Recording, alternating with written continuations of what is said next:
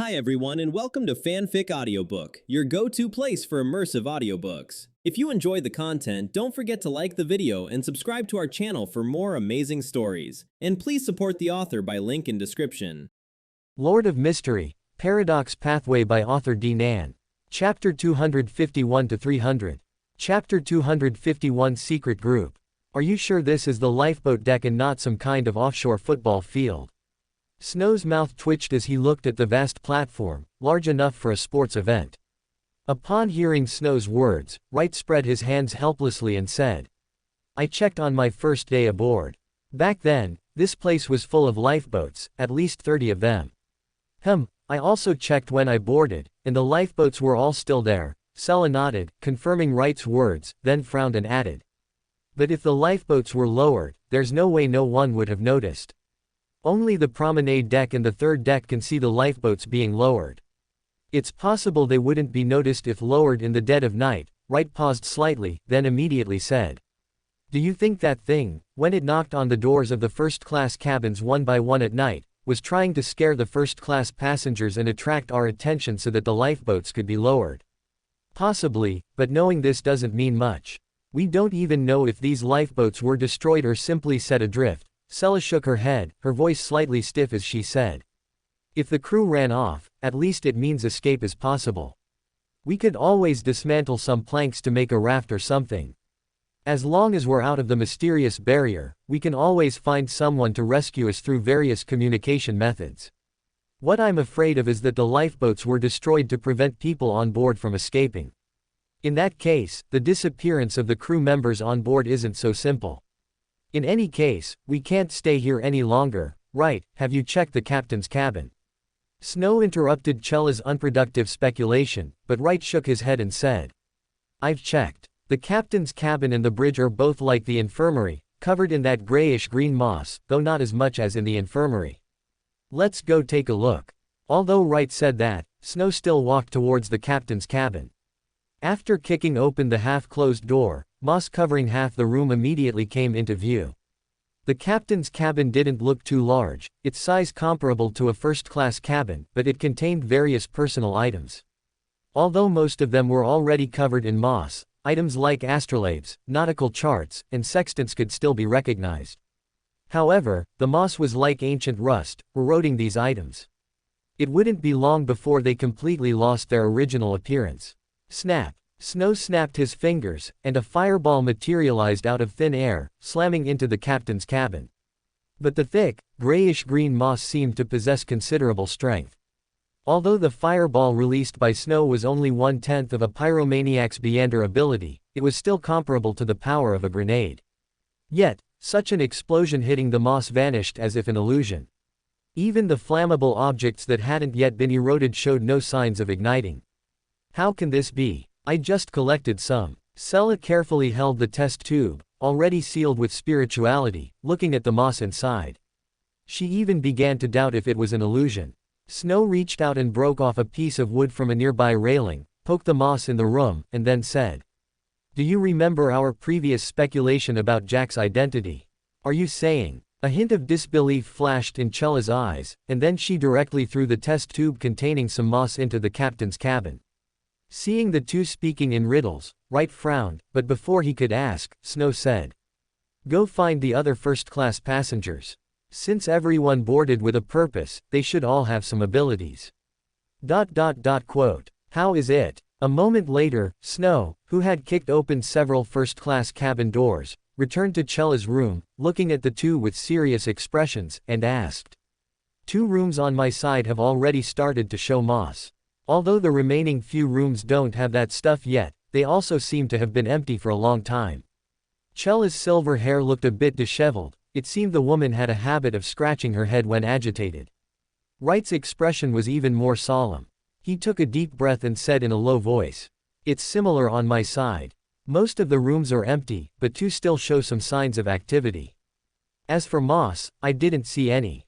It seems that above the third deck, only the three of us are left alive. I clearly saw two sailors an hour ago." Snow maintained a relatively calm breathing rhythm, allowing the air purification spell to work as much as possible. Although he didn't know what this moss was exactly, this substance, which looked like a fungal mat, always made him think of the various bizarre creations of the Earth Mother Church. I actually saw sailors and service staff before I met you too. Didn't I say? When I started investigating after afternoon tea, the cold drink bar and the gym still had people, it's just that their condition wasn't quite right then, Wright recalled slightly, then added. When I say, not quite right, I don't mean they were abnormal, but rather they were acting too normal. At a time when any person could spot a problem, they were acting as if nothing was wrong. But when we came down, wasn't the cold drink bar already empty? Sella reached up and scratched her head, making her already disheveled long hair even messier. Snow activated open black lens bracket. You are not a fish. Close black lens bracket, and refocused his attention on Wright, asking. Where were you before afternoon tea? Did you notice anything unusual? I spent the entire morning playing cards with people in the second deck recreation room. At that time, although there were fewer people in the recreation room, there were still about 40 or 50. I thought it was just that fewer people came to gamble in the morning. Wright didn't seem to realize Snow's suspicion and answered his question very sincerely. Only after Snow confirmed he had no flaws did he finally say. What was the condition of those gamblers at the time? At least more normal than the staff at the cold drink bar. Wright shook his head with a subtle expression. They all seemed a bit anxious. I heard many people complaining that there were fewer people on board, and that breakfast had become worse, and so on. To be honest, they didn't look like they were gambling at the time, but more like they were venting. Then what are we waiting for? Let's go downstairs and see. Maybe there are still a few people alive. Sella immediately wanted to walk towards the staircase, but found that neither Wright nor Snow moved. She looked at their gazes, which were like they were looking at an idiot, with a slightly awkward expression. After a long moment, Snow finally sighed helplessly and said, It's been so long, and no one has come up from downstairs. I don't think there are many people left alive. Or rather, even if there are many people alive downstairs, can you trust them? Chapter 252 Corpse. Although unwilling, Snow still followed Sarah and Wright to the hatch leading to the second deck. After all, unless he returned directly to Backland now, he still had to see what was going on. It's locked from the other side, Wright said, spreading his hands, a little helpless. Do you think the people below discovered a problem and sealed the hatch, or? No matter what, just unlock it. Snow had no intention of wasting words. As the saying goes, 1,000 words are not as good as seeing it with your own eyes. A wisp of spiritual electric arc flashed in his hand, and the hatch lock clicked open, revealing the passage to the second deck. But the moment the hatch was opened, an intensely nauseating smell of blood burst out. Ah! Sarah let out a pained whimper, covering her mouth and squatting down, looking as if she was about to vomit. Snow pulled out a metal cigarette case from his pocket, pinched out a blue crystal that looked like amber, sealing a wisp of storm. As spirituality was injected into it, a wisp of breeze appeared out of thin air, dispersing the thick smell of blood while also wrapping a faint wind shield around the three of them. This wind shield's defensive power was only enough to block 2 or 3 revolver bullets, but the key point was that it could form a relatively independent air environment, ensuring that people wouldn't be poisoned by breathing, at least. Sarah stood up, her face pale, and gave Snow a grateful look. Then, she looked worriedly at the downward staircase, as if seeing a giant mouth devouring lives. How many people died down there? I don't know, but there are only about 1,000 people on this ship in total. Wright seemed worried about being misunderstood. He pulled out his revolver with somewhat exaggerated movements and then took the lead, walking in front. Although Wright's pistol looked exquisite, Snow knew clearly that it was not a Beander item. Not only was the gun not, but even the bullets inside were not. Or rather, this Wright didn't carry any Beander items at all. This guy doesn't look poor. Snow silently noted this detail in his heart. The shadow at his feet slowly took on a mottled dark red. He split off a part of his sub-soul to enter his stand, helping him monitor Sarah and Wright's condition, while he, protected by the wind shield, followed behind Wright. Although Zfeiyu hadn't found any problems, this guy himself had considerable abnormalities. As the only 3 remaining people on the ship, Snow couldn't help but pay attention. The not-too-long staircase quickly ended. Compared to the open-air third deck, it was quite dim here. The gas lamps and candelabras were all extinguished, with only a few less than transparent portholes casting small patches of light. "Don't turn on the lights yet." The three of them almost simultaneously spoke the same line, then paused slightly, nodded, and began to observe the situation in the dimness. There were quite a few cabins on the second deck. In addition to hundreds of second-class cabins, there were also large ballrooms, budget restaurants, lounges, entertainment rooms, taverns, and even barber shops. Looking for clues here was no different from playing hide-and-seek in a deep, ancient castle. "There's a body," Sarah whispered softly. Snow and Wright almost simultaneously took up defensive postures, then looked in the direction Sarah pointed. It was a shriveled body, wearing a sailor's uniform almost soaked in blood, and beneath it was a large pool of blood that had begun to dry. Even with the windshield's obstruction, just seeing this scene allowed Snow to imagine the faint smell of decay and the strong smell of blood. He reached out to stop Sarah, who wanted to go forward to examine the body, and frowned, saying, "Beware of reanimation." "I know," Sarah nodded seriously, pulling out a brass charm exuding a mysterious aura from her pocket. Holding a gun in one hand and the charm in the other, she approached the body. This woman indeed had some adventure experience, as she said. Although her prayers were interfered with, she at least carried enough charms. Sarah stopped about 3 meters away, aiming her gun at the body while throwing out the charm. At the same time, she also recited a Hermes language word. Retrospect. The spiritual light of the charm spread out, even giving the area around the body a touch of sacredness. However, this feeling was fleeting. Immediately after, a faint phantom appeared on the body, but before the phantom could fully form, it shattered with a pop. "Is there interference?" Wright almost instantly raised his gun. Snow noticed that as the gun was raised, his thumb had already cocked the hammer. This was a habit of people skilled in quick firing. It seemed that although this guy didn't have any Beander items, his combat, at least shooting, experience was sufficient. "It's not interference, but the spirit body has been destroyed," Sarah said, yet she relaxed a little. Although a destroyed spirit body prevents the use of abilities like spirit communication and retrospection, it also means the body won't jump up and attack. She took a few more steps towards the body, carefully avoiding the blood on the ground, and while examining the body's condition, she said, "After an ordinary person dies, even if the spirit body dissipates, some damaged fragments will remain. A spiritualist can gather these fragments and ask some simple questions, while a detective's retrospection can cooperate with the spirits in the environment to reenact some fragments." At this point, he pulled open the sailor's shirt, examined it, and then said, "This person died no more than an hour ago, but his spirit has completely disappeared. Either the killer used a method that could destroy the spirit body, or they took his spirit away through some technique." Cause of death. Snow's shadow had spread out at some point. While Sarah was examining the body, he had already discovered more than a dozen similarly deceased bodies lying in several surrounding rooms. There are whip marks on the body, one hand was cut off, and the cause of death was excessive blood loss. But it's very strange, from the condition of his wrist, this person should have run a distance after being injured before finally collapsing here. Yet, the blood is completely concentrated at his feet, with no traces of blood dripping around, as if after he walked here, the wound on his arm suddenly started gushing blood. Moreover, the shriveled state of this body is also very abnormal, almost as if all the blood had been squeezed out from the inside. Sarah stood up again, a thoughtful expression on her face. Wright seemed to have thought of something and asked, "Blood, could it be a vampire?" "I don't know. I only know that vampires feed on blood, but I haven't heard of them mastering blood-related magic. Perhaps high-level vampires possess related authorities, but this is not within my knowledge." Chapter 253 Disaster. Half an hour later, Snow and Sarah sat opposite each other in the tavern on the second deck, their expressions quite serious. In that half hour, they had combed through the second deck, discovering over 300 corpses in total.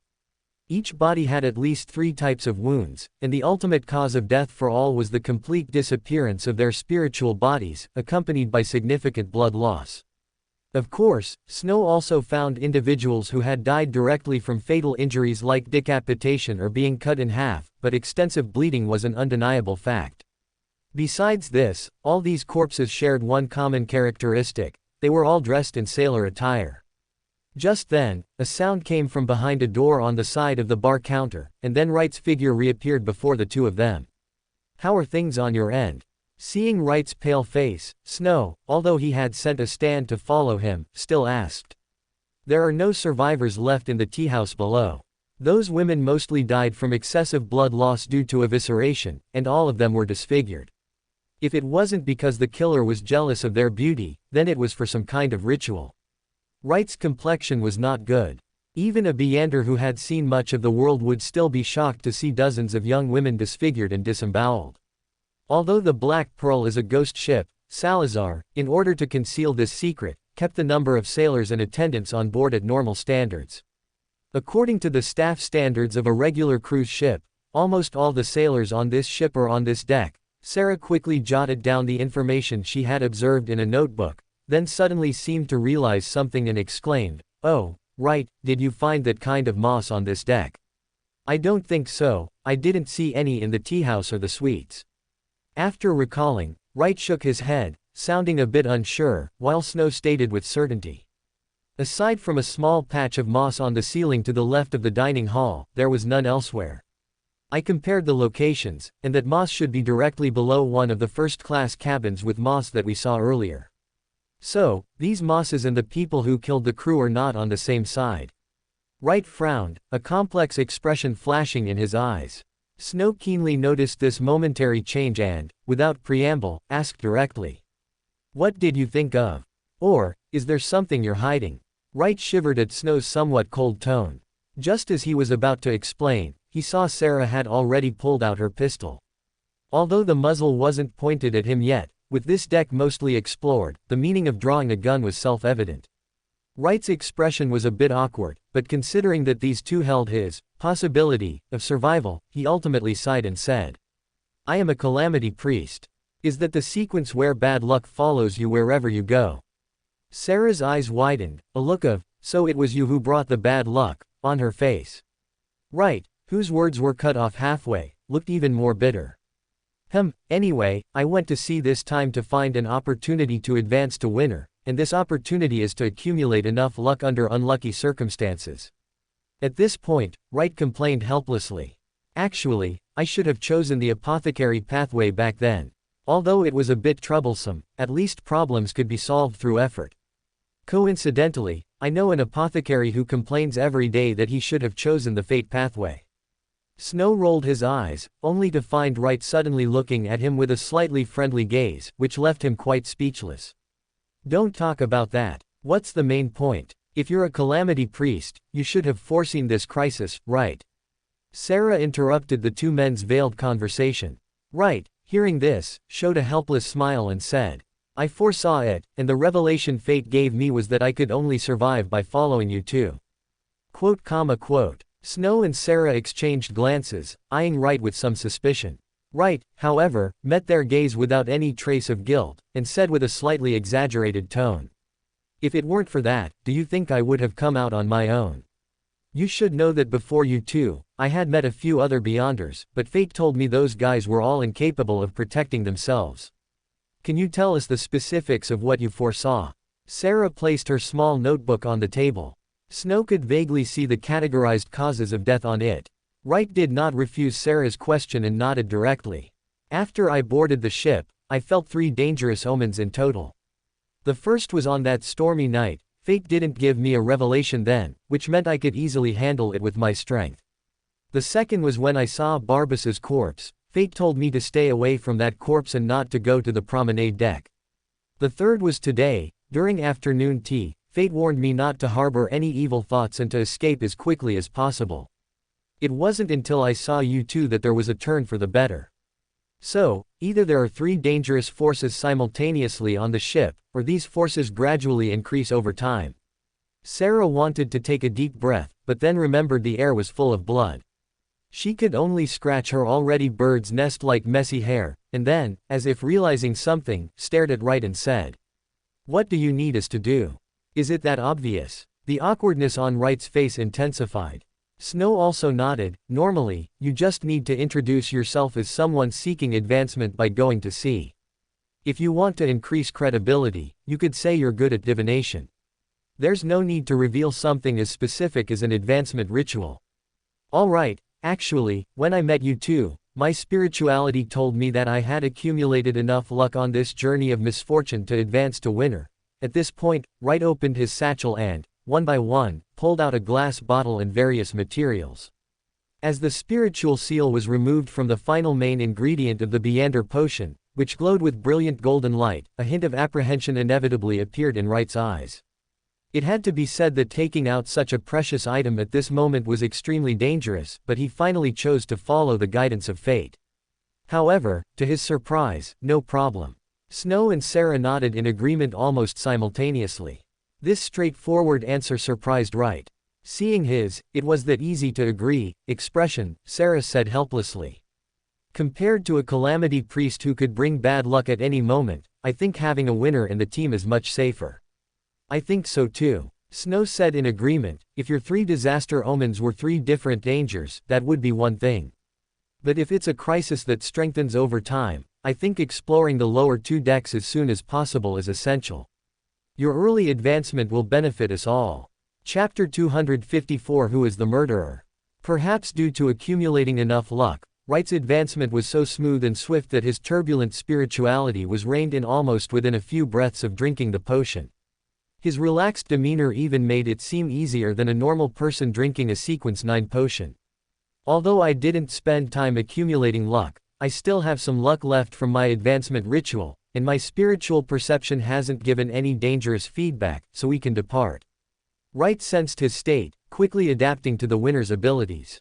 After all, the winner could be said to be the Buridan sequence with the fewest Buridan abilities among all sequence 5, thus not requiring the same amount of training time as other sequences to use flexibly. Good luck was already understood how to utilize during the lucky one period, and bad luck was something the calamity priest was accustomed to. He only needed to roughly get used to his enhanced physical strength and increased spirituality before he could quickly jump into battle, and this usually wouldn't take more than a day. Good, as long as there are no problems.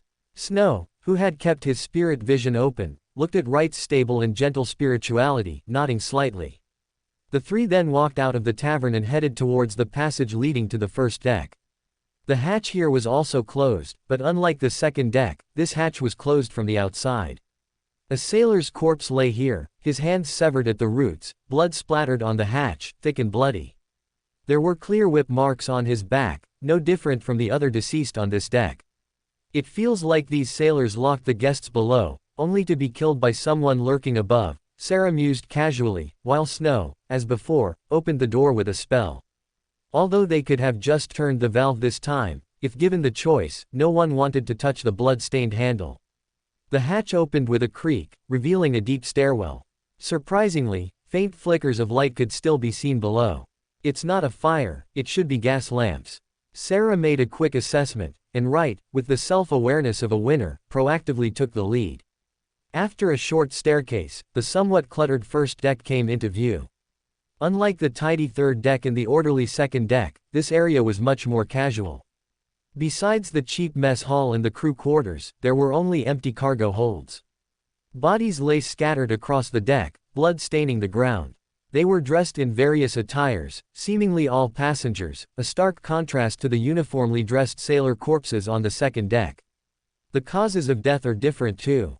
As a detective, a Buridan with the alias detective, Sarah took on the task of examining the bodies. She turned over a corpse, skillfully pulled back its clothing, and searched for fatal wounds.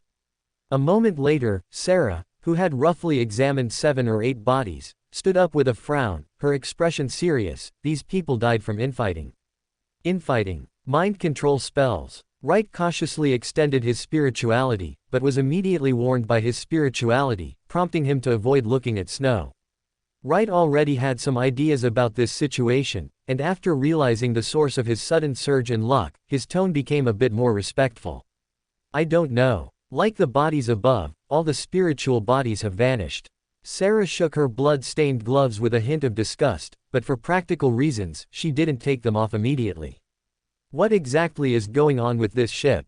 Wright really wanted to stomp his foot to vent his nervousness, but seeing the layer of blood on the ground, he wisely abandoned the idea.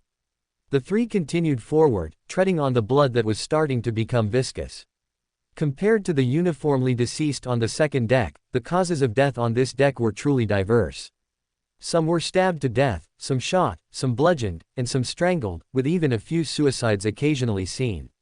Without exception, they had all lost traces of their spiritual bodies, their expressions either ferocious or terrified, appearing to have suffered intense stimulation before death. If it weren't for the anomalies on the ship, I'd suspect this was the work of an instigator. Sarah looked at these infighting sailors, a hint of fear in her brows. Snow, hearing this, immediately thought of the tragedy Triss had caused. Wright walked silently at the very front, fulfilling his duty as a pathfinder. Just as the trio was about to reach the stern, his steps suddenly halted. I see moss.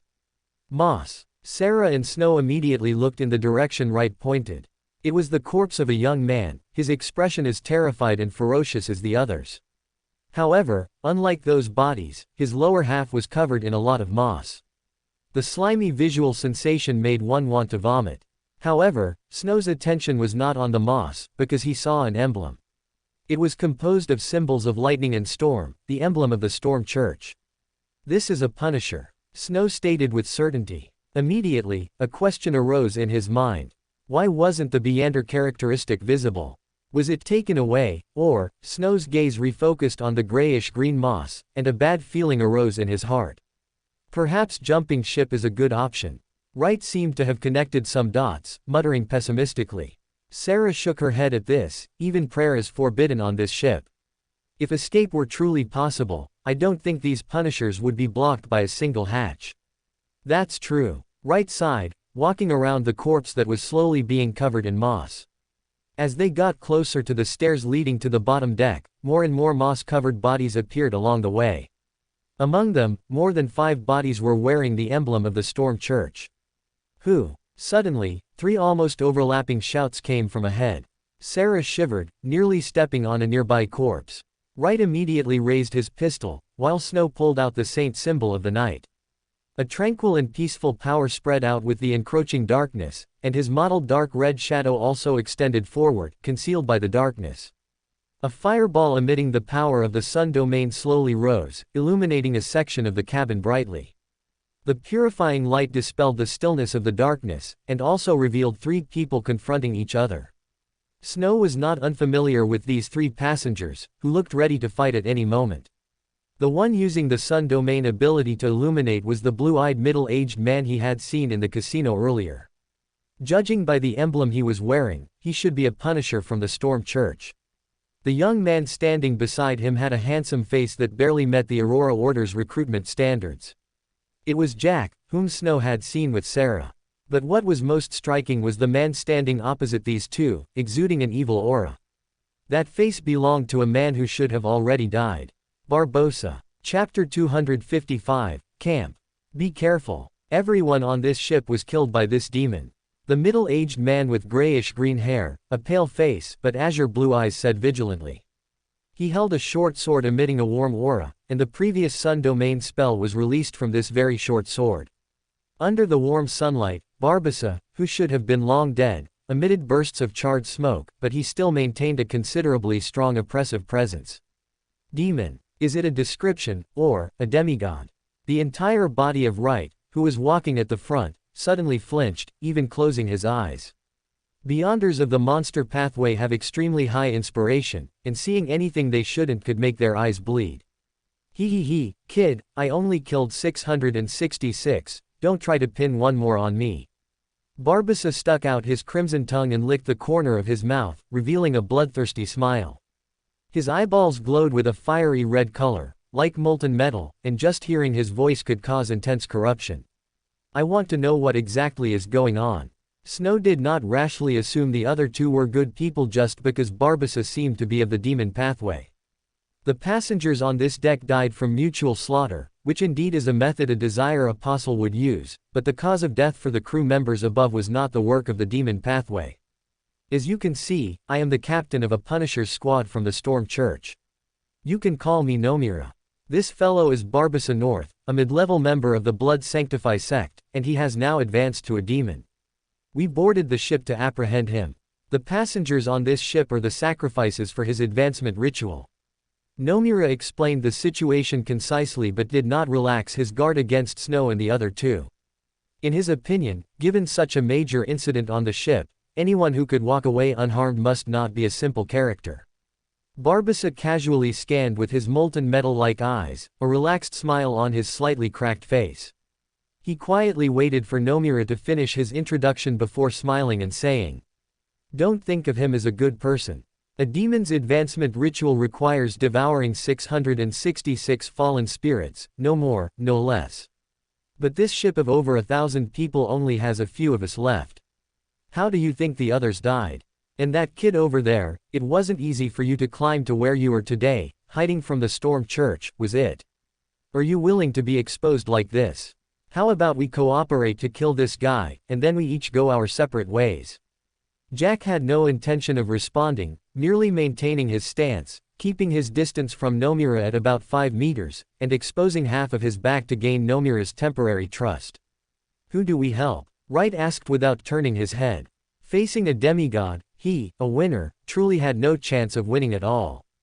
However, as an experienced calamity priest, he naturally knew what to do when things went wrong. Since encountering these two had filled him with luck, it meant these two had the ability to keep him alive. Sarah looked at Nomura, then at Jack, and then said, "Although I don't like people from the Storm Church either, I know very well that one absolutely cannot make a deal with a demon." "That's right," Nomura responded loudly, completely ignoring the first half of Sarah's sentence. Snow, however, just shook his head.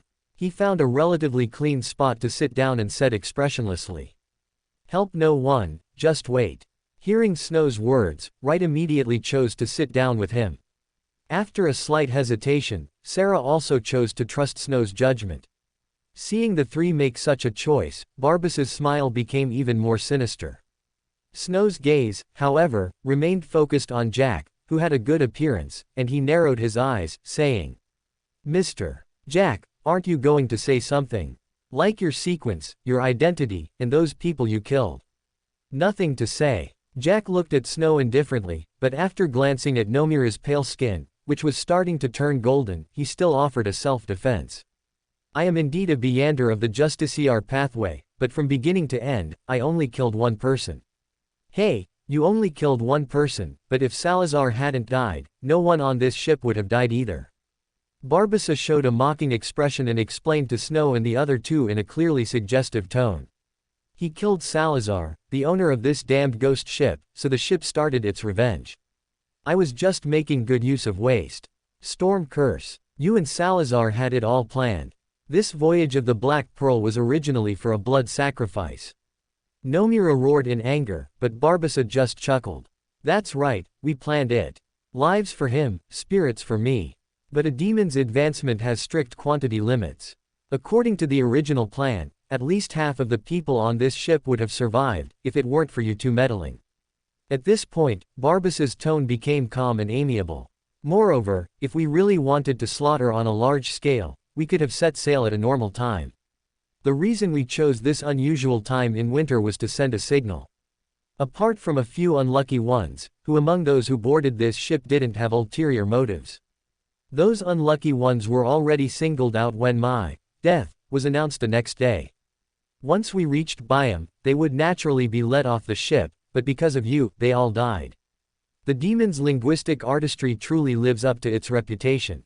Snow flicked a coin with a clang, and as his spirituality suddenly spread, Sarah, who had a somewhat strange expression, immediately snapped awake, and Nomura also shivered abruptly, gripping the golden short sword even tighter. Tisk! Feeling the almost complete mental control being broken, Barbassa let out a dissatisfied click of his tongue. For a moment, the vast stern of the ship fell into a deathly silence once more. "What do we do?" Sarah frowned, scanning back and forth between the three. Wright, however, subtly gave her a look, then gestured with his hands behind his back, saying, "They know more than we do. Let's see what they do." As expected of an old fox, Snow nodded at Wright's choice, just watching the three confront each other. Time passed by minute by minute.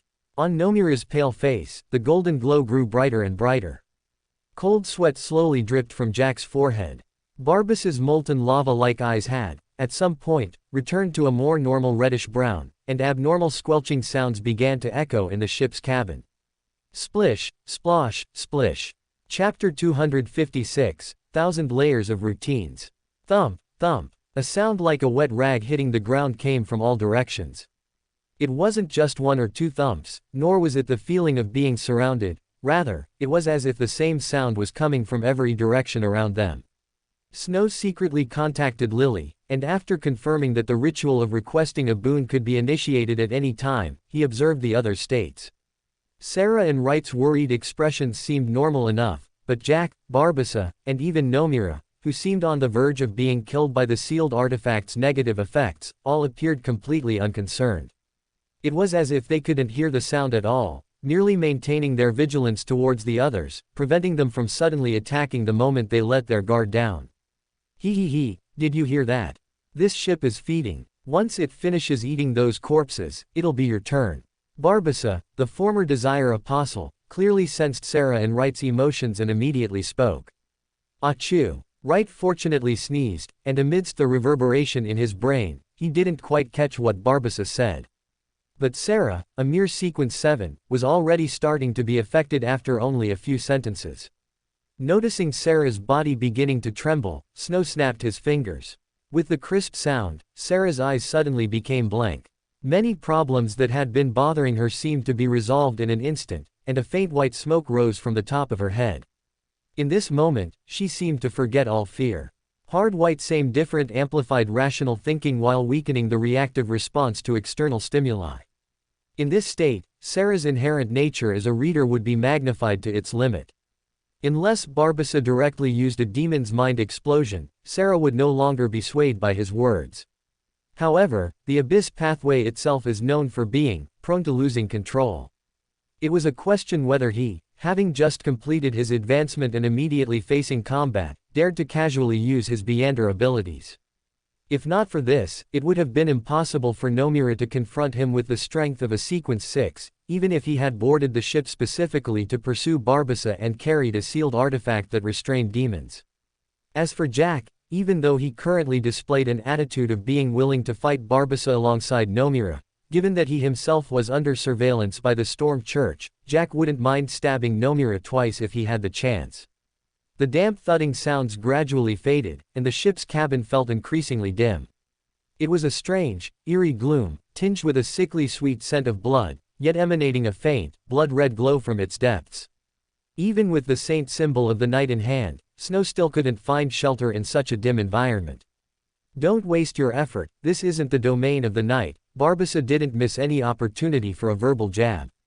However, before he could continue, Sarah spoke in a somewhat mechanical voice. This is the Scarlet Scholar's Crimson Moon domain. This ship is a ghost ship corresponding to a Sanguine Viscount. As Sarah spoke, the crimson glow permeating the dimness grew thicker. Snow could feel his spirituality soaring, and Barbassa let out a comfortable roar, a faint scent of sulfur wafting from his cracked skin. At this moment, Nomura looked as if he was forged from gold. He raised the short sword in his hand, and a brilliant ray of sunlight suddenly radiated outwards. As a sizzling sound, like strong acid-corroding minerals, echoed, the crimson glow once again disappeared. More and more black smoke billowed from Barbassa's body, and many parts of his skin were already scorched black, but he was laughing very happily. In contrast, Nomura, still holding the golden short sword, had lost his golden hue and returned to his pale complexion, but the green parts of his hair had become increasingly sparse, and it had turned a deep gray overall. Again, this is the 4th time you've used that damned sealed artifact. How many more times can you use it? Twice. Once. Or not even once. Barbassa provoked Nomura with words, trying to make him lose control, but Nomura's spirit was very firm. He gripped the short sword tightly with both hands. Even though each use brought him closer to death, he still had no intention of giving up. He merely adjusted his posture, looked at Barbassa indifferently, and said in a parched voice, as if on the verge of dying of thirst. Enough to last until you lose control. Then you just try it. Barbassa scoffed, but there was a flicker in his reddish-brown eyes. Just then, Wright's body suddenly stiffened, and then Snow and Sarah, standing behind him, saw his continuous hand gestures. Sarah carefully pulled out a palm-sized brass plate, murmured a few words, then shook her head. Snow's gaze, however, remained focused on Jack. A moment later, he spoke. "Mr. Jack, I want to know, where exactly is this ship going?" "I don't know," Jack said with a frank expression, not seeming to be faking it. "This ship has acquired the characteristics of being alive. No one knows where it will go next. It's just that you don't know where it's going, not that you don't know its destination." Snow's tone carried a hint of teasing, and Jack frowned slightly, saying, "Is there a difference?" "No, you guys can slowly endure. I'm going back to sleep." Snow waved his hand and turned to walk back the way they came. Seeing this, Nomura's pale face became even more unsightly. Although Sarah and Wright didn't understand why Snow suddenly wanted to leave, they still chose to follow behind him. So many corpses are gone. Was it really eaten by this ship? Wright's eyes scanned the corridor. He remembered many places where there should have been corpses, but now they were empty, and even the viscous bloodstains had vanished without a trace. Sarah gently shook her head and turned her gaze to Snow, saying, "Are we really not going to help Nomura? He won't die." Wright, who had seen much of the world, saw that Snow didn't intend to answer and simply explained, "The sealed artifact in Nomura's hand belongs to the Sun Pathway, and sealed artifacts of the Sun Pathway. In short, whether Barbassa loses control or Nomura exhausts himself due to the sealed artifact's negative effects, Jack will not escape death." You see, Jack isn't making any moves now. In reality, he just wants Barbassa and Nomura to wear each other down. Sarah's thinking ability was not bad. After Wright's explanation, Sarah immediately realized the crux of the problem. The negative effects of Sun Pathway sealed artifacts were different from other sealed artifacts. They wouldn't lead to the holder's death but would brainwash and transform the holder. Aside from no longer being themselves mentally, their strength might even increase. More importantly, no one would cooperate with a demon, and we've shown ourselves to be a small group. As long as Jack isn't stupid, he will definitely ensure Nomura's safety. What we need to do is take advantage of them wearing each other down to rest and recharge our spirits, understand? Chapter 257, Don't Disturb Mr. Snow playing the piano. A faint scent of blood spread across the ship, and slimy, damp gray moss grew in the night wind. The entire ship silently sailed towards the depths of the ocean, but amidst this eerie and terrifying scene, a high-pitched, grand piano sound echoed in the night sky.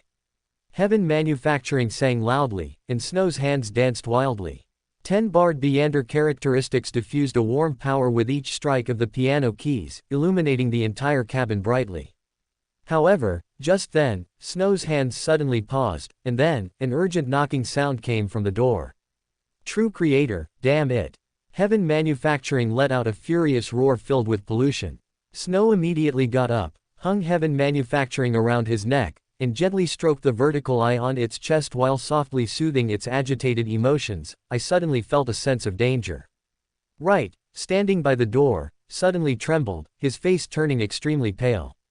Sarah, who had been anxiously pacing beside him, glanced at the gray moss creeping from the hallway, and said with extreme tension, "It would be strange not to feel danger at a time like this. Why hasn't Mr. Snow opened the door yet?" Click. Just as the two were nervously staring at the hallway entrance, the cabin door beside them finally opened. The energetic Snow revealed a professional smile and said to them, "What happened? The moss has spread to this floor. Should we go downstairs to hide?" Wright felt the ill omen above his head shining brighter and concisely stated the purpose of his knock. Snow glanced at the moss that had already covered the hallway entrance and raised his eyebrows slightly, saying, "It will be another hour. You can wait in the living room. Those things dare not approach my room." With that, he made way for them to enter the room, then walked into the bedroom without looking back. As the bedroom door closed, the melodious piano music resumed. Sarah and Wright exchanged glances, and finally walked into the living room. Why is he still playing the piano at a time like this? Sarah sat on the sofa in the first-class lounge, muttering somewhat weakly. She restlessly pulled out a brass plate, but after fiddling with it for a while, she put it away helplessly. Wright took a deep breath, then pointed to his head and said, "After the piano music started, that sense of danger disappeared. It was the same before. When the music was interrupted by our knocking, I felt a sense of crisis far greater than before. You mean Mr. Snow is using the piano music to fight against this ghost ship? Sarah narrowed her eyes, but Wright shook his head. I think it's quite the opposite. Sarah immediately cast a curious glance at Wright, but Wright did not intend to say more. Based on his previous estimates of the intensity of multiple spiritual warnings, he was almost certain that Mr. Snow carried at least a Grade 1 sealed artifact, and the danger of that sealed artifact might even exceed Barbossa, who was already a demigod. All the Beyonders who boarded the ship this time had their own agendas. As the only one who brought a large item onto the ship, Wright had speculated before. Either the piano was a very powerful mystical item, or Mr. Snow had a sealed artifact that needed to be sealed with a piano. And now, it seemed to be the latter. The thought that he might have almost interrupted the sealing of a dangerous sealed artifact made Wright break out in a cold sweat. Seeing Wright's evasive attitude, Sarah roughly guessed a few things. She stopped asking and instead quietly listened to the piano music coming from the bedroom. However, due to his overly high spirituality, Wright could always hear horrifying whispers from the music, even though it had been filtered by the spiritual barrier inside Snow's bedroom. The more he listened, the more uneasy he felt. The more he listened, the more afraid he became. Finally, he took a deep breath and began to look for a topic. Are you from the Church of Knowledge and Wisdom? I'm just an peripheral member with some connections. Sarah shook her head frankly, then asked in return. And you? Life School of Thought. I used to be. Wright spread his hands, showing a helpless expression, and said. Not long ago, some problems occurred within the Life School of Thought. My intuition told me that my faction would face a disaster, so my 2 disciples and I left a step ahead. As a result, 3 days later, I received news that the local Life School of Thought had defected to the Rose School. Although we left in time, we didn't have time to transfer our affiliation, so we somehow became traitors. That's really unlucky, Sarah grimaced, but ultimately couldn't offer any comfort. Wright, however, was quite philosophical about it. He shifted his weight back, allowing himself to enjoy the softness of the first-class sofa more, then, like an old man reminiscing about the past, said in a slightly weathered tone. Every person on the fate pathway needs to experience good and bad luck. I was once a lucky person, enjoying the gifts of fate. After advancing to Calamity Priest, I once deeply regretted it, but now, I have long accepted the choice of fate. All luck is a gift from fate, and all misfortune stems from insufficient preparation. Ram's disapproval. Is that the core of a Calamity Priest's acting? Sarah's eyes sparkled, and she immediately pulled out her notebook to record it. Although this kind of knowledge had almost no meaning for her pathway, from the perspective of a reader, whether useful or not, knowledge itself possessed sufficient value. Perhaps. After all, every Calamity Priest's understanding is different, Wright responded noncommittally, then looked towards the bedroom where the piano music was becoming increasingly high-pitched, and couldn't help but sigh. If I hadn't seen that holy emblem, I would really have a hard time associating Mr. Snow with the Night Church. No, Mr. Snow fits the characteristics of the Night Church perfectly, elegant, mysterious, poetic, and charming, much better than those irritable boors from the Storm Church. Sarah denied Wright's statement, and just as she was about to elaborate on the characteristics of followers of various churches, in the style of the reader pathway, a sudden static sound cut into the background piano music. Clatter. Is that thing getting closer? Wright suddenly sprang from the sofa. Although his spirituality hadn't given any warning, as he said before, all misfortune stems from insufficient preparation. To avoid being kicked off the vehicle called luck at a critical moment, he still decided to be prepared. Should we remind Mr. Snow? Sarah pulled out the brass plate from her pocket again, but seeing it still unresponsive, she turned to look at the closed bedroom. Absolutely not. The moment Sarah made this suggestion, Wright felt his spirituality frantically issuing warnings. He warned in as low a voice as possible. Rather than knocking on that door, I'd rather go out now and fight whatever is outside. Problematic ad. Report it here. You can disable pop-up ads by becoming a contributor. Become a contributor. Number 258 Alive. AI Model. Gemini 2.5 Flash. Chapter 258 Alive. As several final notes emanated from within the room, the door to Snow's bedroom opened. Dressed neatly, Snow looked at the 2 anxious individuals and frowned, saying, "Didn't I tell you to rest?" But the sounds outside, Sarah pointed to the cabin door. Listening to the pattering sounds outside, she couldn't help but feel a chill. Don't worry, my room has the favor of a deity. If they could get in here, then you'd be in trouble no matter where you hid, forget it. Snow shook his head as he spoke, reaching out to grip the doorknob. With a creak, the door opened, and the successive pattering sounds from outside the cabin door instantly vanished. However, the scene outside did not reassure Sarah and Wright. Gray, slimy moss, like internal organs, covered every corner, the ceiling, the floor, the walls. The moment the door opened, they even felt as if they were not in a ship's cabin, but rather inside the body of some giant creature. The moss was not still, it was undulating in a regular pattern. For Snow, the first impression that came to his mind when he saw this scene was that of an alien. Well, although it wasn't a spaceship, it really looked pretty similar. How are we going to get out? Wright looked at the scene outside the cabin, his body instantly shrinking back. Sarah's face was even more unsightly, watching her throat bob several times. She seemed a bit nauseous, though it was unclear whether it was due to extreme tension or the sanity-draining scene before her. Not going out for now. Snow touched his ring, and a magnificent angel with 36 wings appeared before the two of them. It flapped its wings, hovering in the air, and then flew out of the cabin. Before understanding the nature of this moss, Snow did not want to make contact with it using his innate stand, even if his innate stand had stronger concealment. Is this a stand from Stardust Crusaders? Sarah's natural curiosity as a reader momentarily even suppressed her fear. He looked curiously at the gradually receding angel, his eyes filled with irrepressible wonder. A stand can share my senses to a certain extent. Snow replied casually, then reached out and closed the cabin door, isolating the uncomfortable ship's interior from their view. Wright looked thoughtfully at the ring on Snow's hand, seemingly having thought of something. Sarah really wanted to ask about stand spells, but was afraid of disturbing Snow's investigation of the ship's interior, so she could only close her mouth, pull out several brass plates she carried with her, and gently caress them again and again, attempting to complete certain rituals. Metatron, infused with a part of Snow's soul, floated in the cabin. He tried to bring the book in his hand close to the moss on the ship, but there was no actual contact effect. Snow tried again to have Metatron reach out and grab it, but even after the spiritual body materialized and picked up a handful of moss, it wasn't eroded in the slightest. It seems these mosses don't affect spiritual bodies. Snow had a plan in mind. He immediately withdrew Metatron and released his innate stand.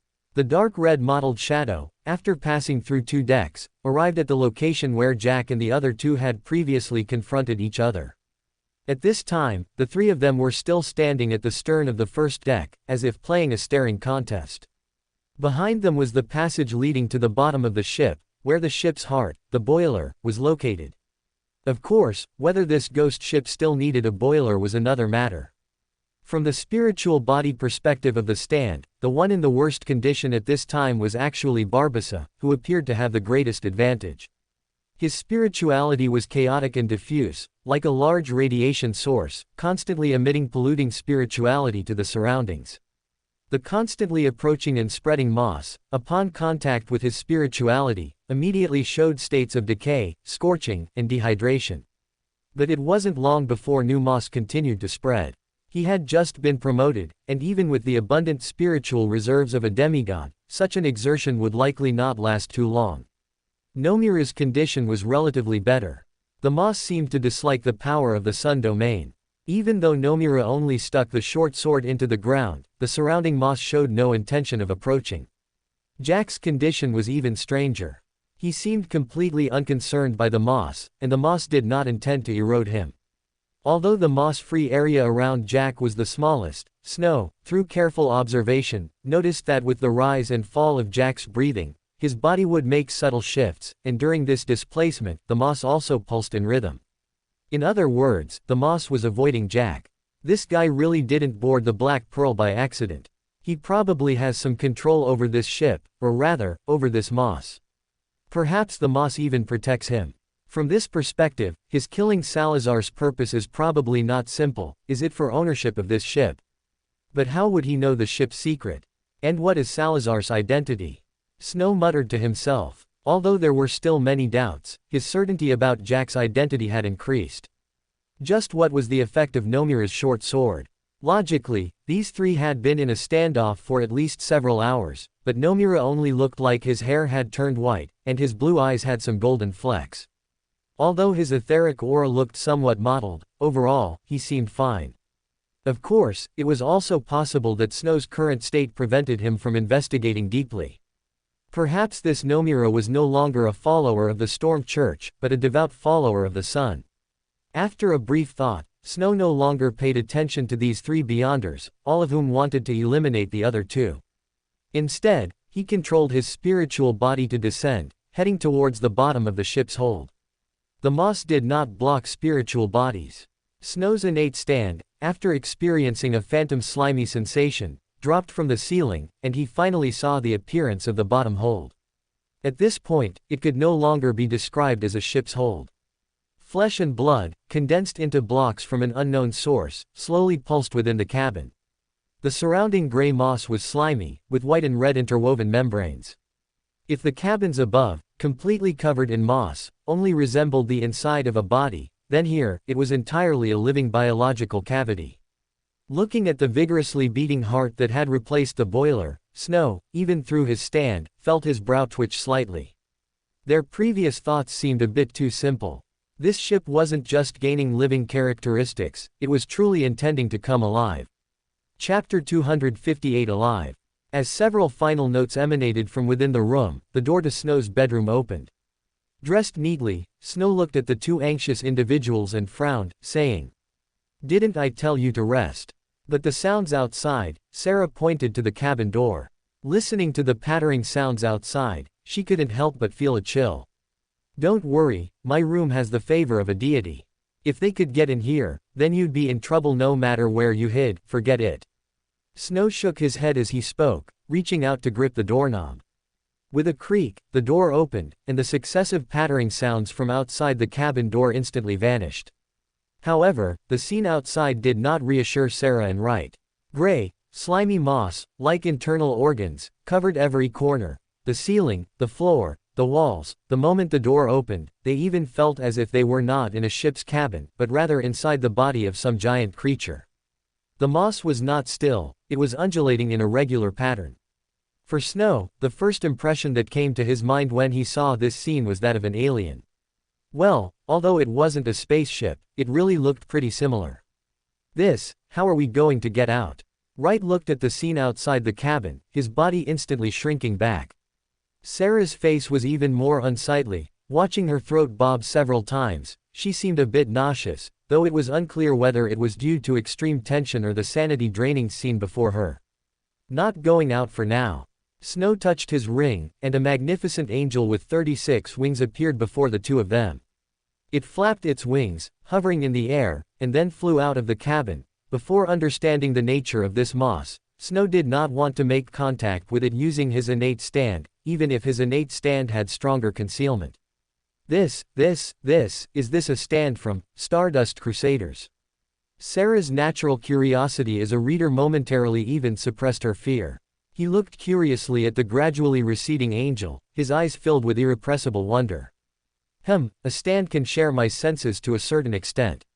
Snow replied casually, then reached out and closed the cabin door, isolating the uncomfortable ship's interior from their view.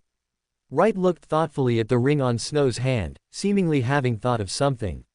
Sarah really wanted to ask about stand spells, but was afraid of disturbing Snow's investigation of the ship's interior, so she could only close her mouth, pull out several brass plates she carried with her, and gently caress them again and again, attempting to complete certain rituals. Metatron, infused with a part of Snow's soul, floated in the cabin. He tried to bring the book in his hand close to the moss on the ship, but there was no actual contact effect.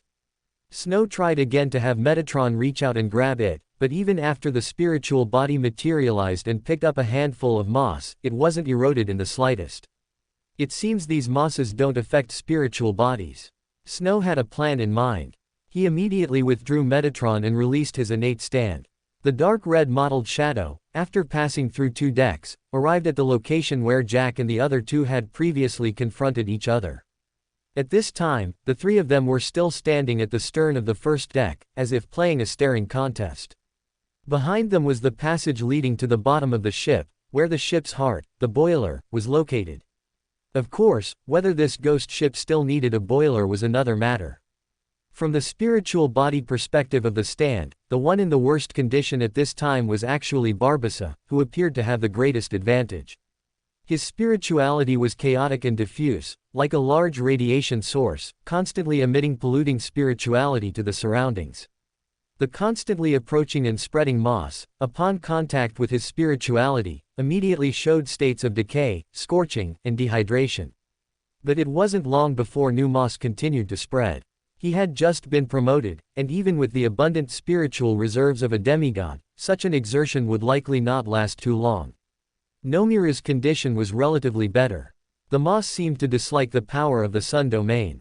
Even though Nomura only stuck the short sword into the ground, the surrounding moss showed no intention of approaching.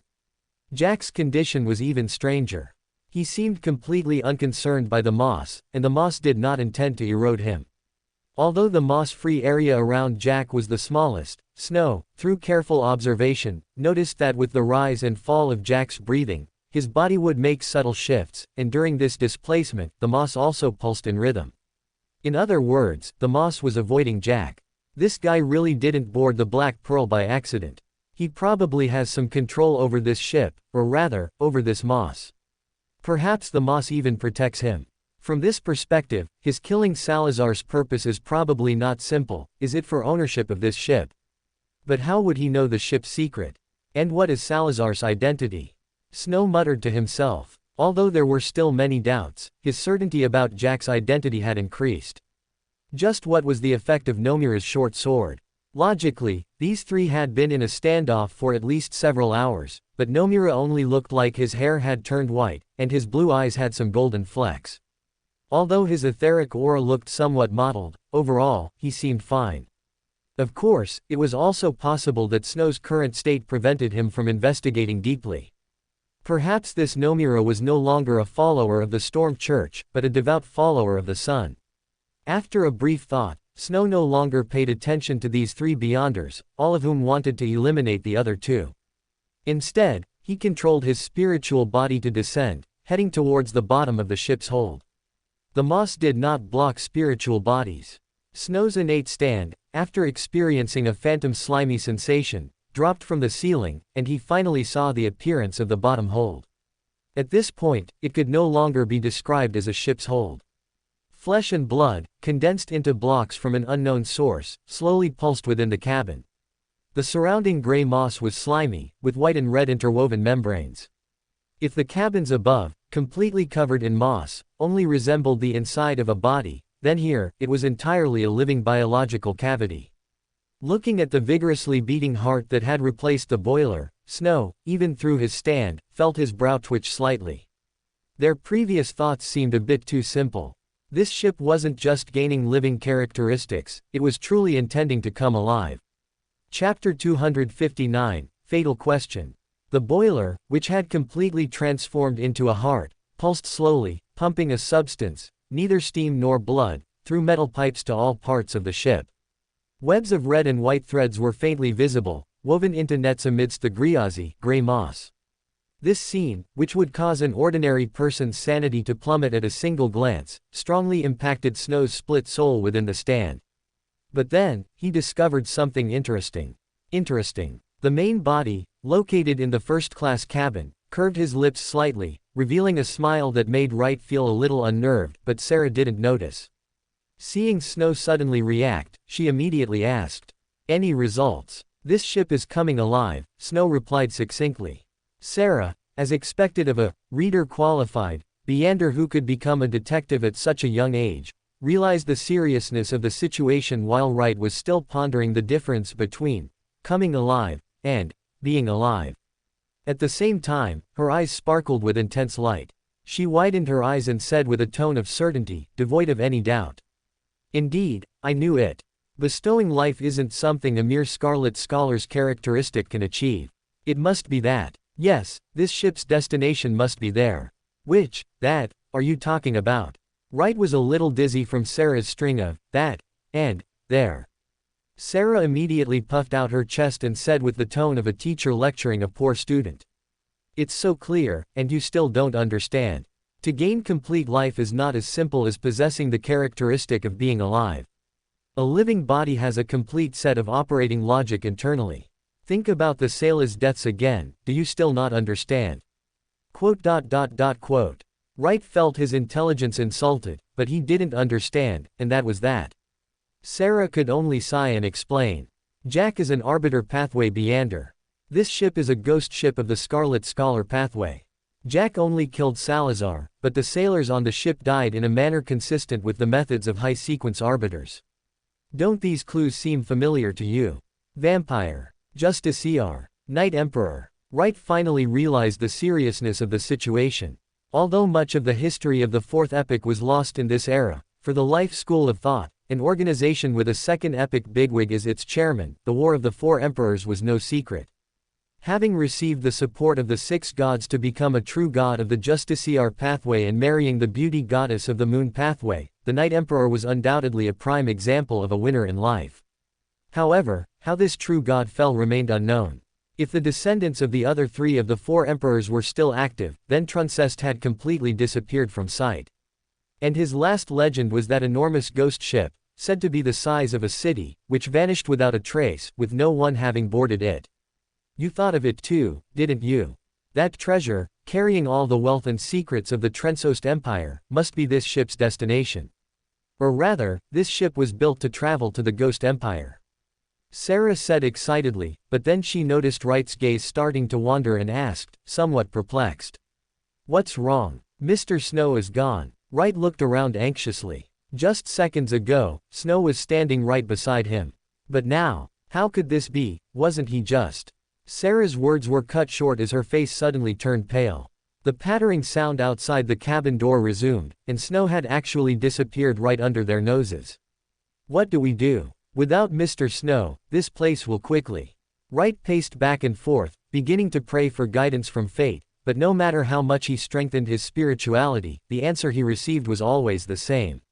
Stay still. Just as Wright and Sarah were like ants on a hot pan, an extremely penetrating piano sound exploded in their ears.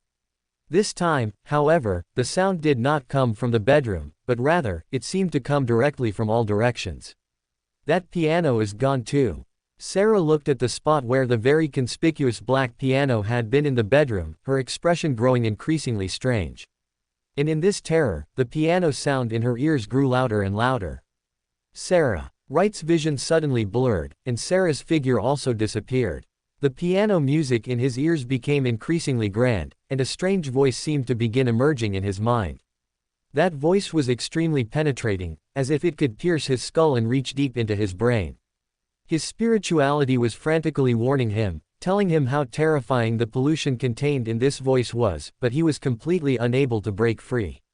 On the contrary, he found that he was becoming able to appreciate the meaning of the song, to understand the spirit it wanted to express, even though he didn't understand the language of the lyrics at all. The still rational Wright looked down at his hands, but unexpectedly found that he showed no signs of losing control. Although his spirituality was still frantically warning him, his body had no reaction whatsoever. Just then, a man in a black suit appeared before him. That highly distinctive handsome face allowed him to immediately confirm the other party's identity. Your Eminence Snow. Wright respectfully bowed, greeting him with a title only used for royalty or angels. After Barbassa, he was already convinced that this man holding the saint symbol of the night was definitely an angel. Do you have a faith? Snow toyed with the saint symbol of the night in his hand, but Wright was horrified to discover that this gentleman had 3 other places on him that emitted warnings even stronger than that saint symbol of the night. And their auras were completely different. The general feeling was the difference between, looking at it will make you disappear, looking at it will make you explode, looking at it will make you go mad, and, looking at it will make you shatter into pieces. But how was this possible? Based on his experience, the power within that saint symbol of the night was at least at the level of a holy artifact. It was well known that holy artifacts differed from ordinary mystical items because merely possessing them would attract the attention of a deity. And this gentleman actually had 4 different holy artifacts on him. Wouldn't that mean he was under the gaze of 4 deities? Wright swallowed hard, feeling like he had heard a life-threatening question. If this gentleman only had the saint symbol of the night on him, he would definitely claim to be a follower of the Evernight goddess without hesitation. But now, he had 4 holy artifacts. The power of fate seemed to lose its effect at this moment. He could feel that he hadn't lost his Beyonder abilities, so the advice fate gave him could only be: Respected Eminence, I am a servant of fate, and fate has not yet arranged a faith for me. Chapter 260 Changes. In the blink of an eye, Sarah felt Wright's figure blur for a moment, then saw his figure become clear again, but what caught Sarah's attention was that a ring had appeared on this gentleman's hand at some point. With Sarah's knowledge of mysticism, he immediately noticed the mystical significance of the ring. The ring's band was made of black iron, and the ancient Hermes words adorning its sides were 5 and severity, respectively. On the red gem inlaid on the ring face, there was an engraved seal pattern formed by a pentagon and a mystical symbol representing Mars. This was a seal ring with strong religious connotations, and its sudden appearance gave Sarah an ominous feeling. However, very quickly, she suddenly recalled that Mr. Snow also had a similar ring on his index finger. Although the material and gem were different, that ring also had an ancient Hermes word written on each side. Sarah, a reader, began to put his photographic memory to use. After a brief thought, he recalled the 2 words on Snow's ring, 1, and crown. When did Mr. Snow recruit Wright into an organization? Sarah quickly realized what had happened, but then another question arose. Why wasn't he invited? Is it about strength? Because Mr. Wright is a sequence 5, and I'm only a sequence 7. Thinking of this, Sarah shook his head, because Mr. Wright's performance was even worse than his own. Especially since the fate pathway itself is a self-serving pathway, whether in combat or in action, it is almost impossible to cooperate with teammates, and its functionality is completely inferior to his own as a detective. So, it should be about the affiliated power.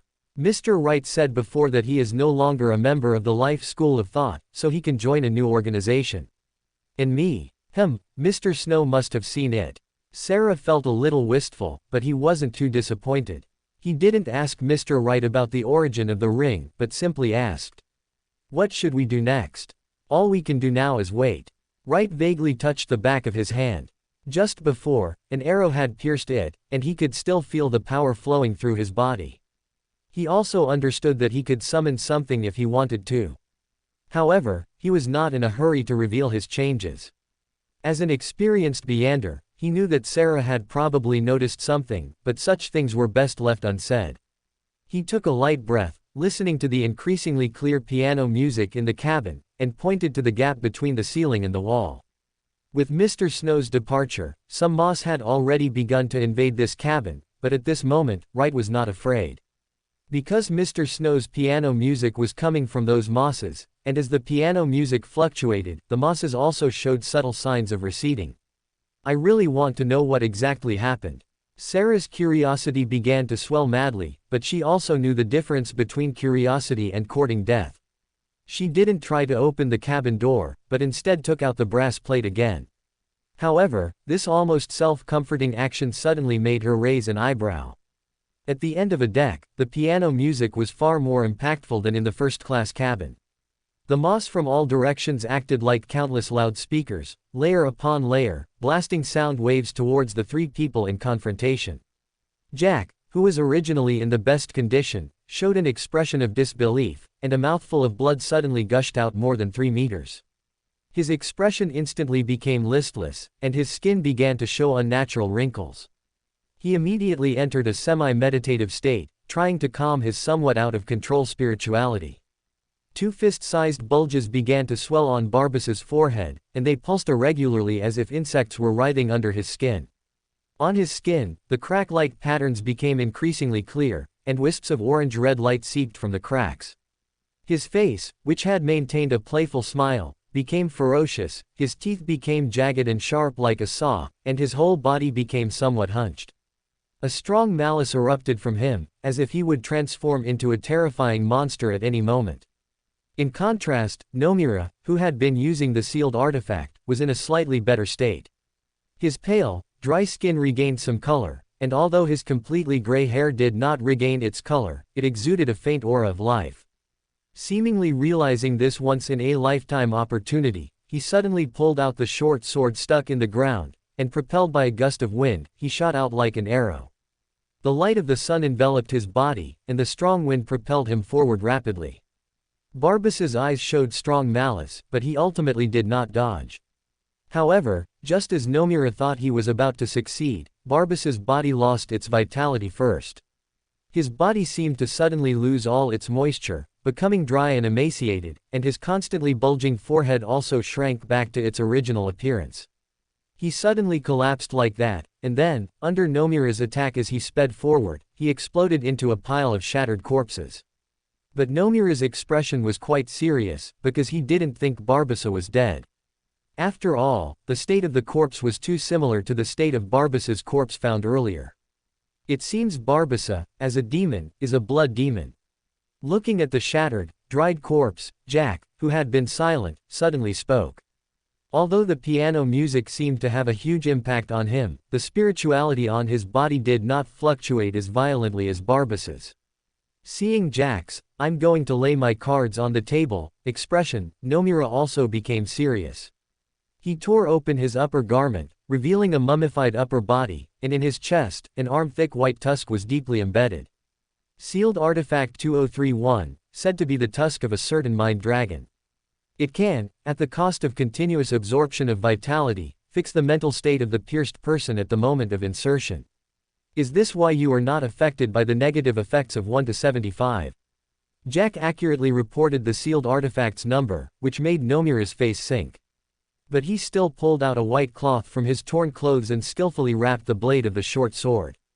Wrapping it with blessed special fabric and sealing it with spirituality, such a crude sealing method was clearly not easy when facing a Class 1 sealed artifact, but neither Jack nor Barbasa, who had abandoned his physical body and was hiding somewhere unknown, had any intention of interfering.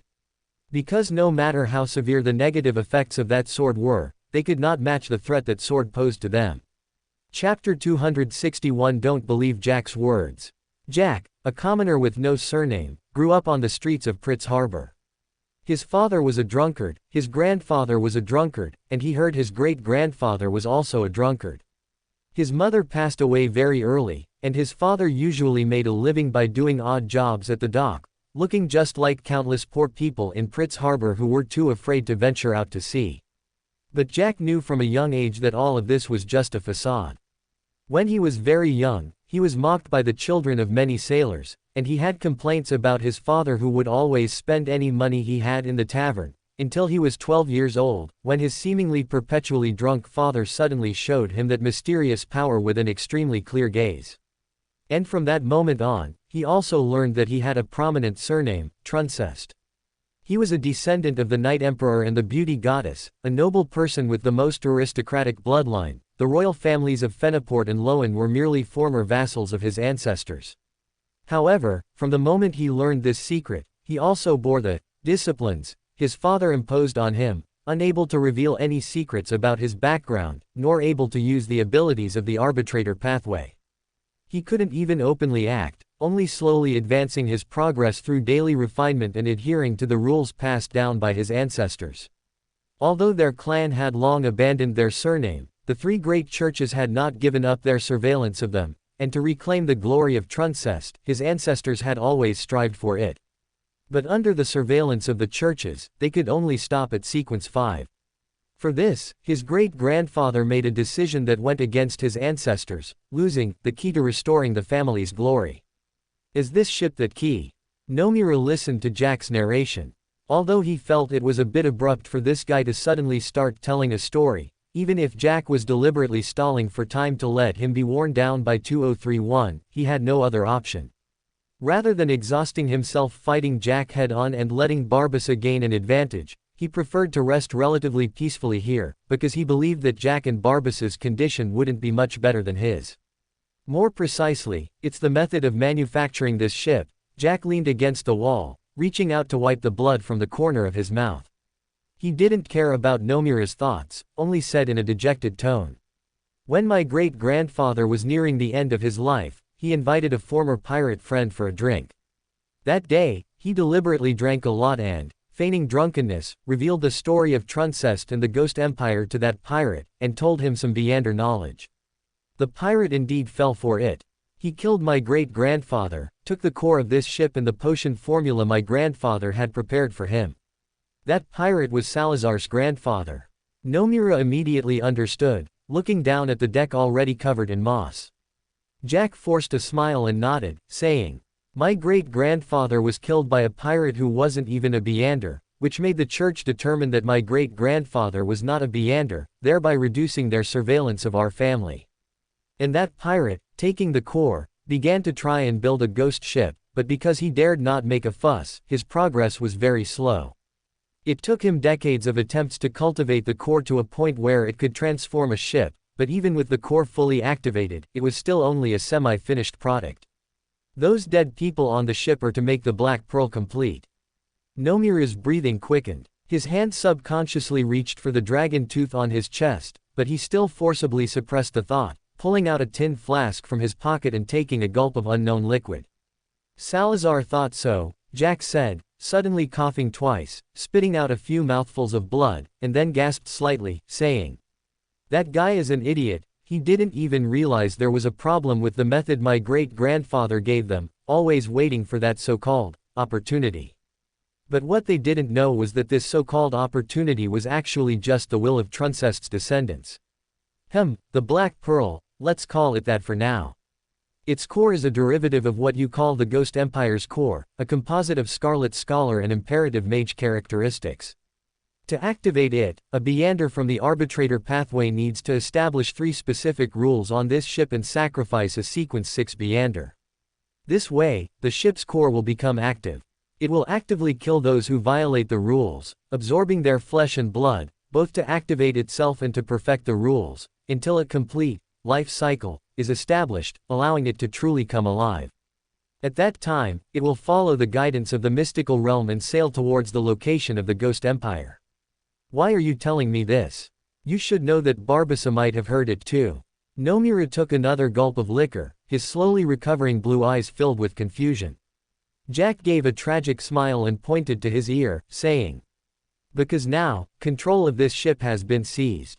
Haha, I thought everyone on this ship except me was a clown, but it turns out I'm the clown myself." "Who? Barbassa?" Nomura's eyes became vigilant. He pressed his hand against the dragon tooth on his chest but made no further moves. Jack shook his head gently, his expression desolate, saying, "That guy who brought a piano onto the ship and plays for 2 hours every night. I thought that after these few centuries, only the Storm Church was watching me. I didn't expect the Night Church to also make a move. Cough cough. As expected of those who control the authority of secrets. I lost fairly." Watching Jack cough up a few more mouthfuls of blood, Nomura's brows furrowed even tighter. "This doesn't explain your current behavior. As members of the 3 great churches of the Loan Empire, we don't have direct conflicts. Even if you tell me these things, I can't cooperate with you to fight against an ally of the church. Moreover, if, as you say, he has already seized control of this ship, what good would it do even if I helped you?" Hee. Jack's smile suddenly became eerie. He pressed hard on the slippery moss on the floor and stood up, his eyes sinister, saying, "I don't need your will, because I have already paid a sufficient price." "What did you say?" Nomura's face suddenly turned ugly, because he didn't know when. His hand had already pulled out that dragon tooth. "You might not be aware that the Night Emperor, before becoming a justiciar, was on the lawyer pathway." Chapter 262 Who is the Boss?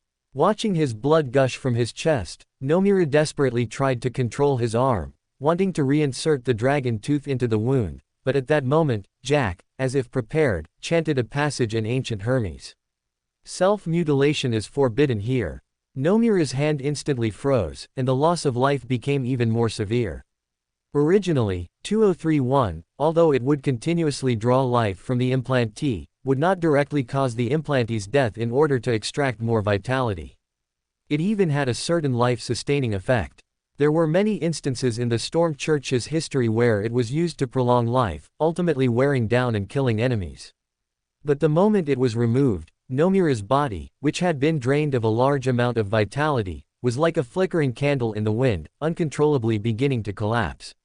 In the arm-thick void in his chest, his heart's beating was visibly slowing down. "What are you waiting for? Jack raised an eyebrow, and a jet of blood suddenly shot out from a gap in the moss. Nomura watched, wide-eyed, as a large amount of blood injected into his body and spread throughout his limbs and bones.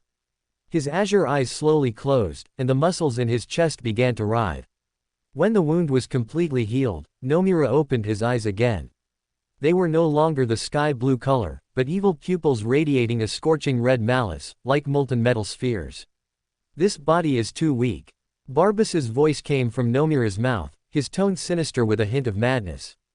Jack, however, unhurriedly picked up 2031 and 1-75, and casually said, "I told you to keep a few ordinary people as backup, but you insisted on killing them all at once. Who's to blame for that? You didn't say this ship would kill those sailors." Barbassa's tone was a bit sheepish, making it hard to believe this was the attitude of a demigod facing a Sequence 5. In truth, Barbassa was also quite desperate. If he had another chance, he would absolutely not sign any demon contract with this damned guy. Demons are synonymous with cunning and treachery, but when a demon encounters a lawyer who distorts rules and a judge who sets rules, he can only obediently admit his bad luck.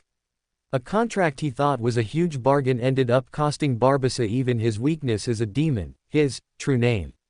That contract, reinforced by the Night Emperor's relic, even a demigod would not dare to violate. I said this ship would come alive. If it were you, what would you do to a guy who's bossing you around inside your own body? Jack didn't waste words with Barbassa. He put the dragon tooth in his chest pocket for easy access, while 1-75 remained in his hand, ready to be unsealed. If there were no accidents, he would have already become the final winner, piloting this ship towards the treasure left by his ancestors. As for Barbassa, with his true name controlled, he could order the other party to commit suicide at any time. But now, control of the ship had actually been snatched away. One must know that the core of this ship ran on bloodline. Could that guy also be a branch of Truncest's bloodline? He actually joined the Night Church. A strong surge of anger rose in Jack's heart, but the next moment, a golden lightning flash flickered in his eyes. His body suddenly trembled, and then he glared at Barbassa, saying, "Rein in your petty thoughts. Don't make me say it a second time." Tisk, seeing his resistance fail, Barbassa immediately became obedient. As he flowed through Nomura's blood vessels, accelerating the precipitation of Beyonder characteristic, he said, "What should we do next? How long will it take you to recover your combat strength?" Jack did not answer Barbassa's question, but instead asked back, "Half an hour. I can recover about 30%, which is the limit. After all, this body is too severely damaged, and I also need time to stabilize my state. If I want to reach full capacity, I need to find a healthy body and recuperate for at least 2 months. Only then can I try to manifest a portion of my mythical creature form." Barbassa briefly assessed the body's condition and shook his head. Jack pondered for a moment, reached out to touch his right wrist, then tightened his grip on the newly acquired 1-75, and finally made up his mind, gritting his teeth and saying, "Go to the boiler room. That guy must be there. ... In the bottom of the Black Pearl, inside the boiler room, Snow's hands danced frantically over the piano keys. The soaring piano music battered the beating heart, and the harmonies of heaven manufacturing carried a strong pollution. The Hanged Man pathway held the authority over the fallen nature of all living beings. They could animate shadows, make another self emerge from a person, and likewise could convert all living beings. He was the negative aspect of faith. Although Snow had always leaned more towards using the authority of sacrifice and bearing, occasionally using corruption didn't seem so bad. The Black Pearl's life structure was still very simple. Besides obeying Truncest, the superego, it only had the pure pursuit of pleasure ID. And Snow, at this moment, was using the power of the true creator to directly inscribe the brand of faith into the ship's core consciousness, linking the instinctual pursuit of pleasure with faith, making it feel that believing in the true creator was a joyful thing. The rest was simple, hard white same different, amplifying the ID that pursued pleasure, and weakening the superego that obeyed Truncest, causing its newly forming self to lean towards the ID and reject the superego. With some simple guidance, it was made to realize that obeying Truncest would make it unhappy. The disconnection then became a matter of course. The piano music gradually became gentle, and the pulsating heart also began to emit rhythmic sounds, mixing with the songs of heaven manufacturing, turning into a maddening melody. I always feel that playing the carol of the outer deity at this moment would be very fitting. Snow sat in the room filled with flesh and organs, revealing a sinister smile. The power of the bard in the piano began to be activated, and the positive aspect of faith began to wash over the Black Pearl, which had already accepted the true Creator's faith. After the malicious brainwashing, gentle comfort was given, causing the Black Pearl's last bit of resistance to disappear. Warm sunlight spread along the flesh-like moss to every corner of the ship. The framework, built from the bones, blood, and flesh of the deceased on board, began to become full and harmonious. With the aid of Snow's excellent biological knowledge, the Black Pearl's life cycle rules were continuously optimized. Nutrient transport, power conversion, stability of the body's framework, and a series of other details were redefined. The ship was being transformed by Snow into an oceanic behemoth at a terrifying speed. However, just then, a loud bang accompanied by dazzling light exploded. Looking at the two who had forced their way in, Snow elegantly stood up, proudly standing against the backdrop of piled flesh and blood, smilingly saying, "How do I feel like I've become the boss instead?" Chapter 263. I'm waiting for your spoiler, what are you waiting for? The piano music seems to have stopped. Sarah, who was caressing the often unresponsive brass plate, vigorously dug at her ears. Although she felt it had stopped, it was probably because she had listened for too long, and it had started looping in her mind, so she wasn't entirely sure at the moment. Perhaps it's reached its limit. Wright thoughtfully caressed the ring on his right index finger, as if listening to something. Then should we go help? Sarah pulled out a handful of talismans made of various materials from his pocket, but Wright gave him a strange look and frowned, saying, "Are you sure you wouldn't just be getting in the way?" Sarah's expression immediately deflated, and he complained in a weak tone. "Are we just supposed to wait here for the final outcome? What else?" Wright looked at Sarah with a slightly strange gaze. From the moment he put on that ring, he no longer had to worry about how to survive. His current task was to keep an eye on this detective, who was possibly from the Church of the God of Knowledge and Wisdom. Although he didn't think a Sequence 7 Beander, who wasn't specialized in combat, was particularly dangerous, since that gentleman had said so, he had to do it well. Any Beander of the Fate pathway who managed to survive would always know some information that others didn't. For example, the things represented by those 4 saint-level auras. Ordinary Beyonders might at most think the other party was a multi-favored one, but he understood very well that no god would favor another's favored one. A Beander being able to use the sealed artifacts of multiple gods could only mean one thing. Those gods had reached some kind of cooperation, and he was the representative of this cooperation. If a god-favored one still had the possibility of dying young, then a big shot involved in the cooperation of multiple gods was absolutely an existence constantly protected by gods. While Wright was making awkward conversation with Sarah, the paradox he believed in was currently standing in the boiler room at the bottom of the ship's cabin, leaning against a boiler that looked like a pile of flesh and organs.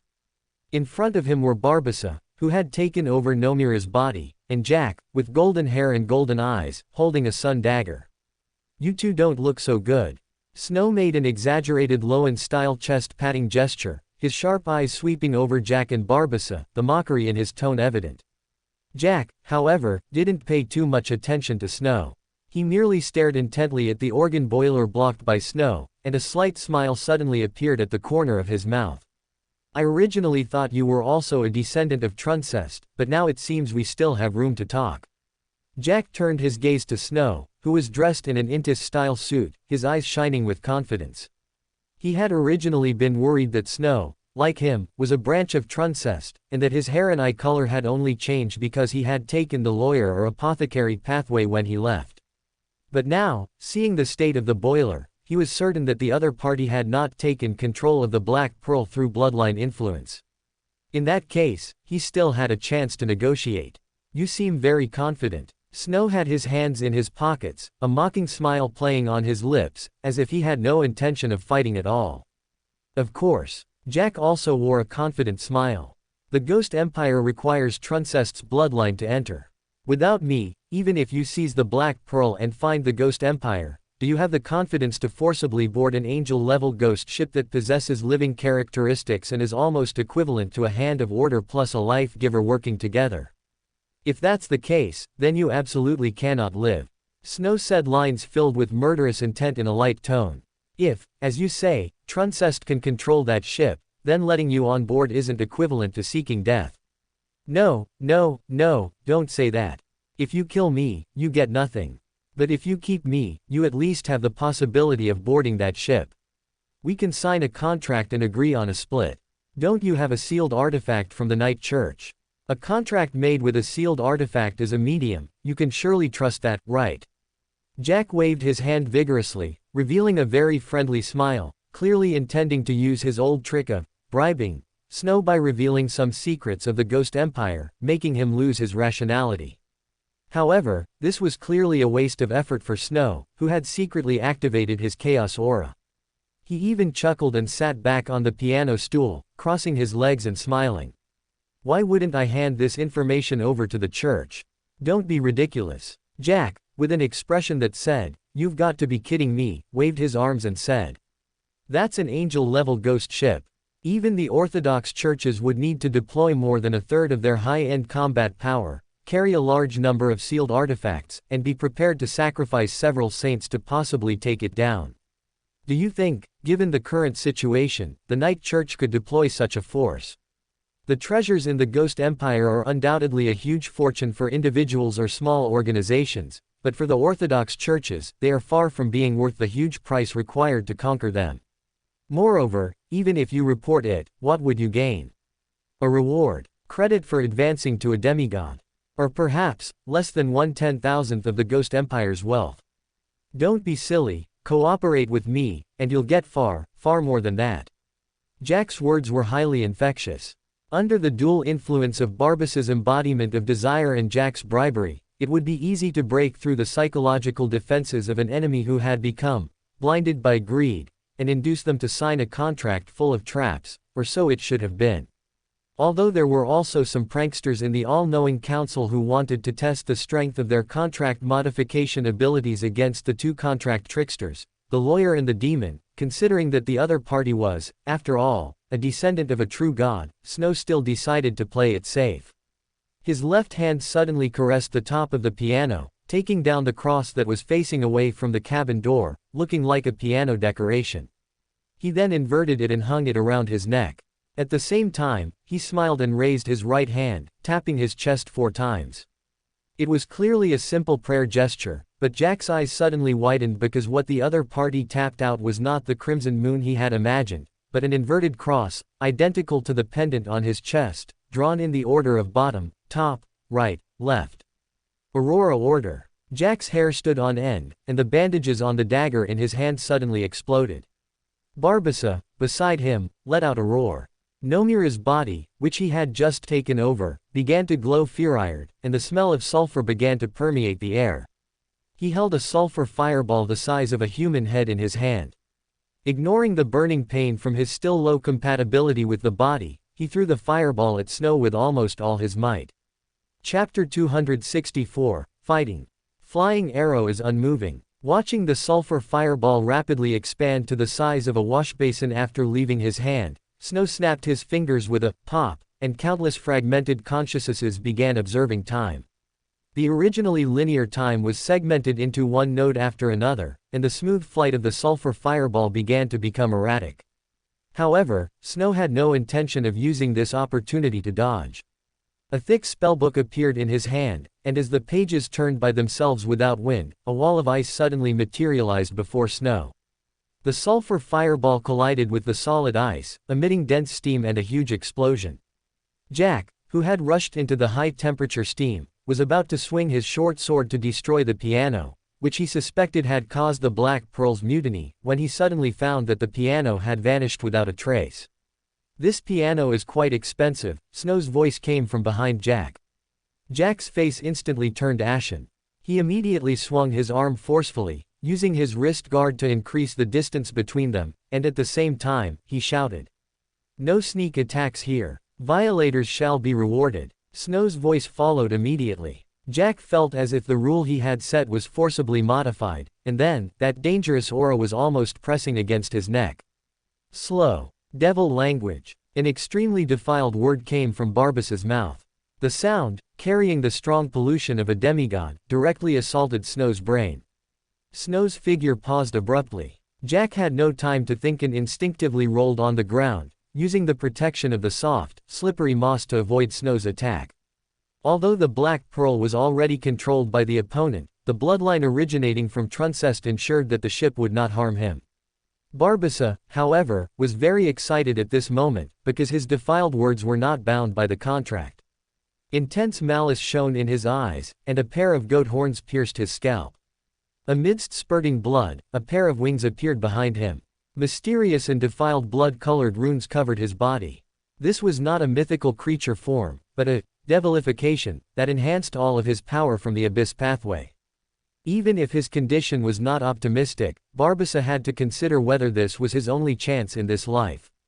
With Jack, who held his true name, and a powerful enemy, he had to make a choice. Die. A defiled word with strong instant kill properties roared from his mouth. The demigod's rank, the amplification of devilification, plus the strong pollution of the abyss language on all living beings, made him capable of severely injuring almost any Beander below sequence 5. The short sword in Jack's hand emitted a dawn-like light, neutralizing most of the power of the defiled word, but that was ultimately just the spontaneous reaction of a sealed artifact. Jack, who had just gotten up, stumbled and fell again. Just as Barbassa expected, the damage caused by the aftershocks of this clearly targeted area attack did not directly trigger his contract with Jack. Although injuring Jack brought a certain backlash, it would all be worth it if he could break free from the True Name's bondage. Just as Barbassa grinned, preparing to chant the defiled word once more, Snow, who should have been severely injured, revealed a sinister expression.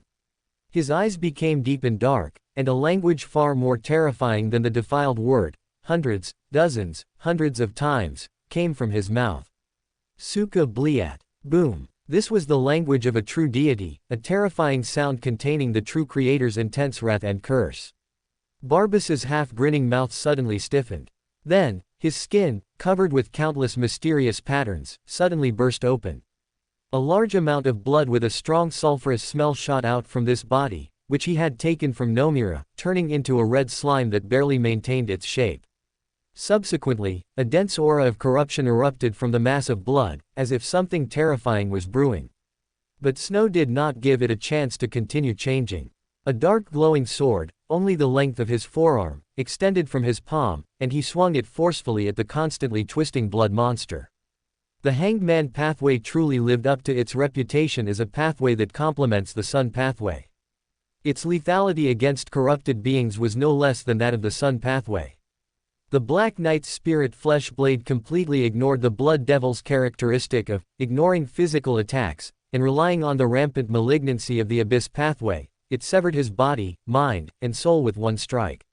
Although the Black Knight, at sequence 4, had lost the overwhelming dominance of the Shepherd at the same rank, its absolute suppression of the corrupted could almost keep the Devil and aberrant pathways from raising their heads. Jack, feeling the contract shatter, immediately realized Barbassa's death. He forcefully stabbed his short sword into the ground, and dazzling sunlight exploded in the dim cabin. "I thought you would lose control too." Snow curled his lips. Although his eyes were tightly closed, countless eyes opened from the shadows beneath his feet. Although the dark red mottled shadows seemed a bit out of place under the strong light, they particularly highlighted Snow's oppressive aura, like a devil king, at this moment. The shadows continuously spread, and pairs of crimson eyes opened from the deep red mottling. Those cold, lifeless pupils stared at Jack, who was covered in chills. He should have lost control from that divine defiled word, if he hadn't stabbed 2031 into his body. A jade-white dragon tooth was embedded in his chest. His originally golden, brilliant short hair had now begun to fade in color. Relying on his constant mental state, electric sparks once again flashed in his eyes, and an invisible mental thrust directly slammed into Snow's face. The mental stinging instantly spread, but Snow immediately handed it over to the all-knowing council. Then, after a very brief vote, a small portion of his fragmented consciousness bore the full impact, while the remaining fragmented consciousnesses temporarily cut off contact with the main consciousness. Snow, who appeared completely unaffected, had already arrived in front of Jack and was about to swing his hand down. Twist. Although Snow held nothing in his hand at this moment, Jack was clearly very wary of the spirit flesh blade that had slain a demigod with one strike. The black wrist guard on his wrist adjusted the surrounding order, causing Snow's attack to deflect. At the same time, the sun's short sword suddenly emitted a brilliant glow. That was a blade of light, distinctly different from the spirit flesh blade. All 5 families truly complement and counteract each other. Snow looked at the blade of light coming straight for his face, then looked at the dragon tooth that locked Jack's mental state, and his eyebrows slightly rose. Rabbit cannot catch turtle unfolded, completely widening the distance between him and Jack. At the same time, he made a move that surprised Jack. He tossed a coin. Chapter 265 Paw. Snow uncharacteristically tossed a coin into the air, and the metallic clang from its friction with the air was so attention-grabbing that Jack subconsciously fixed his gaze on the coin. Just as someone once said, if a blank piece of paper is placed before you, your gaze will casually sweep across it. But when there's an ink dot on the paper, your gaze will only focus on that dot. The coin, its presence emphasized by hard white same different, firmly held Jack's gaze. Then, his eyes pierced through the coin and saw on the ceiling a dense, nightmarish sight, like something from the deepest nightmare. Hundreds, even thousands, of crimson eyes, varying in size, constantly wriggling. The moment their gazes met, amidst Snow's increasingly brazen and wicked laughter, Jack felt his movements completely locked. Those gazes seemed to possess power, pressing down on him, making him unable to breathe, and that right hand, adorned with a white glove, slowly reached out towards him. Jack, whose mental state was locked by 2031, did not feel fear, but with each inch that hand drew closer, he could clearly feel himself drawing one step closer to death. "No, you can't kill me," Jack roared, simultaneously desperately injecting his spirituality into his wrist. He was not unfamiliar with his current state. This was mental oppression, a fairly basic ability even within the arbiter pathway. This was originally an ability meant to enhance one's prestige and gain the upper hand during interrogations, but at this moment, with countless eyes in the shadows using it simultaneously, it achieved an effect almost comparable to the deterrence only a demigod could possess. "Don't use such low-level tricks on me, they're meaningless." Snow's gloved hand gently pressed against Jack's chest, firmly gripping the dragon's tooth deeply embedded in his chest. Heaven Manufacturing, switched to artisan mode, immediately provided him with the corresponding information, allowing him to understand its use and negative effects the moment he held the sealed artifact. Jack wanted to close his eyes, but he helplessly found that even a slight movement like blinking had become a luxury at this moment. Waves of mental pressure acted upon him through his gaze. Although each individual pressure was so fragile, with their constant superposition, Jack's body involuntarily hunched over. He finally realized that the moment he met the gaze of those hundreds of eyes, it was already impossible for him to break free. The mottled shadow on the ceiling, with its countless eyes, dripped like melting wax. With each drop of scarlet liquid, Jack could see the grotesque red pupil within. He felt his life being slowly drained away, and the opening in his chest gradually widened. With a soft pop, like a champagne cork being pulled, his blood sprayed out like champagne foam. And as the dragon's tooth was pulled out, Jack finally felt fear. At the same time, he also learned the true negative effect of 2031. This dragon's tooth would cause the wielder to develop excessive self-confidence, creating a subconscious belief that, as long as I possess this dragon's tooth, I will never die. As the dragon's tooth left his body, it also took away a large amount of life force. Jack's bright golden hair instantly turned pale, and his originally clear eyes became somewhat cloudy. His stiff body fell to the ground after Snow withdrew the stand's power. If not for the visible activity of his heart and lungs through the hole in his chest, no one would have thought twice about considering him a corpse. "Ha ha, I'm dead, and you'll never get the Ghost Empire's treasure." Jack let out a mournful cry like a defeated dog, but Snow gently shook his finger, embodying the spirit of killing and condemning the heart, and said with a smile, "Mr. Jack, I don't know what was wrong with your ancestors to choose something as unreliable as bloodline as a key, but you should know that I don't even need your complete corpse." Just throwing you to a rose bishop is enough to decipher the secrets of Truncest's bloodline. Of course, perhaps your once prominent ancestor established sufficiently strict rules to ensure it wouldn't be affected by mystical forces, but with the plantar pathway's abilities, is it difficult to cultivate a biological Truncest using your flesh and blood? You, cough cough, cough cough. Perhaps it was because of the draft in his chest, or perhaps he was truly beyond furious. Jack began to cough frantically, and then, just like that, he lost his last breath. Why bother? I finally found someone with acceptable looks, and I was even thinking of inviting you to the Aurora Order. Snow gently shook his head and sat back on the piano stool. Each chilling eye transformed into a drop of blood-colored shadow, reconverging into a mottled river, finally flowing into Snow's shadow. The piano music started once more, and from the heart-like pulsating boiler, sounds of agreement seemed to emanate. As the prenatal education continued, the moss covering the entire black pearl began to flow like liquid. The blockade is gone. Sarah's brass plate in the first-class cabin suddenly lit up, causing Wright, who had been watching her, to instinctively press his hand to the pistol at his waist. However, the brass plate did not disappear, meaning it had not been sacrificed to a deity as a tribute. The essence of charms is to sacrifice the corresponding metal to a deity in exchange for power, including demon-hunting bullets, which also involves sacrificing the bullets to a deity in exchange for corresponding spells. After a brief thought, Wright maintained his previous persona and asked very directly. What did you do? This brass plate is a communication device. It can contact friends nearby.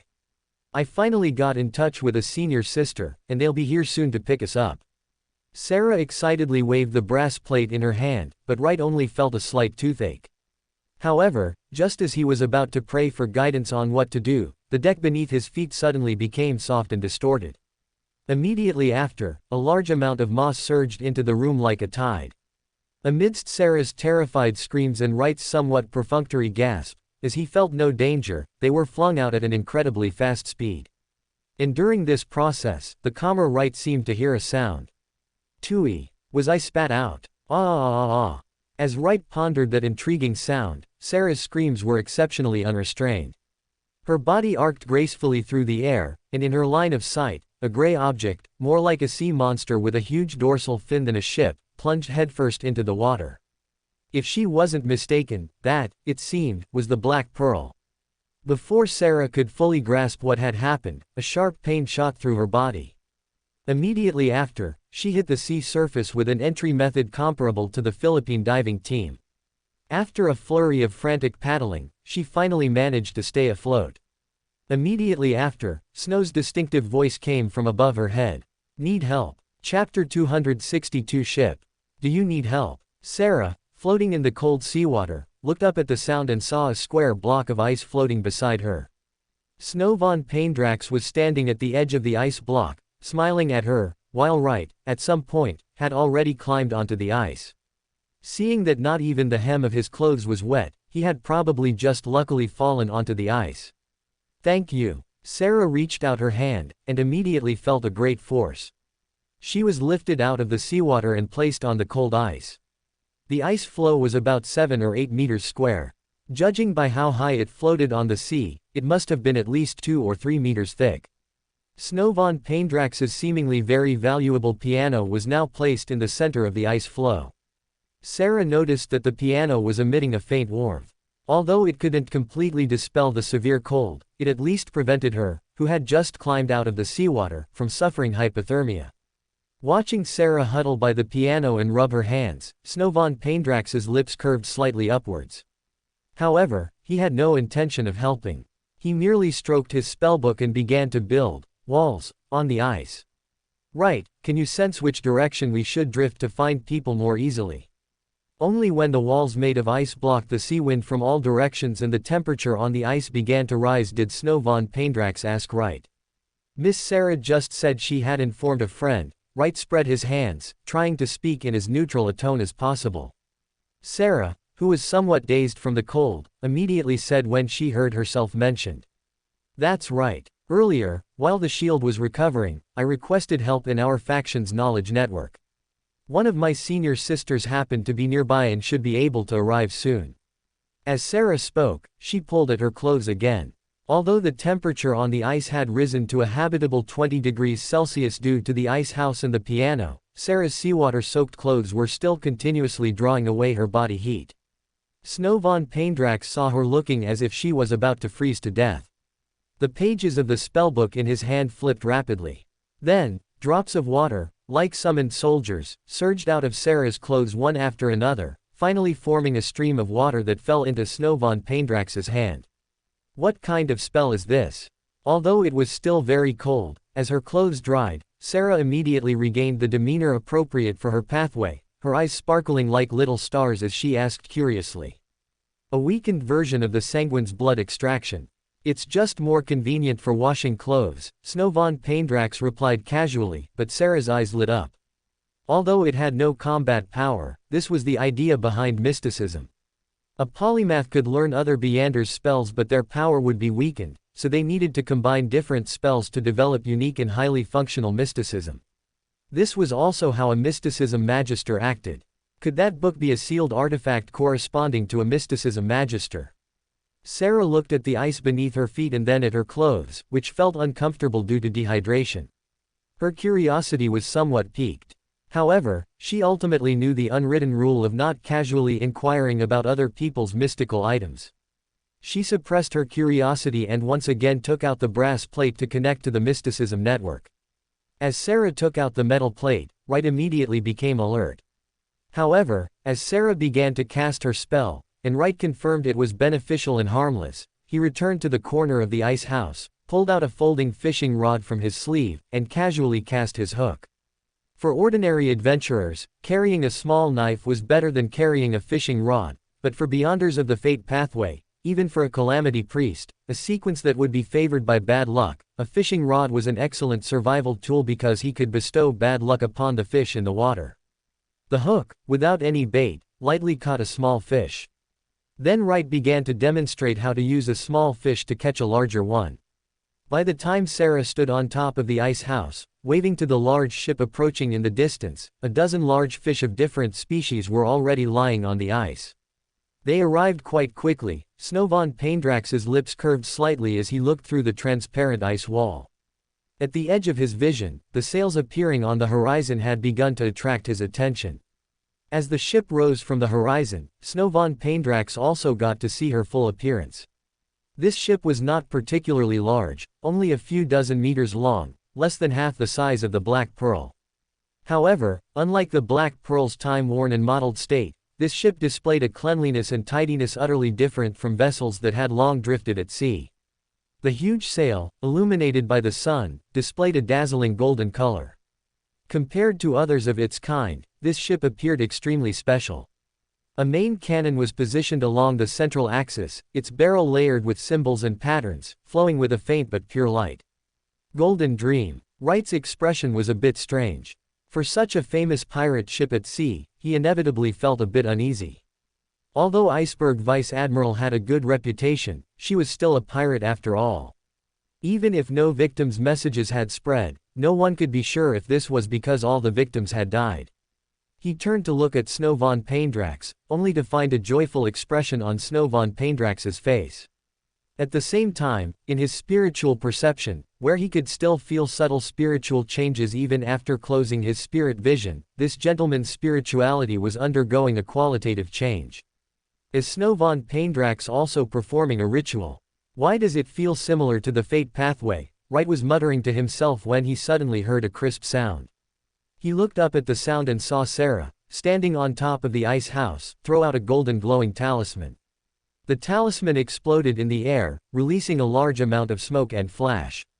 Then, similar smoke also exploded above the golden glowing pirate ship. Soon after, a small boat was lowered from the Golden Dream. Before long, Snow von Paindrax boarded this beautiful pirate ship, and a beautiful lady, surrounded by many burly pirates, appeared before him. This was a beautiful lady with an oval face, a high nose bridge, thin lips, and intelligent light blue eyes as clear as spring water. Her long brown hair was tied in an elegant knot at the back of her head, then flowed smoothly down her back. The cleavage that her tight beige coat should have accentuated was covered by a white lace flower. Too bad it's not long black hair, Snow von Paindrax muttered to himself, but his body instinctively moved. Good morning, beautiful captain. My name is Snow von Paindrax. Chapter 267 Promotion. Good morning, Mr. Snow. Thank you for saving Sarah, Ms. Edwina said with an elegant smile. Sarah then jumped up and clung to the iceberg vice admiral, cooing affectionately, Senior. Senior. Hurry and chase them. That guy just ran off not long ago. If we chase now, we might still catch him. That's a clue to the Ghost Empire. The Ghost Empire. Several hours have passed, we can't catch up now. Edwina reached out and patted Sarah's light blonde hair, a hint of regret on her face. She greeted the pirates nearby, signaling them to continue their work, and then led Snow, Wright, and Sarah towards the captain's cabin. Looking at the stretched-out fishing nets drying and the dried fish hanging on the mast's rope ladder, Snow grinned slightly, thinking that this adventure ship truly had a very homely feel. However, Snow, who understood the habits of a reader, knew he couldn't let Edwina open the conversation first. So, as she slightly slowed her steps, seemingly about to speak, he spoke first. Ms. Edwina, I wonder if you could lend me a room. I've just completed a ritual and need a sufficiently stable environment to advance. Edwina's words, which she was about to utter, caught in her throat. Although she was a bit surprised by this gentleman's trust in her, a pirate general, she still nodded and said, no problem. There's a room on board specifically for crew members to take medicine, no one will disturb you. With that, Edwina summoned a pirate to lead Snow to the medicine room. Watching his retreating figure, Sarah asked curiously, Senior, isn't Mr. Snow a bit too trusting? It's not trust, it's a lack of choice. Edwina shook her head slightly before explaining. Many rituals have certain requirements for one's mental state, and thus have a considerable time limit. If the opportunity is missed, the ritual must be prepared again. Moreover, this is the Sonia Sea, and we are the only ship nearby. Even if we had ill intentions towards him, whether he takes the medicine or not wouldn't affect the final outcome. Watching the legendary iceberg vice admiral enter teaching mode like a chatterbox, Wright took a deep breath and said, Ms. Edwina, if there's nothing else, I'll take my leave. I wonder when this ship will approach the coast. If possible, I hope to leave as soon as possible. No problem. This place isn't far from Alavi port. We'll approach it in 2 days. You can take a small boat to leave then, but before you depart, please sign a contract ensuring you won't reveal our whereabouts within 3 days. The iceberg vice admiral's tone was not as cold as her title suggested, but rather full of an intellectual quality, with clear reasoning that made her proposal very easy to accept. Wright listened to Edwina's words and nodded gently, your request is very reasonable. Then, I'll impose on your ship for these 2 days. Watching Wright slowly depart, Edwina's expression also became serious. She gestured for Sarah to sit on the sofa in the captain's cabin, her tone imbued with a teacher's authority. Tell me about your experiences along the way, without missing anything. Sarah immediately sat up straight like a primary school student and began to vividly recount her adventure, from discovering Rosel's manuscript in Lindbergh, inspecting ships, boarding the Black Pearl, until being spat out by the activated Black Pearl. Meanwhile, Snow, having closed the door, looked at the complete set of glassware before him, relieved that he no longer had the habit of climbing walls at the sight of overturned test tubes. He took out the winner characteristic from Huang Bebe from his pregnant, and began to concoct his potion. As it was saturated with spirituality, the coin-shaped characteristic began to slowly soften and dilute. Before long, it expanded from a coin the size of a gold pound into about 150 milliliters of light golden liquid. Compared to the strange potions he had drunk before, this potion looked more like a glass of diluted orange juice. It had no strange illusions, no strange smell, and even a subtle allure. Snow picked up the beaker and unhesitatingly poured it into his mouth. As the slightly spicy taste rushed down his throat to his stomach, Snow's eyebrows raised slightly. It seems there's no change. The moment Snow had that thought, his body suddenly began to expand. No, it wasn't his body that was expanding, but his soul, every single piece of his soul. A vast number of sub-souls absorbed the nutrition of the potion, expanding at a terrifying speed. The sub-souls, which originally had only simple consciousness, and were not much smarter than a scattered mouse, began to rapidly grow to possess the ability for completely independent thought. The rapidly diversifying thoughts almost overwhelmed Snow's main consciousness. However, just as all coincidences eventually converge into the inevitability of fate, these endless consciousnesses began to merge under the influence of some higher power, coincidentally, piecing together Snow's original form. All of this seemed so natural, but Snow, as the person involved, felt a chill in his heart. His guess was indeed correct. The side effects of the paradox pathway would have a huge impact on the next stage of advancement. If he hadn't integrated these consciousnesses, then during their expansion, after gaining complete thinking ability, they would inevitably not willingly become subordinates to the Snow main consciousness. Even under the influence of the ritual, they would eventually merge, but those tiny bits of resistance would ultimately cause a huge deviation in the Snow consciousness. But thankfully, none of that happened. Feeling the increasingly noisy all-knowing council, the information of Sequence 5, Shakespeare's ape, was also transmitted into his mind through White Horse's not horse. It's unclear whether it was because Snow's physical fitness was already abnormal enough, or because Shakespeare's ape itself was more inclined towards mental reinforcement. This time, his physique did not receive a strong boost. Relatively, his mental resistance reached an exaggerated level. Each sub-soul possessed the basic intelligence equivalent to a baboon. Unless it was a mental ability that inherently affected groups, it would have almost no effect on Snow. Of course, compared to these basic enhancements, the most important additions were indeed the new spell-like abilities. However, it was regrettable that Shakespeare's ape, who advanced with the winner characteristic and was known for manipulating probability, only granted Snow 2 new spell-like abilities, in addition to enhancing existing Beander abilities. Going south by driving north and all roads lead to Rome. Chapter 268 Shakespeare's Ape. The effect of the spell-like ability open black lens bracket different paths, same destination close black lens bracket is very intuitive. Simply put, it means designating a possible future, and, by consuming Beander characteristics, increasing the probability of its occurrence. The more Beander characteristics consumed, the greater the probability of it being realized. Unfortunately, this ability is a momentary consumption rather than continuous output, so it cannot be infinitely amplified by a 1-foot rod.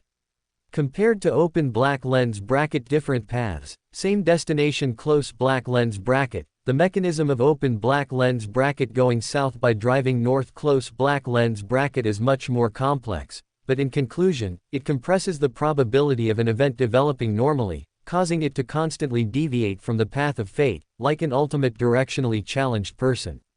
If open black lens bracket different paths, same destination close black lens bracket is about converging a disordered process into an ordered future, then open black lens bracket going south by driving north close black lens bracket is about completely disrupting order, allowing the future to return to chaos. Although that is true, the abilities of the paradox pathway are not black box technologies like other pathways, but rather like macro skill shortcuts. In other words, they are designed to allow Snow to cast abilities mindlessly when preempting them. In reality, the essence of these two abilities is actually the observation of the future. Simply put, each of Snow's massive number of sub-souls can be regarded as a low-spec, weakened, cost-effective version of an author. They can, through inspiration similar to a calamity priest's misfortune perception, formulate a simple, logical script for specific matters, and through the catalysis of individual, hard white same different instances, emphasize the desired outcome and weaken the undesired one. For example, Snow throws a 1-sol coin and activates his ability. Countless curly-haired baboons will then create their own scripts through spiritual inspiration. Then, they will horizontally compare the plot change nodes of all scripts to find the key nodes.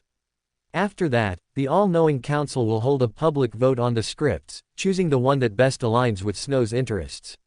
Using hard white same different, they emphasize the critical accidents to make them closer to inevitable, even achieving the feat of destroying a block with a single coin.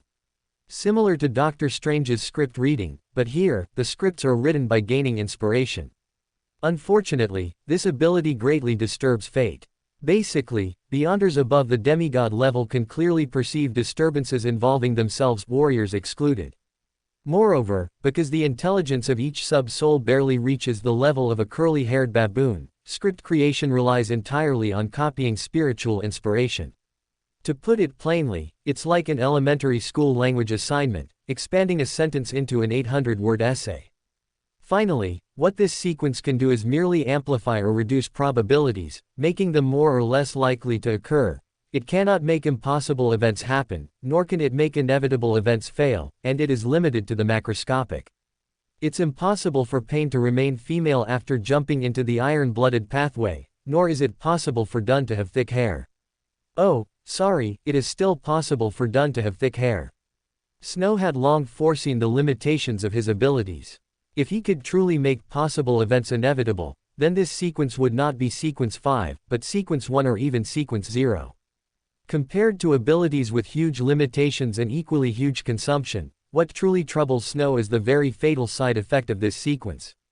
Thought overload. Ultimately, the essence of this sequence is an extension of the winner. Every curly-haired baboon will constantly be inspired by fate to create scripts, and this inspiration cannot be turned off. This means that Snow must constantly face the scripts thrown at him by the curly-haired baboons within his body, which will greatly disrupt Snow's thinking ability. Just like Zhuangzi dreaming of a butterfly, did Zhuangzi dream he was a butterfly, or did a butterfly dream it was Zhuangzi?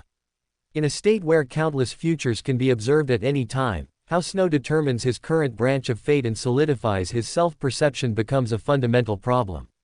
In fact, Snow is not without ways to skip class, such as, like the all-knowing council before, directly placing his main consciousness in his stand to confirm his self-identity.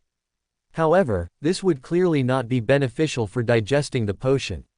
Thinking of the risks he avoided during this advancement, Snow felt that if he couldn't adapt to this mental overload, the next promotion might hit him hard. Of course, during meditation, he would throw all those monkeys into his stand. Otherwise, with countless images flashing, he wouldn't be able to meditate at all. However, this also makes Snow's meditation time his most terrifying. In the shadows around him, stained with mottled dark red, countless crimson eyes of all sizes, reflecting countless futures, in terms of mental pollution, even surpass the mythical creature form. Especially since these eyes also have some fun-seeking souls mixed in. After about 2 hours of meditation, Snow slowly retracted his stand, allowing the large number of curly-haired baboons to return to where they should be. Instantly, constantly flashing images filled his mind, almost disturbing his newly stabilized mental state again. Taking a deep breath, Snow began to forcefully command the monkeys as the speaker. At this moment, the benefits of integrating the all-knowing council during the Xenos turtle stage once again became apparent.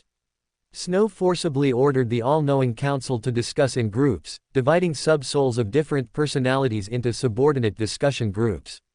Then, through internal group discussions, they optimized the scripts, thereby reducing the total number of scripts Snow had to browse each time and lowering the pressure on his main consciousness. However, this approach was not without its cost. While a single curly-haired baboon might write an essay with elementary school-level prose, after tens of thousands, or hundreds of thousands, of curly-haired baboons discussed it would become meticulously crafted realist literature. The level of sophistication and realism was simply incomparable, to the point that Snow almost got lost in it. Why do I suddenly feel like I'll never run out of anime to watch in this lifetime? Snow, already accustomed to controlling the all-knowing council and having extensive experience using the polymath's spectacles, quickly adapted to this state of needing to dedicate part of his energy to binge-watching.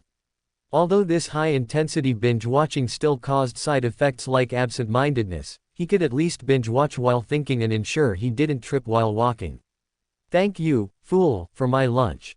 The dinner on the Golden Dream was not particularly lavish, but what made Snow most uncomfortable was that unfriendly gazes always stared at him while he ate. After quickly finishing the food on his plate, Snow decided to return to his room to rest, though his actual intention was to go back to Backland for something better to eat. Just as he stood up and reached the restaurant entrance, he saw a light golden figure dart in front of him, narrowing its eyes and saying in a cheerful voice, "Edwina's senior sister is looking for you." Instantly, the surrounding gazes became even more hostile. Chapter 269. Edwina became curious. "Ms. Edwina, you were looking for me."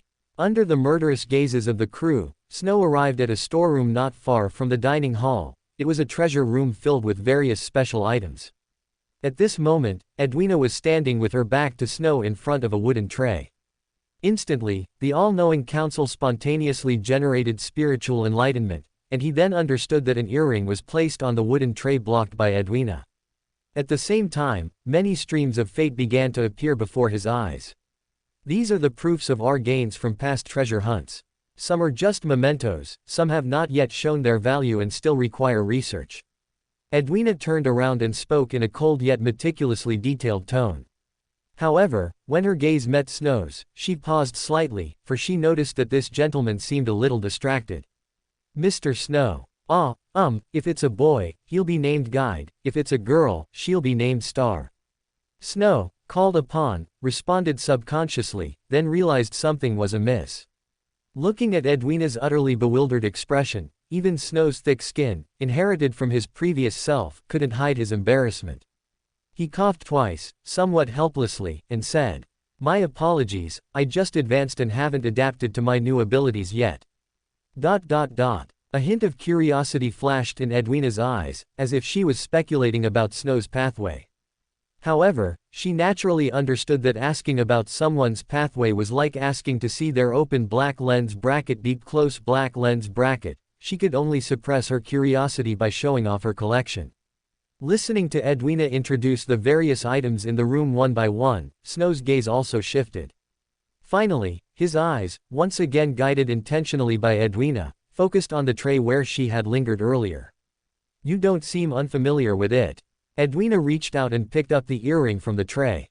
Its design was simple and elegant, engraved with the two Roselian characters for Law and Emperor. Undoubtedly, it was the stand earring produced by Snow. "I once owned 3 similar items, but I've already passed them on to a friend of mine," Snow replied sincerely. Edwina's expression was noncommittal. She simply placed the earring back on the tray before saying, "So, that's the prototype for the Stand and Stardust fighters.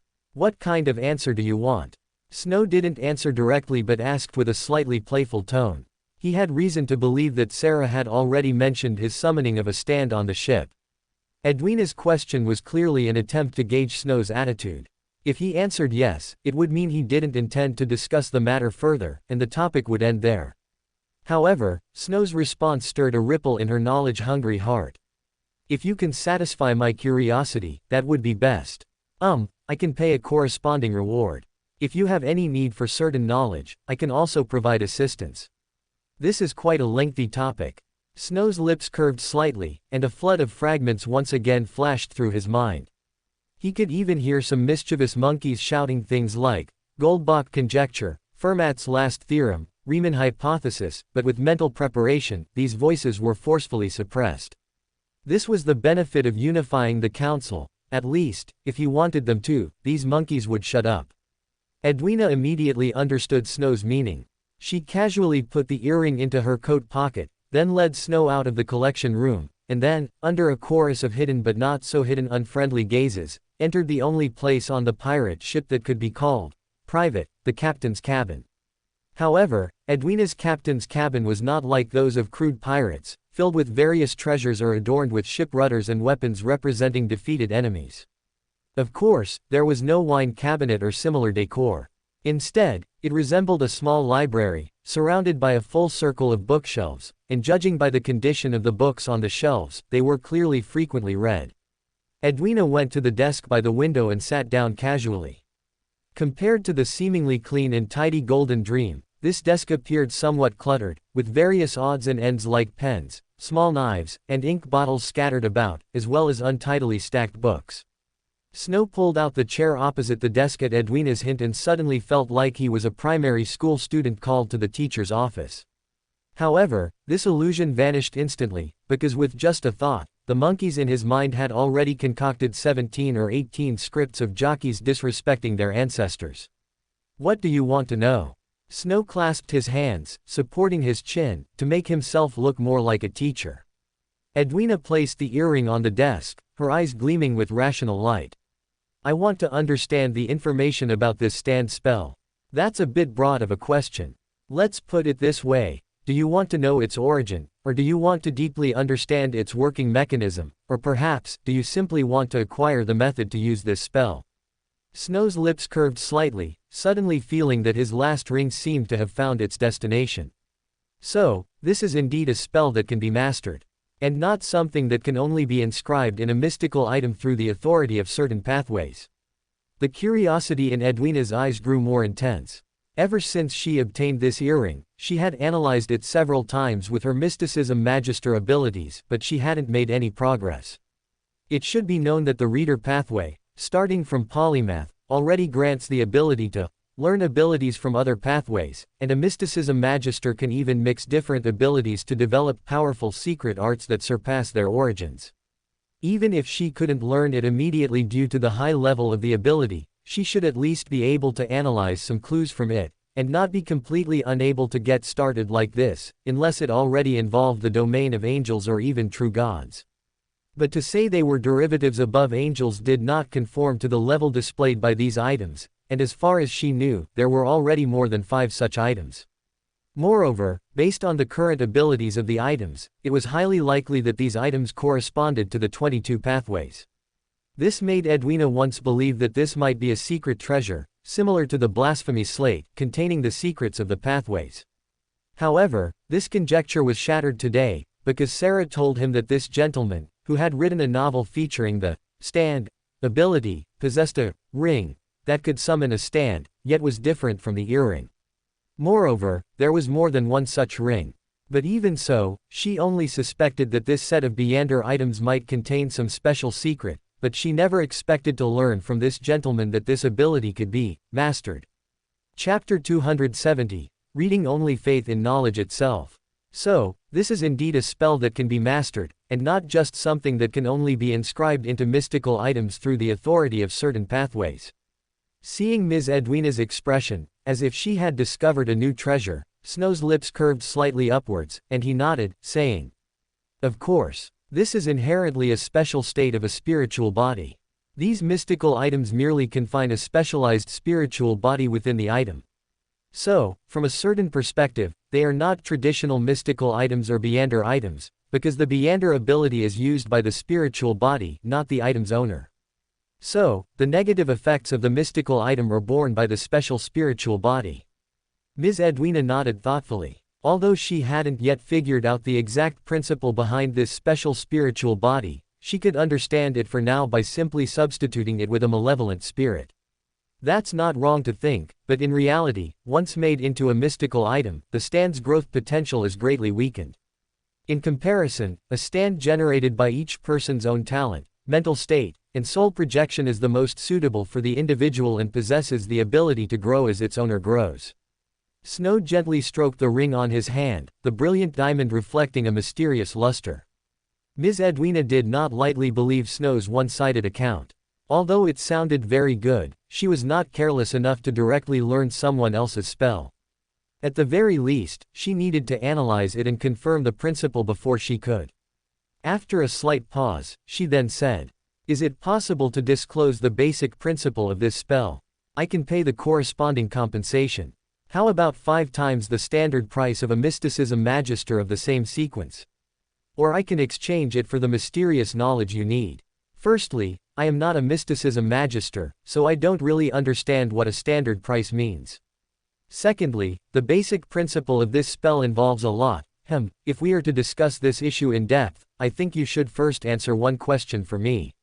Hearing Snow's words, Ms. Edwina was slightly dazed, then remembered that she was not discussing mysticism with other mysticism magisters. She could only nod slightly and say, "Speak. Are you a devout believer?" Snow's lips curved slightly upwards. He took out a jewelry box from his "in my arms," and at the same time picked up the round-bellied fountain pen on the table, quickly writing a line of text on the draft paper. "A reader believes in knowledge itself." Ms. Edwina uttered an aphorism that seemed to carry a deeper meaning. Seeing this, Snow handed the white paper in his hand to Ms. Edwina, then pressed it down with the jewelry box, smiling as he said, "If that's the case, please allow me to introduce you to a great existence. He is the reflection of knowledge, the back of truth, the contradictory spiral of logic and wisdom. An unknown great existence, a malevolent God." Ms. Edwina's gaze swept across the paper, and after realizing it was in ordinary lowness, she continued to read. However, she did not relax her guard, forcibly suppressing the reader's instinct, and read it in small segments. The three-part honorific name exclusive to a deity, and the divine name paradox, which sequence does it correspond to? Judging by the abilities, it seems to be a mystery prior or a lawyer. No, the great existence at the peak of the mystery prior pathway should be the hidden sage, and his authority should be hidden knowledge, which is mutually reinforcing with the real knowledge, corresponding to the god of steam and machinery. This is clearly not the same authority as the honorific name paradox. And although the lawyer pathway exploits loopholes in rules, it is clearly mutually reinforcing with the arbitrator pathway.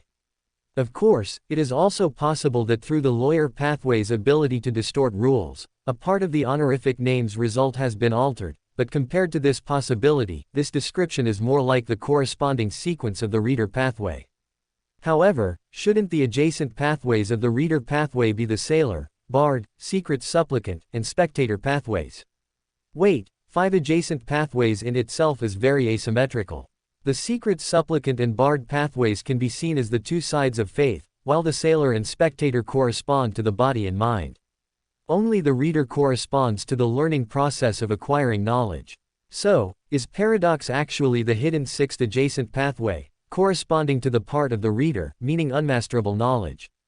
Ms. Edwina's powerful brain, belonging to a mysticism magister, began to operate at high speed, instantly deducing many possibilities from the mysterious knowledge she possessed. At the same time, her eyes were exceptionally bright, so bright that a peculiar halo was circulating around them. Due to her family background, Ms. Edwina had known about the existence of Sequence 0 very early on and understood that the current true gods and many malevolent gods were humans or mythical creatures who had ascended to the peak of the sequence. It was precisely because of this understanding that she thought more deeply. Currently, the 3 great churches of Storm, Knowledge, and Sun exist on the continent. While they are hostile to each other, they are also mortal enemies of the secret organization Aurora Order.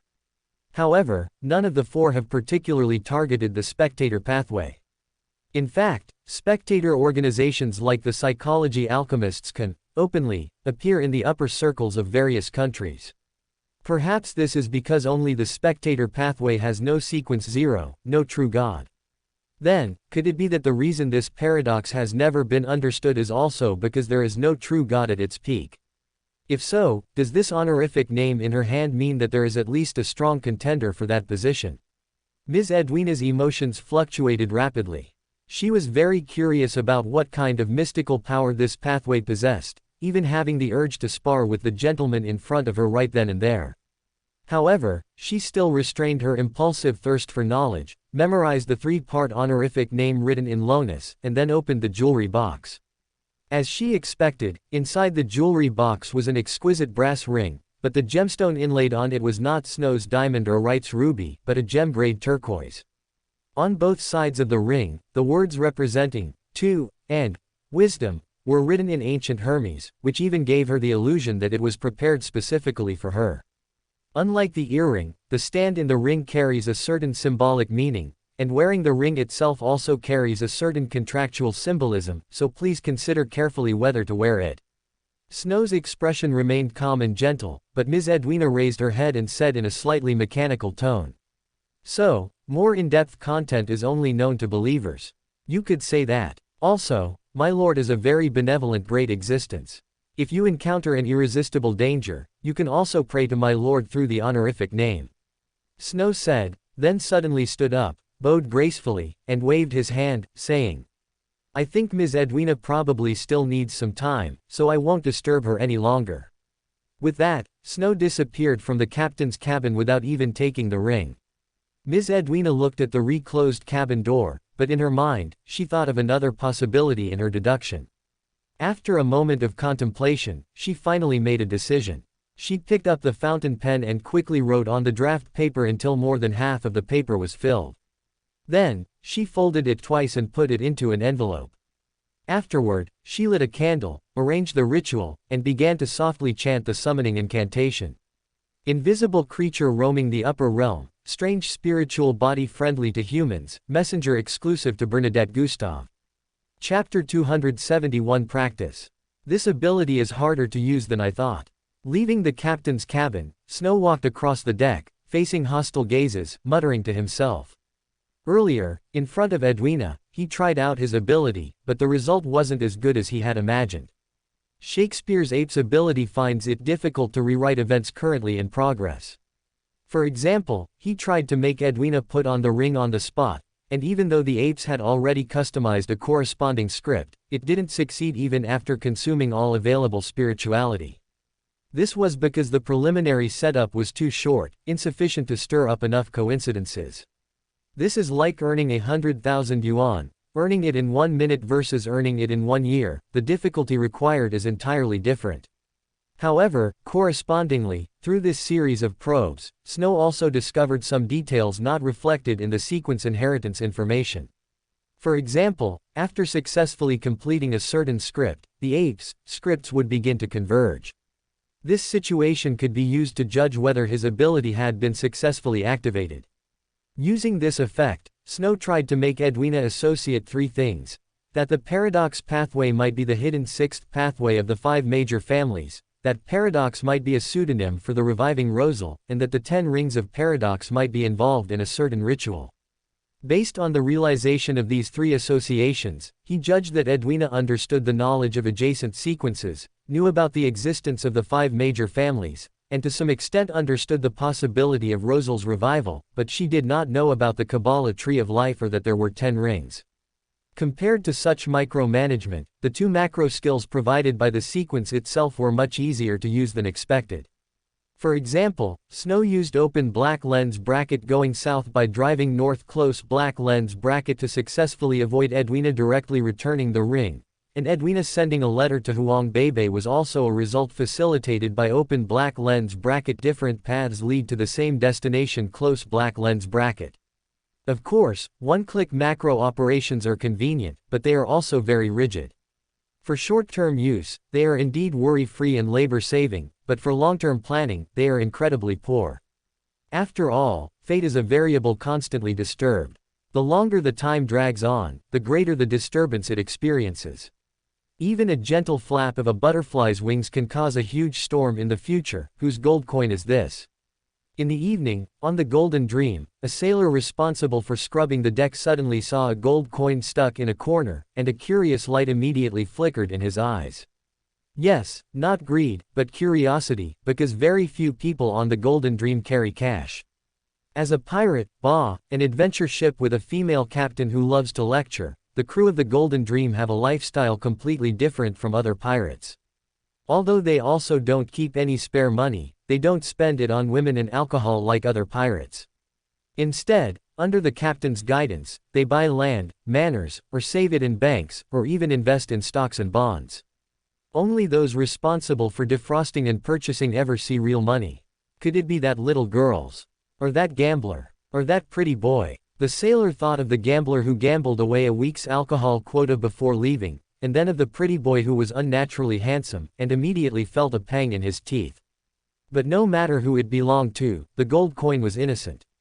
He used the act of scrubbing the deck to approach the gold coin without attracting anyone's attention, intending to pick it up while bending down to scrub. At that moment, he suddenly felt a pain in his head. Human instinct made him instinctively flinch back, but he happened to knock over the bucket of water for scrubbing the floor. As the precious fresh water spilled, grumbling voices also came from behind him.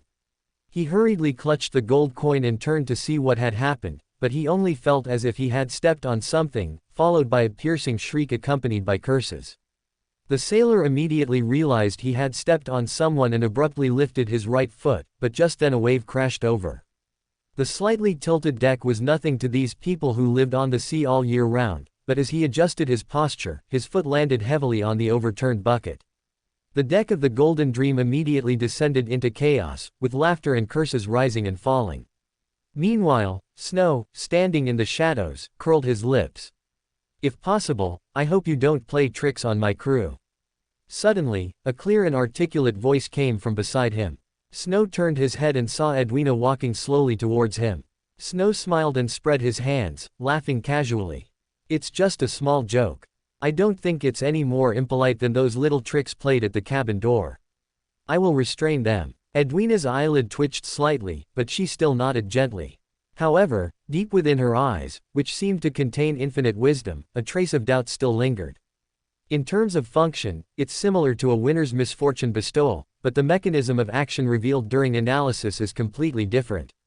Although it is only equivalent to a Sequence 5 ability, its complexity is extremely high, mixing multiple authorities such as enhancement, weakening, distortion, and divination. Is this the ability of the paradox pathway? Edwina recalled the reply she had received only last night, and her curiosity surged uncontrollably. For a pathway she had never heard of, yet seemed to be the internal and external counterpart to the reader, she very much wanted to observe it further. This was also why she had not yet given a reply, nor had she indicated for Snow to disembark. But what she didn't know was that all her choices were also within the range of Snow's ability. Although those were the choices she would have made herself, all of Snow's actions were the result of subtle adjustments made to prompt her to make those corresponding choices. This was also a trick Snow had discovered through constant experimentation. One cannot merely rely on consuming spirituality to amplify, reduce possibilities, but must cooperate with one's own subtle changes to make the alteration of fate smoother. Just as described in the Fable of the Shipwreck, one that Rosal plagiarized, one does not simply wait for fate's favor, but must act in concert with fate's rhythm. Even if fate feeds you, you still have to open your mouth. Just as Snow began sifting through the script submitted by the apes for his next prank, a small sailboat slowly approached under the cover of dusk. Even from a distance, Snow could tell that it was the same boat that had carried Right away last night. The small boat was quickly hoisted onto the Golden Dream, and the sailors, who had already prepared, swarmed aboard, beginning to move the supplies from the boat into the cabin. However, the two people who disembarked from the small boat did not join the others in moving the supplies, but instead headed directly towards Edwina. And Snow, using his constantly enhanced 5 senses, vaguely heard the report from the two of them. "Captain, some of our contact points seem to be having problems. Also, that guy Dunnett's bounty, I heard he teamed up with someone and killed." Chapter 272 Dunnett's Nightmare. Biome, the City of Generosity. Dunnett's, thoroughly frightened by Gairman Sparrow's Mr. 4,200 pounds comment, sprawled across the armchair, the image of himself turning into gold pounds flashing repeatedly in his mind. After calming down slightly, Dunnett's fell asleep again, dreaming that his captain came to rescue him, but failed. Instead, he was captured by Gairman Sparrow, and the mad adventurer gained a maid. Just as Dunnett's was seething with anger but dared not resist, feeling so stifled he was on the verge of waking up, he suddenly saw the blurry surroundings become clear, fixed in the luxurious suite of the Blue Wind Inn. Thump, thump, thump. Dunnett's heard a slow, rhythmic knocking on the door. Am I not dreaming? Dunnett's suddenly had this thought, but still walked vaguely to the door and twisted the handle. As the door creaked open wider, a familiar beautiful figure appeared before him. Dunnett's almost instantly, as her image was projected onto his retina, exclaimed, "Captain." Immediately after, as if realizing something, he spun around abruptly and took a defensive stance towards Gairman Sparrow's bedroom. "Be careful. Run. There's a lunatic looking for you. He has a terrifying organization behind him." Watching the bosun in front of her shout so nervously, Edwina had no intention of sympathizing with her subordinate's feelings and calmly interrupted. "This is a dream. A dream. Oh right, I'm dreaming, what's there to be afraid of?" Dunnett suddenly felt confident again and began chatting with his captain in this private space. Although his captain constantly wanted to introduce her newly developed secret arts, Dunnett, as a man who had followed her for a long time, naturally knew how to divert the conversation to other topics before she could start.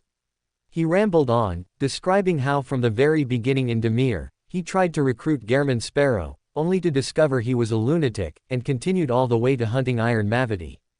He then seriously elaborated on his conjectures about Gairman Sparrow's abilities and background, including the creeping hunger and the powerful secret organization, the poor, cowardly, second-rate tarot club. Although Dunnett embellished the process with some artistic license, exaggerating his own role, he still tried his best to restore the truth.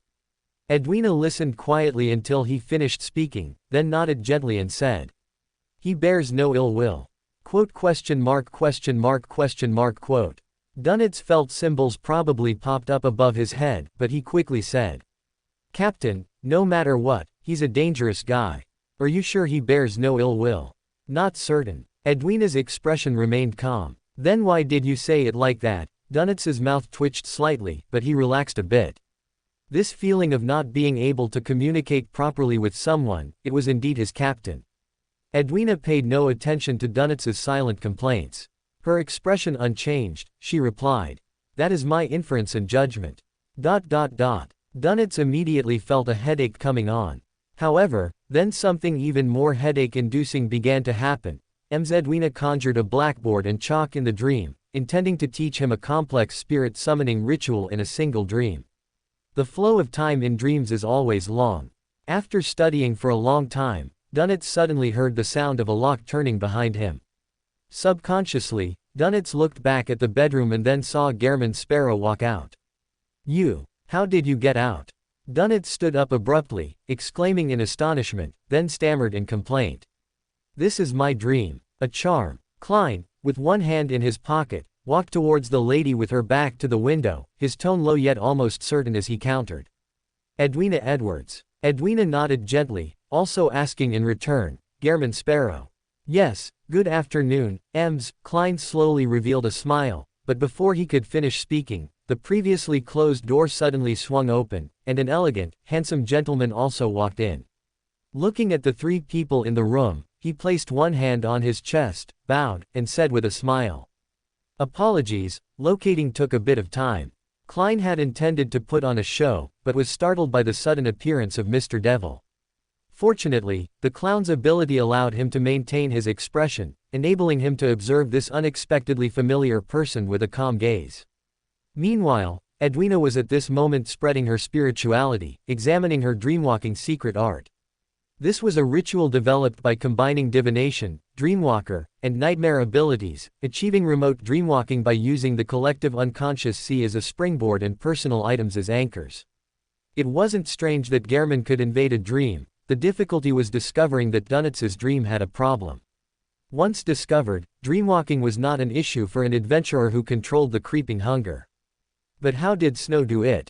Whether he immediately learned the secret art and searched for Dunnett's items to follow remotely into the dream, or simply tracked her along the collective unconscious sea, none of this could be accomplished in such a short amount of time. Paradox. A reflection of knowledge. Edwina grew increasingly curious about the abilities of this pathway, and Dunnett's, the slowest to react, finally spoke first. "Damn it. Who are you again?" Although he didn't recognize him at all, seeing the other party's familiar tone, he felt a strong sense of crisis. Snow von Paindrax. For certain reasons, I am currently on Ms. Edwina's ship." Snow elegantly completed his self-introduction, then smiled at Klein. "I didn't expect to see you here, Mr. Gairman." "I didn't expect it either." Klein, under the guise of the mad adventurer, did not speak, merely nodded slightly as a greeting, but in his heart, he was frantically complaining. On Edwina's ship. He's on the Golden Dream. This guy not only knows Queen Mystic, but is also familiar with Iceberg Vice Admiral. Are you sure it's on the ship, and not in the bed? The room fell into a dead silence for a moment. Edwina, Gairman, and Snow, the three of them, no longer spoke. Dunnett's, however, stared intently at the man who had suddenly appeared and claimed to be on the Golden Dream, inexplicably feeling that he might truly be dreaming. However, this silence did not last too long. Just as Dunnett's was wondering if he should break the silence, the pretty boy suddenly spoke. "It seems Mr. Sparrow has something to discuss with Ms. Edwina." Mr. Blazing Dunnett's, whose bounty just rose to £4,200, correct? "I think we should perhaps provide some space for the two of you to chat alone." Damn it. Chapter 273, Hermann's reputation is damaged. This is your dream, you don't need to be so sneaky if you want to eavesdrop. You can hear it just by thinking about it, okay? Snow helplessly grinned and reminded Dunnett's, who was pressing his ear against the door, trying his best to overhear the conversation between Gairman Sparrow and Edwina. "Shish, be quiet." Dunnett's turned back and glared at Snow, but then seemed to realize that he could indeed hear what he wanted to hear. He immediately straightened up, adjusted his clothes, and looked at Snow with a serious expression, asking, "What exactly are you up to, you fellow?" I'm just very curious that Gehrman would bring a man with him. Let me guess, are you from the Hunter pathway? Snow's lips curved into a strange arc, as if he were observing a delicate work of art, which made Dunnett's hair stand on end. How did you know? Shit. What does that have to do with Hunter? Dunnett's cursed angrily halfway through his sentence, but Snow maintained his elegant smile and responded calmly. Didn't your captain tell you about the knowledge of neighboring pathways? Of course he did. Although Dunnett's looked like a barbarian, he was a scholar who had mastered multiple languages. Under Edwina's guidance and education, he naturally acquired a lot of high-end mysticism knowledge that was difficult for ordinary beyonders to access. Seemingly to take the initiative, Dunnett's deliberately puffed out his chest, trying to appear like a confident scholar, and said earnestly, "The so-called neighboring pathways are those that can be safely interchanged at sequence 4 or sequence 3. For example, the night pathway can be swapped with the death pathway. So you still don't know, after all. Know what? Haha." In the evening, the restless Dunnets finally saw Gehrman Sparrow again. Actually, he had already woken up when he was abandoned by the captain, but due to the lunatic's ferocity, he never made up his mind to knock on that door while he was sleeping. "Where are we going next?" Gehrman Sparrow, dressed in native attire, looked at Dunnets, who was guarding the door with dark circles under his eyes, and revealed that smile which Dunnets found particularly insane. "Ah, this," Dunnets shuddered and immediately said. "Today we are visiting the local forces. Perhaps we can find some good things there. They have many demands for Beander materials, food, and weapons, so that." Saying this, Dunnets shook his head vigorously, like a child who had done something wrong, wanted to confess but then backed out at the last minute. He began to continue introducing the local natives, and incidentally, corrected the abnormality in Gehrman's disguise. However, just as he was commenting on Gehrman's standard low in appearance, he was surprised to see his deep features rapidly softening, and his fair skin instantly turning bronze. In the blink of an eye, he had transformed into an unmistakably featureless native. Dunnets grimaced, wanting to say something but it caught in his throat. After several seconds, he chuckled nonchalantly. "I'm the same, I must be well disguised." As he spoke, he started to walk towards his room, but was called back by Gehrman Sparrow the moment he took a step. "You seem to have something you want to tell me." Gehrman Sparrow's tone was very calm, and with the glasses on his face, he had the scholarly air unique to intellectuals. However, Dunnets, who had been with him for a few days, seemed to hear the strong threat and intimidation in his words. Although a little nervous, for the sake of his integrity, he still stiffened his neck and said, "I will absolutely not switch to the demoness pathway. Get that idea out of your head." Quote. In Backland, at the junction of the West Borough and Empress Borough, inside Snow's mansion, a young girl with short golden hair and a slightly casual outfit sat at the tea table, taking a light sip of the top-grade black tea in her cup. Immediately, she heard the gentleman opposite her speak. "Miss Zio, it's been a long time since you've looked for me. How have you been recently?" To Snow's greeting, Zio merely frowned slightly before saying, "Mr. Snow, I haven't received any commissions recently. Well, if possible, I hope to repay my debts as soon as possible." It must be said that Zio was a young girl with a bit of obsessive-compulsive disorder, or rather, all Beyonders of the Judgment pathway had more or less some obsessive-compulsive tendencies. Regarding the debts she carried, Zio did not have the same open-mindedness as Furs, who believed that the debtor was the boss. Instead, she felt as if she had thorns in her back, wishing she could get rid of those troublesome debts sooner. Not to mention, she still had over 900 commissions on her back. It seems Backland hasn't had too many commissions requiring a sheriff recently. Snow looked at the lady, whom he often saw, and gently stroked his chin. Suddenly, as if he had an idea, he clapped his hands and said, "Coincidentally, I have a debt here that needs someone to help collect. If you can complete it, I can count it as 10 tasks for you." I checked Gianna's report. "Counting the troubles you've helped enthusiasm with recently, after this one, you should still owe me 927 times. That's the number." Zio nodded, then said professionally, "I need the debtor's information." This professional tone was not feigned. Or rather, during her days in the East Borough, the most common things Zhou did were helping people collect debts or helping debtors erase interest that exceeded the normal range. Snow nodded and said casually. You should know the debtor, it's Viscount Glaint. What does he owe you? Zhou's expression immediately became vigilant. Debt collection involving nobles was always the most troublesome, and also something she very much wanted to avoid. A mystical item, but I'm not asking you to get it back, but rather to help me remind him. Snow's tone was very kind, but the kinder he was, the more Zhou felt something was amiss. She pondered for a moment, then said in as non-sharp a tone as possible. Why don't you tell him yourself? Well, let's just say there's some misunderstanding between us, and speaking directly might lead to an accident. Snow's tone carried a hint of teasing, but Zhou seemed to understand and nodded. Seeing her reaction, Snow's smile grew even brighter, and then he said in a slightly slow tone, like this, you just tell him that if he has already mastered the stand, he should pass the arrow to the next person. Chapter 274 Another Tarot Club. Wei returned to her mansion in Sherwood Borough, opening the door to find two assaulted fish, one large and one small. What frustrated her was that Furs, lying on the sofa, seemed even lazier than the doll lying on the soft couch. Furs, haven't you been a bit too lazy lately? Wei, as always, furrowed her brows and admonished, but Furs slowly raised her head like a sloth and lazily replied. That's not it. I've found the last ingredient for the Trickmaster potion. However, to avoid the full moon, I plan to advance tomorrow during the day. Then I'll probably have to figure out how to act. Trickmaster, it sounds like a very tiring profession. While I still have leisure time, I think it's right to rest more now. Furs, this isn't good. Wei looked at her best friend, who was practically growing mushrooms, and was about to continue her admonishment when Furs preempted her. Didn't you go find Snow earlier? Did he give you a mission? Yes, a debt collection mission. Wei quickly recounted the task Snow had assigned. Upon hearing this, Furs laboriously rolled over, lay on her side, and looked at Wei, saying in a serious tone. If you decide to take this commission, you'll need to be quick.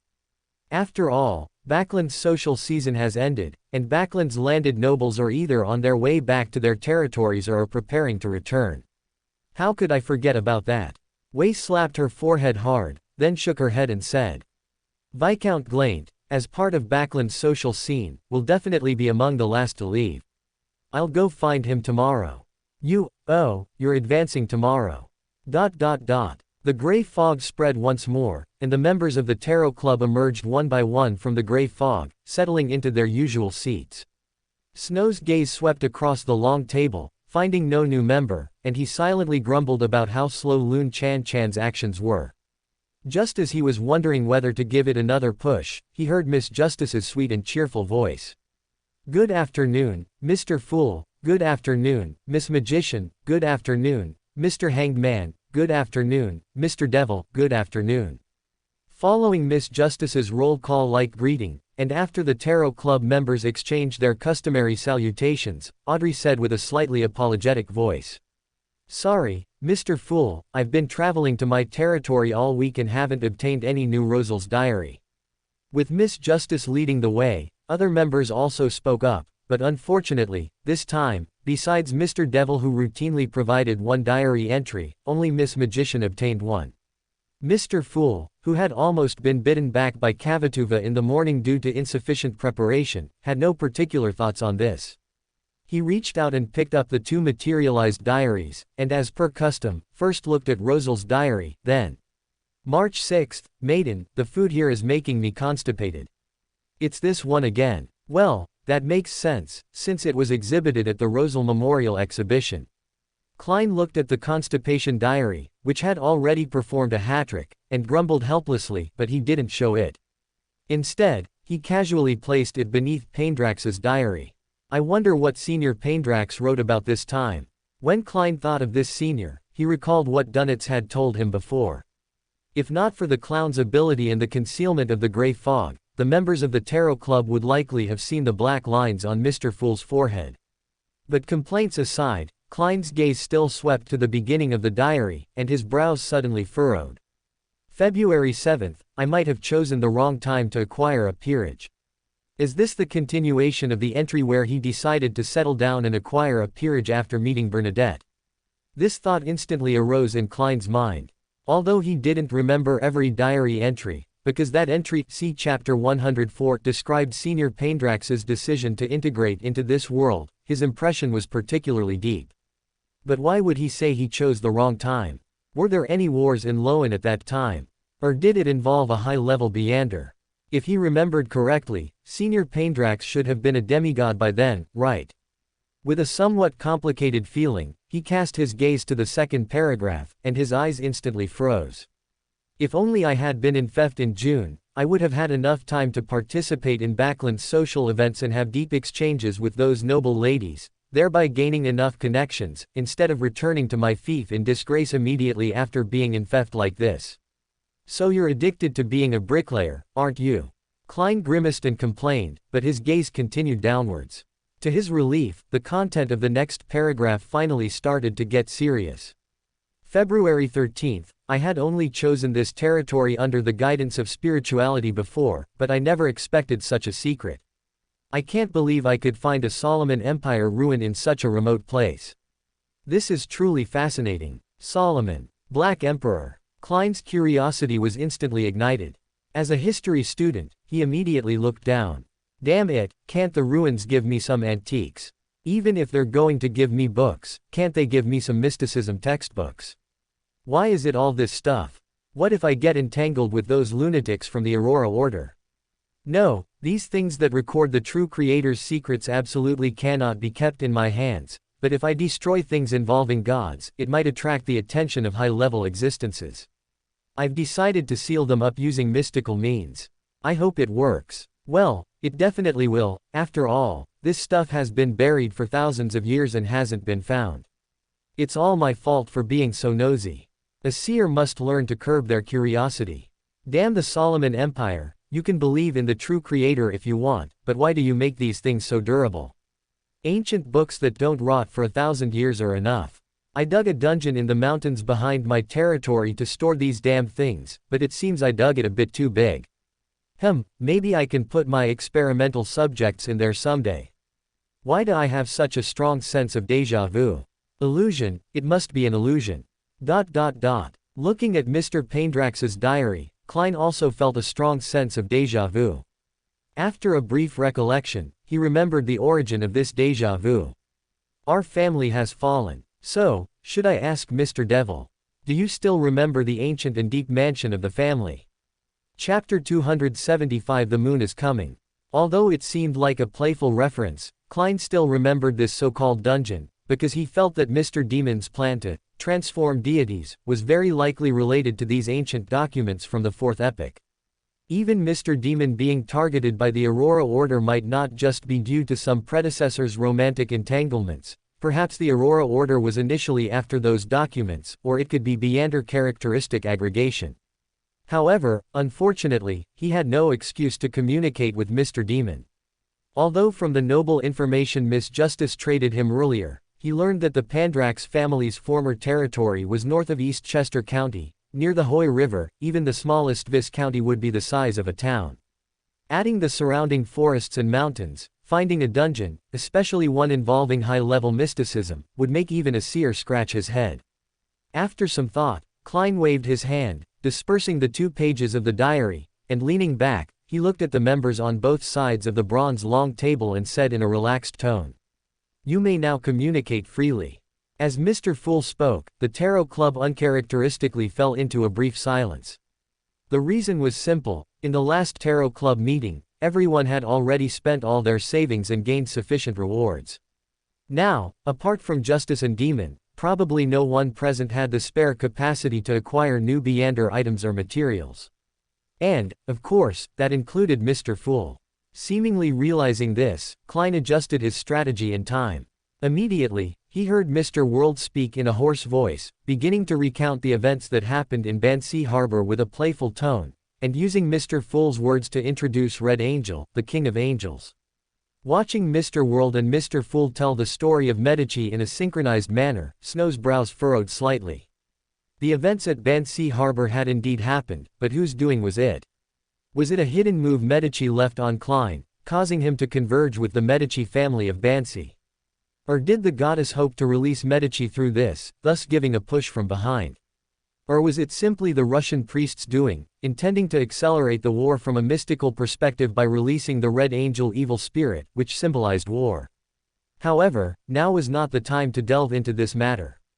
Snow looked at Mr. Fool, who seemed to be planning to end the gathering, and finally spoke. It seems no one encountered anything new last week, so let me tell you about my experience. Last week, I stumbled upon clues about the legendary Ghost Empire. Ghost Empire. What's that? Miss Justice, always intensely curious about the mystical world, asked. Hearing her question, Mr. Hanged Man, determined to establish his persona in the Tarot Club, immediately began to explain.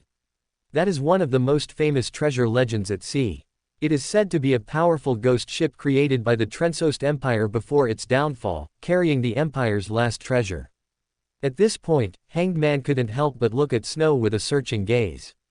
He was very curious about what this powerful member, who had never purchased Beander materials in the Tarot Club, had gained from the Ghost Empire. Truncest, wasn't that the beauty goddess's husband?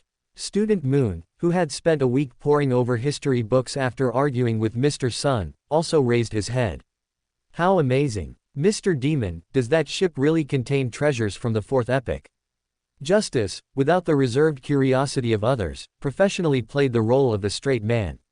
Snow was also happy to follow her question and began to narrate this maritime adventure. Although some details were omitted, his excellent storytelling kept everyone in the Tarot Club listening intently. It wasn't until the deaths of Jack and Barbassa, and Mr. Demon being thrown out by the ghost ship, that everyone finally breathed a sigh of relief. What a legendary experience. Maybe I can write it into a novel. No, I can't. Mr. Demon is also an author. I can't plagiarize someone else's material. Furza's thought of writing was immediately met with a reason for objection. Audrey, on the other hand, asked curiously. Mr. Demon, didn't you already defeat that demon demigod and Jack? Why did the ghost ship still get away? The ghost ship itself possesses intelligence.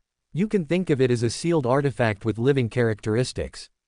You don't get it just by defeating its master, let alone that the ship is also a key, created by the Truncest family. The Hanged Man explained to Miss Justice, but a hint of longing flashed in his eyes. Although it was difficult to find a ghost ship at sea, it wasn't hard to keep an eye out for one while sailing. What if he encountered it? That involved the treasures of the Ghost Empire. Backland, inside the Odra family's villa. Emlyn, who had just come to collect a 7,000-pound draft 2 days prior, appeared here again, but Kasimi's expression before him was somewhat displeased.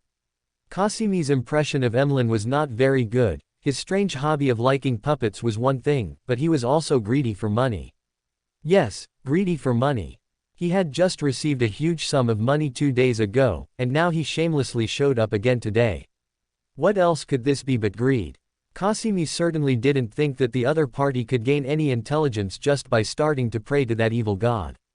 I have something to report to Lord Nibe, Emlyn said, sticking out his neck despite feeling a bit apprehensive. Upon hearing this, Kasimi's anger grew even fiercer.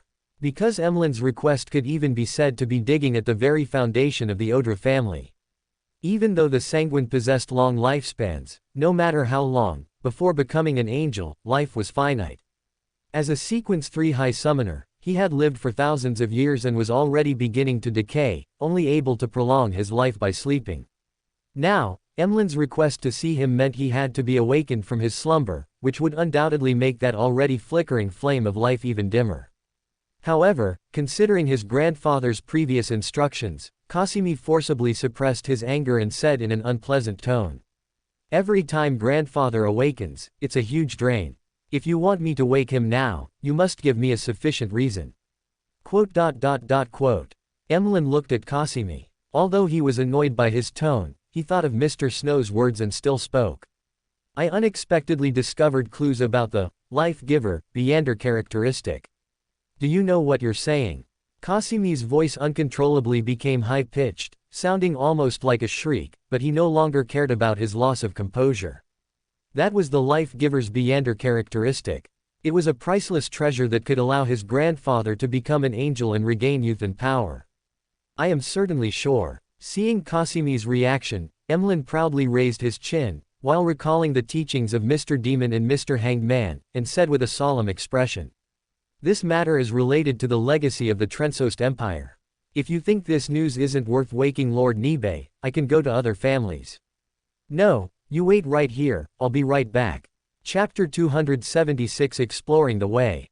Kasimi hurried towards the underground area, passing through several secret doors before his pace gradually slowed. Logically, as a Sequence 6, he shouldn't have known such high-level information as Life Giver, but his grandfather was a High Summoner, an ancient powerhouse who could only extend his life by advancing to Life Giver or by jumping to Desolate Matriarch. To ensure the continued existence of this embodiment of the Odra family's glory, the foundation of their transcendent status, the entire Odra family spared no effort in searching for clues related to Life Giver. Don't underestimate the effectiveness of low-sequence beyonders in intelligence gathering. Information often comes from widespread, broad-net searches for subtle clues, rather than high-level intelligence actively acquired by elite personnel. Although he had some doubts about Emlyn's ability to obtain such information, considering that Emlyn shouldn't have the channels to acquire it, he still chose to awaken his grandfather. Pushing open one magic secret door after another, and after the final identity verification, a room containing a mysterious and ancient black iron coffin appeared before his eyes. As if sensing his arrival, layers of symbolic patterns and magical markings on the black iron coffin began to flicker. Moments later, a deep, aged voice emerged from the coffin. "What is it? Grandfather, Emlyn has come to see you. He says he has obtained information about a life-giver characteristic related to Truncest." Kasimi got straight to the point, and as his words fell, a faint blood aura spread from the black iron coffin. Nibe's presence became clearer, and the already dim underground space grew even deeper and more indescribable. The scarlet glow in Kasimi's eyes began to flicker, for he knew this was a sign of his grandfather's full awakening. For his grandfather, whose lifespan was nearing its end, such an awakening was undoubtedly a huge burden. But just as he was about to dissuade him, the awakening process seemed to stop. The suddenly soaring aura lasted for less than 2 seconds before receding again. A few breaths later, the room returned to its previous state. Seeing his grandfather calm down, Kasimi finally felt a little relieved, but he also took the information Emlyn brought a bit more seriously. "Let Emlyn in," the still-aged voice came from the coffin. That hint of well-suppressed urgency was still caught by Kasimi, who had served his grandfather for many years. "Please wait a moment." Kasimi didn't delay at all, quickly leaving the basement. Soon, Emlyn's slightly effeminate handsome face appeared in the dim room. Before Nibe could speak, he said first, "Lord Nibe, I received news from certain channels that a few days ago, on the Sonia Sea, a descendant of Truncest caused a bloody incident. His goal was to create a ghost ship that could serve as a key to the Ghost Empire. That descendant of Truncest is now dead, and the activated ghost ship has submerged into the Sonia Sea, its whereabouts unknown. Then what does this have to do with Life Giver? And where did you hear the name Life Giver?" Nibe's aged voice slowly drifted from the coffin.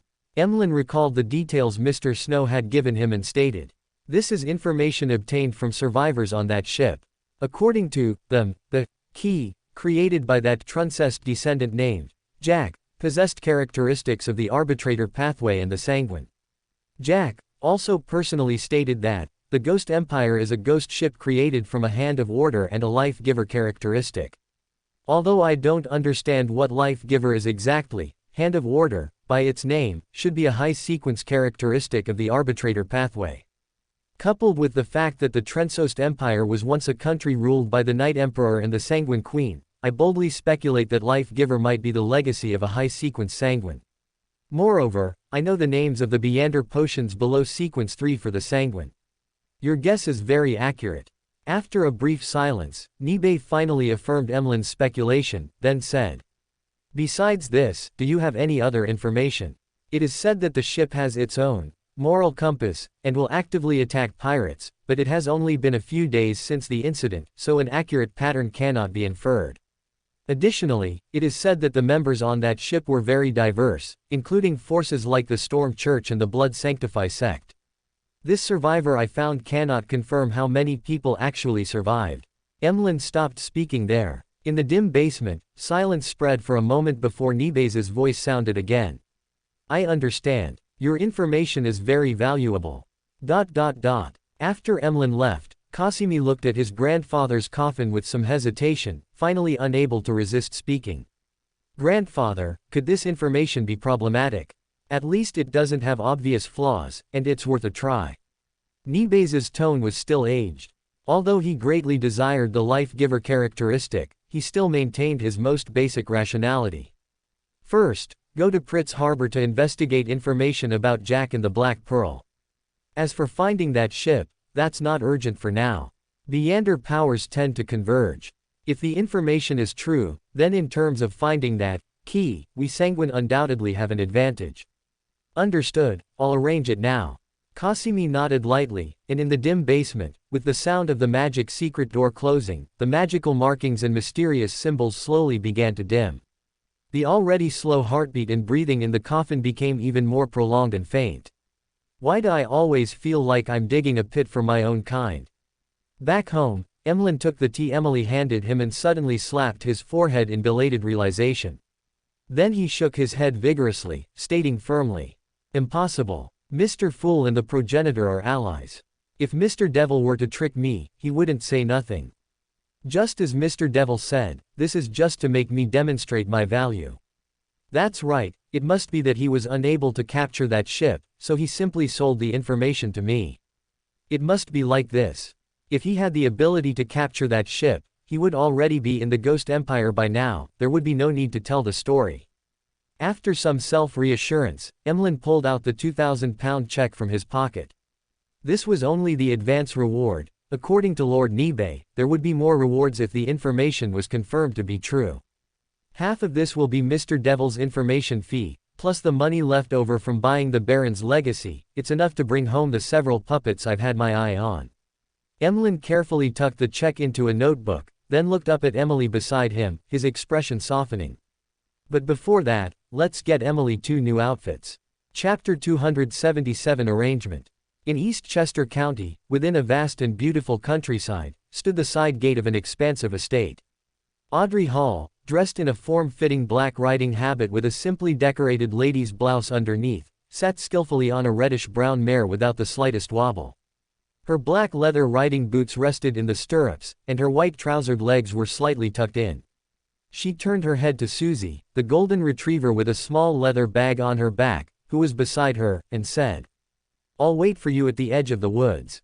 With that, she, holding a riding crop, leaned forward, causing the horse beneath her to slowly accelerate and gallop across the open field. Compared to the grand and expensive yet gloomy and dark family castle, Audrey preferred the beautiful estate and the scenery of the countryside. Horses followed, some ridden by attendants, others by maids, and their unquestionable goal was to protect Miss Audrey. January in East Chester County still retained the lifeless aura of winter. Audrey, leading Susie, surrounded by attendants and maids, circled a dilapidated ancient tower several times but found nothing. This was not unexpected by Audrey. After all, it wasn't far from the estate, and any valuable items inside would have long been taken, leaving only stacks of gray bricks and decaying wood. Although Audrey hoped to see something different through Beyonder abilities, considering that Beyonders were no secret in prominent families, she could only shake her head. Pursing her lips in slight disappointment, Audrey was about to turn and walk towards her mount when she suddenly heard a faint rustling sound. Audrey almost instinctively, half excited and half wary, adopted a defensive posture. At the same time, her stand, which she had secretly trained for a long time, was also summoned. This dragon girl stand, named Brilliant Diamond by Mr. Devil, was now wearing a fitted maid's outfit, standing elegantly behind Audrey. She looked no different from the other maids, but Audrey knew very well that this maid, capable of punching an elephant to death, was a special spirit body that only she and Beyonders with spirit vision could perceive. Perhaps due to Audrey's sudden defensive posture, the attendants immediately tensed up. However, soon, as a wild rabbit darted out from the bushes, the alarm was lifted. Although a few attendants remained vigilant, Audrey understood that the sound she heard was indeed that wild rabbit. This is no adventure at all. Audrey shook her head lightly, asking her maids and attendants beside her with some reluctance. Are there any legends of monsters nearby? The local attendant began to tell Audrey local folk songs. Audrey analyzed the clues in the stories, associating them with the information about the dragon of imagination provided by Mr. Sun. Audrey gradually fell into thought. She grasped the reins, swung onto her horse, and looked back at the dilapidated tower with some unwillingness. But it was this glance that froze her movements. The dilapidated ancient tower, which had previously seemed unremarkable, now presented a different appearance. Where the entrance should have collapsed, a door with a classical aura now appeared, and in the center of that grand door, the emblem of a white horse came into view. Having received a noble education since childhood and hailing from a prominent Loan family, Audrey was familiar with most Loan family crests and insignias, yet she had never seen such an emblem in any book on noble history. However, Audrey seemed to know what it was. Paindrax. Miss, what did you say? The maid serving beside Audrey cautiously asked. Audrey, however, gently shook her head, and after using her spectator ability to confirm that no one else had seen the door with the white horse emblem, a strong sense of excitement arose in her heart. Why can I suddenly see this door? Audrey wanted to push open that door immediately and see what was behind it, but just then, the door that had suddenly appeared vanished silently. Audrey's eyes widened, and she almost jumped off her horse and rushed forward, but her rationality stopped her, keeping her safely on the horse. Is it because of spirit vision? Audrey tried to deduce the current situation. Although the spectator pathway was not skilled in spirit vision, as a sequence 7, she still possessed the most basic spirituality to enter spirit vision. She tried to follow the mysticism knowledge she had bought from Mr. Hanged Man, combined with her mental reserves as a mysticism enthusiast, to enter a state of spirit vision. As the attendants and maids around her began to show various aura colors, that door once again appeared in Audrey's field of vision. However, this time, the door was so blurry that if she hadn't seen it once before, she would have even mistaken it for a color difference in the ancient tower under spirit vision. No change. Why? If not spirit vision, then what is the reason? Audrey re-examined everything she had just done. Although Audrey's sudden dazed state was somewhat unusual, the surrounding attendants and maids did not disturb her. They merely heightened their vigilance, preventing any disturbance to their young lady's thoughts. Finally, Audrey, using her spectator ability for self-reflection, replayed all her actions since arriving at the ancient tower and finally found the only possibility.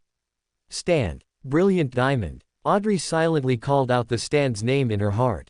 Although she really wanted to shout it out coolly like in JoJo's Bizarre Adventure, considering how embarrassing it would be to shout when no one could see the stand, she suppressed that thought. As she called out, the dragon girl stand in a maid's outfit reappeared. And this time, Audrey, who had been watching the ancient tower, once again saw the exquisite and ancient grand door. Classical carvings, an exquisite white horse emblem, and a seemingly solid handle, as if a gentle twist could lead to a different world. No, Audrey, you can't just go in. Audrey looked at the knights around her and kept admonishing herself. She gave a very unwilling glance at the magical door, but ultimately turned her horse around and headed towards the estate. As she walked, Audrey casually asked, "This place didn't seem to be the Hall family's territory before." "That's right, Miss Audrey, but that was 60 or 70 years ago. If you want to know which family it originally belonged to, you might have to go back and ask the elders at the estate." The young attendant who had previously told Audrey the local folk songs replied. Audrey nodded slightly in understanding, but inwardly, she said with no small amount of pride, "I know, this place must have been the Paindrax family's territory before." Chapter 278 Audrey's Great Adventure Prologue. In the early morning, Audrey, who had analyzed her subconscious through a lucid dream, awoke from her soft princess bed, but she still couldn't forget the glowing door she had seen yesterday afternoon. It captivated her far more than the mind dragon that flew through the collective subconscious sea last night. After all, Audrey was clearly aware that she absolutely couldn't contend with a mind dragon right now, but a ruin was different. Should I inform Mr. Devil? This thought popped into Audrey's mind, but she shook her head again. Mr. Devil should still be at sea, and even if she informed him, it would take more than 10 days for him to return to Loan. Besides, this was a rare opportunity for adventure, and Audrey didn't want it to end hastily. It's decided. I'll scout ahead myself first. If it's not dangerous, it'll be Miss Audrey's first adventure after becoming a Beander. If there's danger, I'll immediately inform Mr. Fool. With Mr. Fool's protection, plus the paper stand provided by Lai and my crisis premonition, there shouldn't be any problems. Audrey reached out and touched the Lai, which she had fashioned into a necklace, then checked the 3 exquisite paper stands in her small satchel, finally making a choice befitting a follower of Mr. Fool. I will go on an adventure alone. If I discover anything, it can also be a surprise for Mr. Devil. Audrey thought with a mischievous glint in her eyes, beginning to plan her adventure. As breakfast, which she hadn't even noticed the taste of, concluded, Audrey's plan gradually solidified. Then, she began to subtly influence the members of the estate. This wasn't too troublesome a task. Audrey, well versed in etiquette, knew that by leaving a series of suggestions for her personal maids, such as, Miss Audrey is resting, Miss Audrey has already eaten, and, Miss Audrey is in her room, they would naturally help deter others looking for her. After completing this part with the main staff, the next step was to give independent suggestions to the kitchen, stables, and gatekeepers. After all this busy work, more than an hour had passed. Audrey, with a slight sheen of sweat on her forehead, returned to her room and began to meditate to recover her state. Although implanting psychological suggestions into ordinary people wasn't difficult, using it continuously on dozens of individuals was still somewhat draining. Thinking of this, Audrey couldn't help but feel a little nostalgic for Mr. Devil's convenient ability. With a casual snap of his fingers, people around him would forget his existence. But now, Miss Audrey's adventure was about to begin. Audrey, is this really a good idea? Just as Audrey began to change into her practical hunting attire, Susie, the golden retriever who had been watching Audrey, suddenly asked. Audrey, who had already prepared herself mentally, immediately replied. That door can only be clearly seen by those who possess a stand. It should be something the Pandrax family prepared for their own people, so it shouldn't be too dangerous inside. Moreover, since we became Beyonders, we have no practical experience whatsoever. If this continues, we'll suffer sooner or later. You, me, plus our stands, this is already the configuration of an ordinary official Beyander team. As long as we don't encounter high-sequence powerhouses, we shouldn't be in any danger. And in critical moments, I can still pray to Mr. Fool, Audrey secretly muttered to herself, making her resolve even firmer. Susie, who is a telepathist of sorts, saw Audrey's determination and nodded, saying, All right, Audrey, but you have to promise me that if there's any danger, we'll leave immediately. I'm actually being lectured by Susie. Why does her tone sound so much like Annie's? Audrey grumbled inwardly but still nodded. Susie was already used to Audrey's tendency to rush into everything when she got excited. It reluctantly followed Audrey to the stables, stole the reddish-brown mare they rode yesterday, and secretly left the estate. This is it, Susie, are you ready? After a exhilarating gallop, Audrey once again arrived before the ancient, mottled, dilapidated ancient tower, looking at its empty interior and asking Susie beside her. Ready. Susie tilted her head, then, as if realizing something, barked twice. Immediately afterward, a flying dog, the same size as Susie, but wearing a princess dress, a small crown on its head, and a pair of swan-like folded wings at its side, appeared next to her. Princess Flying Susie. Thinking of the name Susie gave her stand, Audrey felt an indescribable urge to complain. She adjusted her mindset, struck a JoJo-esque pose, and finally, as she wished, exclaimed loudly. Brilliant Diamond. The stand appeared cooperatively beside Audrey, but its clothes had already been changed into practical hunting attire, looking quite heroic and dashing. At this moment, Brilliant Diamond was standing beside Audrey in an exaggerated hip-swaying pose, combining with her strange yet very impactful posture to form a perfect composition. It's a pity the only spectator is Susie, Audrey thought with a slight hint of regret, though if she really had to perform in front of others, she probably wouldn't be able to.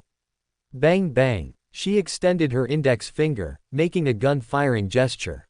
With a few cute artificial sound effects, the broken stones beside the ancient tower immediately shattered. Audrey blew on her fingertips like a cowboy from Rosal's story collections, then ordered Brilliant Diamond to walk towards the illusory yet incredibly real door. A slender, delicate hand grasped the exquisite doorknob. The cool touch immediately transmitted from Brilliant Diamond to Audrey. She took a deep breath and, with a slightly nervous feeling, gave the command to open the door. Click. The ancient and elegant door opened in response. As the very realistic creaking sound of an old wooden door echoed, nothing happened. It seemed as if it was just a simple door placed in front of the ancient tower. Audrey stood at the door and looked inside, but what she saw was still the dilapidated ancient tower, and its now empty interior. Something must be wrong. Audrey gritted her teeth, unwilling to give up. Although she couldn't rule out the possibility that the place had already been swept clean by someone with spirit vision, she still controlled Brilliant Diamond to pass through the door. In that instant, Audrey felt her vision blur. The sight transmitted back through Brilliant Diamond also underwent a huge change. The empty ancient tower was filled with various furnishings, and all traces of desolation and dilapidation were gone. Looking at the magnificent tower in Brilliant Diamond's field of vision, and the still dilapidated ancient tower in her own vision, a thrilled smile gradually appeared on Audrey's face. "Susie, quickly go catch a rabbit." Woof. Chapter 279 Audrey's Great Adventure broken. "Audrey, this is the last rabbit around here," Susie said, holding a continuously struggling rabbit, looking helplessly at the golden-haired girl in front of her. Beside her, 5 or 6 light brown wild rabbits, just beginning to shed their winter fur, were already laid out.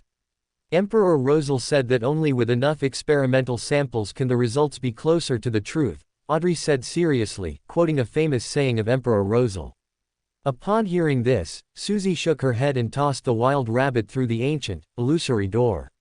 The wild rabbit didn't understand what had happened to it, but the moment it realized it had landed, it immediately adjusted its posture, ready to escape. However, it had barely taken a step when it was once again picked up by the golden retriever and handed to Audrey. "Good," Audrey signaled Susie to hold the rabbit steady, then reached up to take off the necklace around her neck, using it as a pendulum to begin pendulum divination.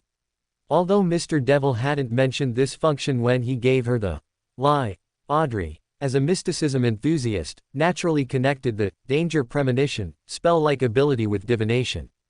After several attempts, Audrey was also convinced that this Beander item indeed had the effect of increasing the success rate of divination. "This wild rabbit has undergone an unfavorable change. This wild rabbit has undergone an unfavorable change." Audrey closed her eyes, silently reciting the divination phrase 7 times in her heart. As she opened her eyes, the lie, in its pendulum form, began to rotate counterclockwise, just as she had hoped. "Excellent, none of the wild rabbits have undergone unfavorable changes." Audrey contentedly put her necklace back on. Although it had taken some time, she now felt incredibly at ease. As her first independent adventure, Audrey had naturally made thorough preparations. Now, having confirmed that living creatures could pass through this door without danger, she finally took the first step of her adventure. Then, Susie beat her to it. "Susie!" Audrey exclaimed, but Susie had already crossed the door and said in a somewhat exaggerated tone. "Audrey, oh my, this is amazing." Audrey looked at Susie, who had gone ahead, with a hint of helplessness. Ultimately, she couldn't blame it for stealing her small step.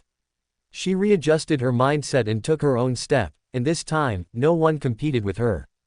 Just as the perception feedback from Brilliant Diamond had indicated earlier, the moment Audrey stepped through the illusory yet real door, a peculiar sensation occurred. It was as if she had passed through some strange barrier. Everything before her eyes began to change. The originally dilapidated ancient tower now appeared ancient and solemn, but unlike the tower in Brilliant Diamond's vision, she could still see scattered rubble, overgrown weeds, and the corpses of small animals. Perhaps Brilliant Diamond has no physical body, so after passing through the door, its vision was completely replaced, while I still retain my original sight. Audrey whispered her guess, but Susie clearly couldn't understand her meaning. It simply wagged its tail carefully, and together with Flying Princess Susie, cautiously guarded against any potential dangers that might appear. Audrey cautiously walked through the tower, where illusion and reality overlapped. The tower, which she had previously explored from inside out, now felt strange and novel. The furniture and displays, in a style unlike any she knew, ignited a strong interest in the Pendergast family within her. This curiosity reached its peak, especially when she arrived at a room that appeared to be a study. Mysticism Enlightenment. The core principles of the acting method. Beware the audience. Directory of mystical organizations. Secrets of the deities. The essence of ritual magic. They looked less like hardcover books and more like research notes written by a senior, exuding a sense of simplicity everywhere. Yet, the incredible names on their spines were enough to shock anyone with some understanding of the extraordinary world. But these books were simply displayed on the illusory bookshelves, and in the center of the room, on the illusory desk, lay an open book. Audrey subconsciously reached out for the book, beware the audience, but the next moment, her hand passed through the phantom of the book. Oh, right, these are just illusions. Audrey sighed with a hint of disappointment. However, she immediately thought of another possibility and quickly had Brilliant Diamond extend its hand. But the result still left her disappointed. Why is this happening? Since such an illusory world exists, there's no reason why I can't read them. The Pandrax family wouldn't have created this just to leave behind past images, would they? Audrey walked to the illusory desk with some reluctance, and then she was surprised to find that the open book on the desk was actually readable. This is an interesting discovery. The application of divinity is far more than just for combat. Perhaps, by using the principles of ritual magic and charm making, the act of bestowal can be modularized, thereby stepping out of the Beander domain. This way, as long as there is one high-sequence Beander, others will no longer need to bear the risk of madness. This idea sounds somewhat crazy, but preliminary experiments have been very successful. Although there are many technical challenges in using a believer's spirituality as charm material, it was ultimately successful in storing spells within the believer's body. Even if the power is significantly reduced, it at least proves that this is feasible. Traditional ritual magic is a gift from the deities, and for deities, many insignificant details are a huge burden for high-sequence powerhouses. To popularize this technique, existing magic must be improved to some extent, or rather, only improved magic can be applied to this system. I might need a mysticism magister as a partner. If I can't find one, a marionette could also work. Audrey's eyes scanned the lines of words written in Hermes language. Although she didn't fully understand them, the impressive content greatly impacted Audrey. However, when Audrey finished reading the 2 open pages and tried to turn to the next, her finger passed through the book. This sudden change made Audrey, who had been engrossed in reading, pause slightly, then she puffed out her cheeks in dissatisfaction. Ah, really? There are only these 2 pages. But this also proves that these books can definitely be read, it just requires some special method. Audrey gently stomped her foot, then redirected her gaze to the bookshelf. Through the empty spaces on the shelf and the color of the book covers and pages, Audrey found a notebook most similar to the one open on the desk. On the spine of that book, the title written was, Ordination, Part 2. Part 2. So the one on the desk must be, Part 1 foot. And what does, bestow books, mean? It seems like a newly coined term. Could it be the new system of Beyonders bestowing spells written about in the book? The person who wrote this book must be a genius. Audrey looked at the open book with some reluctance, her eyes scanning the text again, trying to record all the content. If there were no new discoveries later, she would pass it on to Mr. Devil at the next tarot club. Perhaps he knew how to read these books. Chapter 280 Audrey's Great Adventure, Urgent. Having noted down the contents of the pages, Audrey reluctantly glanced at the books on the shelf, then began to wander through the ancient tower again. What made her feel somewhat helpless was that while the ancient tower in the illusory world was perfectly intact, the ancient tower in the real world was already in a semi-collapsed state. Therefore, the upper floors of the ancient tower were merely an illusory shadow. Even if she could see the stairs and walls, she couldn't continue upwards. As for using her stand to go up, her brilliant diamond, according to Mr. Devil, was a close-range, powerful stand and couldn't leave her body too far. Seriously, why couldn't father, oh, no, it should be grandfather, why couldn't grandfather have protected this place a little better? Audrey complained in a rather unladylike manner, calling Susie to prepare to investigate other areas, but just then, Susie suddenly looked up and said, Audrey, Princess Flying Susie has found another door. Compared to Susie's rather indescribable stand name, Audrey was clearly more interested in the door.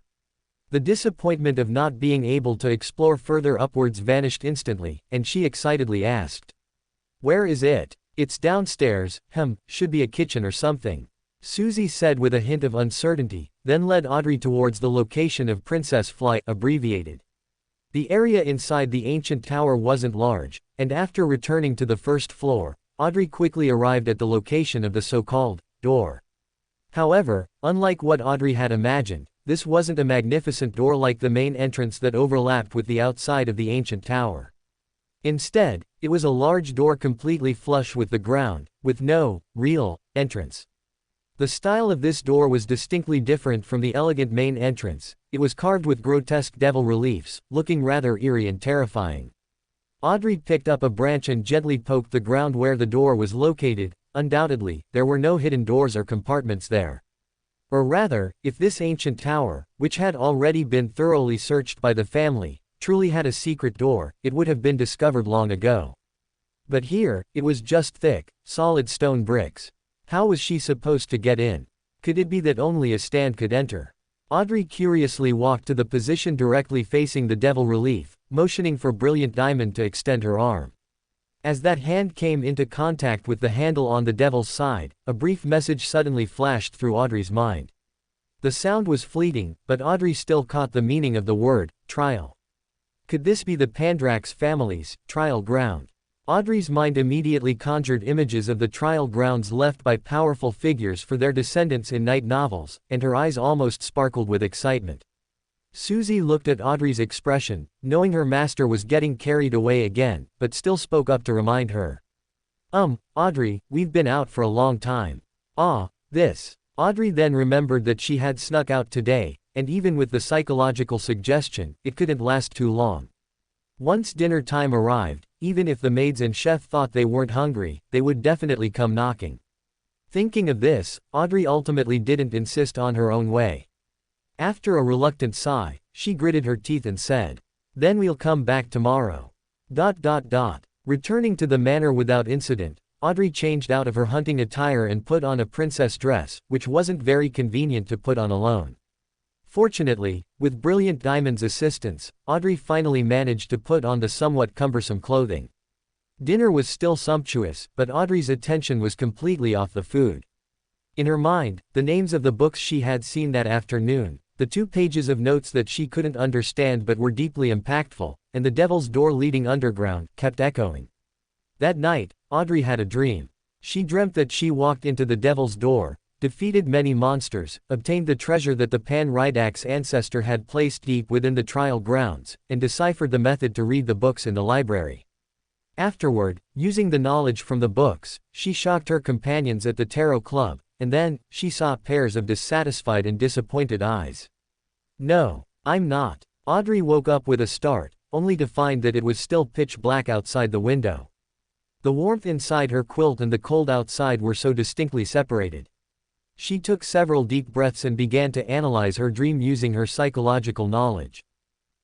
There's nothing much to say about the beginning. It's a result of my curiosity and hope for that ruin, mixed with some night novel content. The latter half is a mix of my desire for expression and a little greed. As for those eyes at the end, this should be my unease about privately exploring the Pan-Rydax ruins, worrying about incurring Mr. Devil's displeasure, and the guilt from psychologically suggesting the manor's servants. However, I don't intend to claim it for myself, I just want an adventure. I won't destroy anything, nor will I harm anyone. I'll hand over all the gains to Mr. Devil, he shouldn't blame me, right? Audrey playfully stuck out her tongue and began to give herself psychological counseling.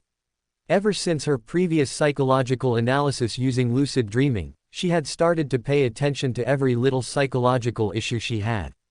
A moment later, Audrey, who had thoroughly analyzed her own behavior, finally relaxed. Lying on the soft pillow, she fell asleep again. This time, however, she didn't dream again but slept soundly until dawn, only getting out of her warm, comfortable bed when the maid started calling her. "Audrey, you must work hard today." Standing in front of the mirror, Audrey routinely confirmed her mental state through the doll given by Mr. Devil. Although she was already a psychiatrist, it was difficult for a doctor to treat herself, and Audrey was still very cautious about the effects brought by a mystical item equivalent to Sequence 6. Very good, it seems the previous self-analysis was very helpful for maintaining self-cognition. After confirming that nothing had changed, Audrey satisfactorily fine-tuned her facial features, then, surrounded by maids, began to enjoy a somewhat lengthy breakfast. Lowen's dining habits were 2 meals a day. Only the hard-working working class would eat some high-calorie food at noon to replenish their energy. Conversely, nobles would enjoy afternoon tea during their social hours in the afternoon. However, Audrey was now in a country manor and had no social needs, so afternoon tea was naturally less formal. Having the maid bring some refreshments and drinks to her room, Audrey began to emulate yesterday's actions. As the saying goes, practice makes perfect. With the foundation of yesterday's suggestions, Audrey today spent less than a third of yesterday's time arranging the entire manor, then rode to the ancient tower with Susie. This time, however, Susie's task was a bit heavier, as she needed to catch more rabbits along the way. Chapter 281 Audrey's First Setback. As Brilliant Diamond once again reached out and pulled open the seemingly very heavy devil's door, the information representing trial once again entered Audrey's consciousness, but even though she concentrated, she did not gain any more information from it. Following the dual nature of courage and cowardice shared by the fool's believers, Audrey divined whether this door was dangerous, and the pendulum, formed by the lie, spun clockwise, but its rotation was very slow. Although Audrey was a novice in the Beyonder domain, she had a considerable understanding of basic mysticism like pendulums, and immediately judged that such a result represented a slight, but acceptable, danger. That's more like it. How can an adventure not have any danger? Even if it's just a small danger, Audrey muttered to herself, then threw a wild rabbit towards the pitch-black door. The next moment, the rabbit seemed to have suddenly evaporated, disappearing from the room. Below the devil's door were solid floor tiles, but the rabbit disappeared. Although she had long been convinced that this door possessed some kind of supernatural power, Audrey was still shocked by this miraculous scene. After stabilizing her emotions slightly, she took out her pendulum and began divining again. After repeated divinations, she confirmed that the rabbit was still alive, still in reality, and not far from her, even possibly able to return here on its own. After confirming these things, Audrey finally made up her mind. She first gave Susie a solemn look, and then leapt into the door. Susie, whose plan to scout ahead again was stopped by a look, saw Audrey had already departed and immediately followed, and instantly, the entire room fell silent once more. Audrey, protected by her paper stand, leapt into the door, instantly feeling a subtle sense of weightlessness, and then her vision blurred. When she opened her eyes again, she found that everything before her had turned pitch black, with only a very faint sound of water echoing in her ears. Although the room she was in before was also dim, it was still much better than the complete lack of light here. Audrey did not rashly take out the hand-cranked lamp invented by Emperor Rosal for illumination, but immediately activated her spirit vision. Although its effect was certainly not as good as a lamp, it was safer. However, just as Audrey was about to carefully observe her surroundings, a soft sound suddenly came from behind her. The girl sprang forward 2 steps, and as she turned around, Brilliant Diamond had already appeared beside her. But the next moment, a familiar voice appeared along with the color of the ethereal aura. "Audrey, it's me, Susie. Oh, you scared me to death." Audrey complained softly, then used her spirit vision to examine her surroundings. Although it wasn't impossible to use Brilliant Diamond's vision, that would cause her senses to be misaligned with her body. It was fine for just observing, but if she encountered danger, she might not be able to react in time. "Audrey, look, this is the rabbit we threw down earlier."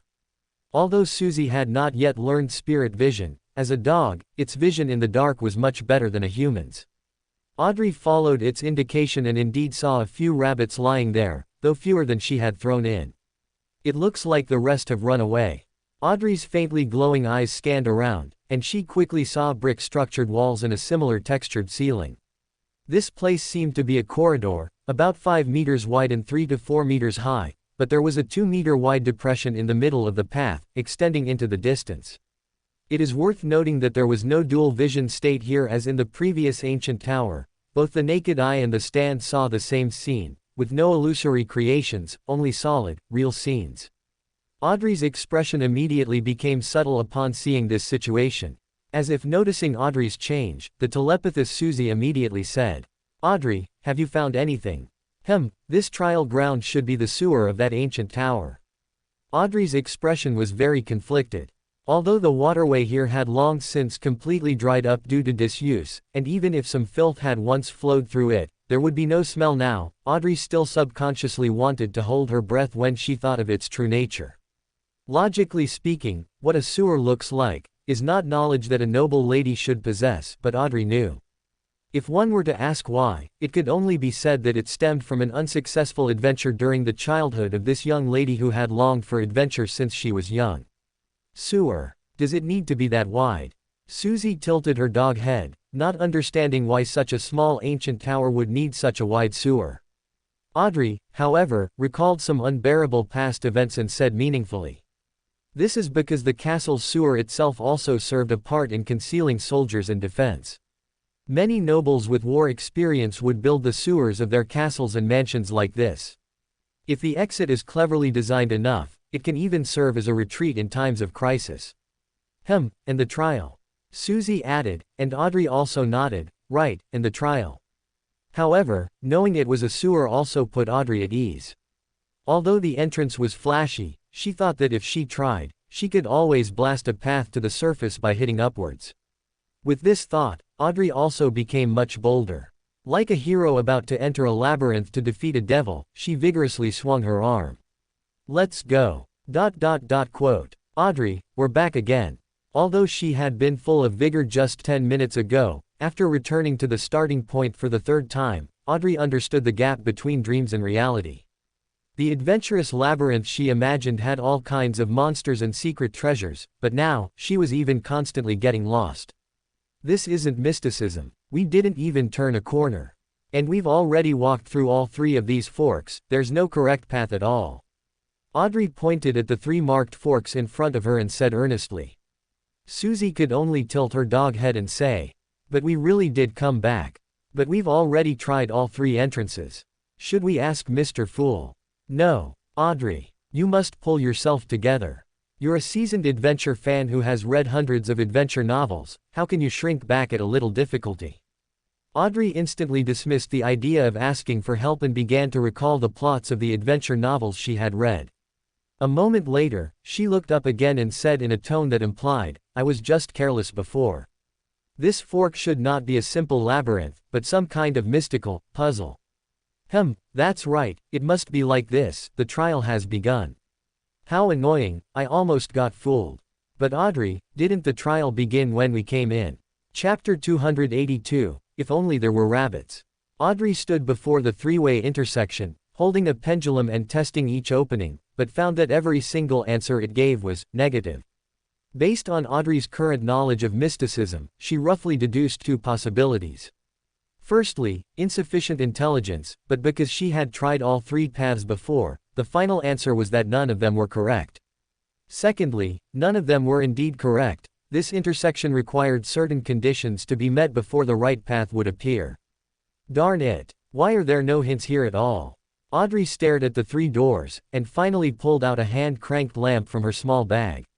It was said that Emperor Rosal invented it when he was the saint son of the steam church.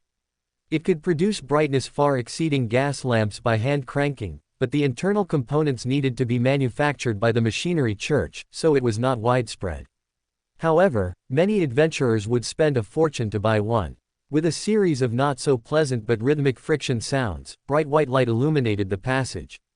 After slightly adapting to the sudden brightness, Audrey discovered that at the top of each of the 3 passages, there was a pattern.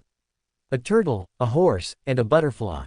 Audrey frowned slightly, looking at the 3 patterns pieced together with different colored bricks.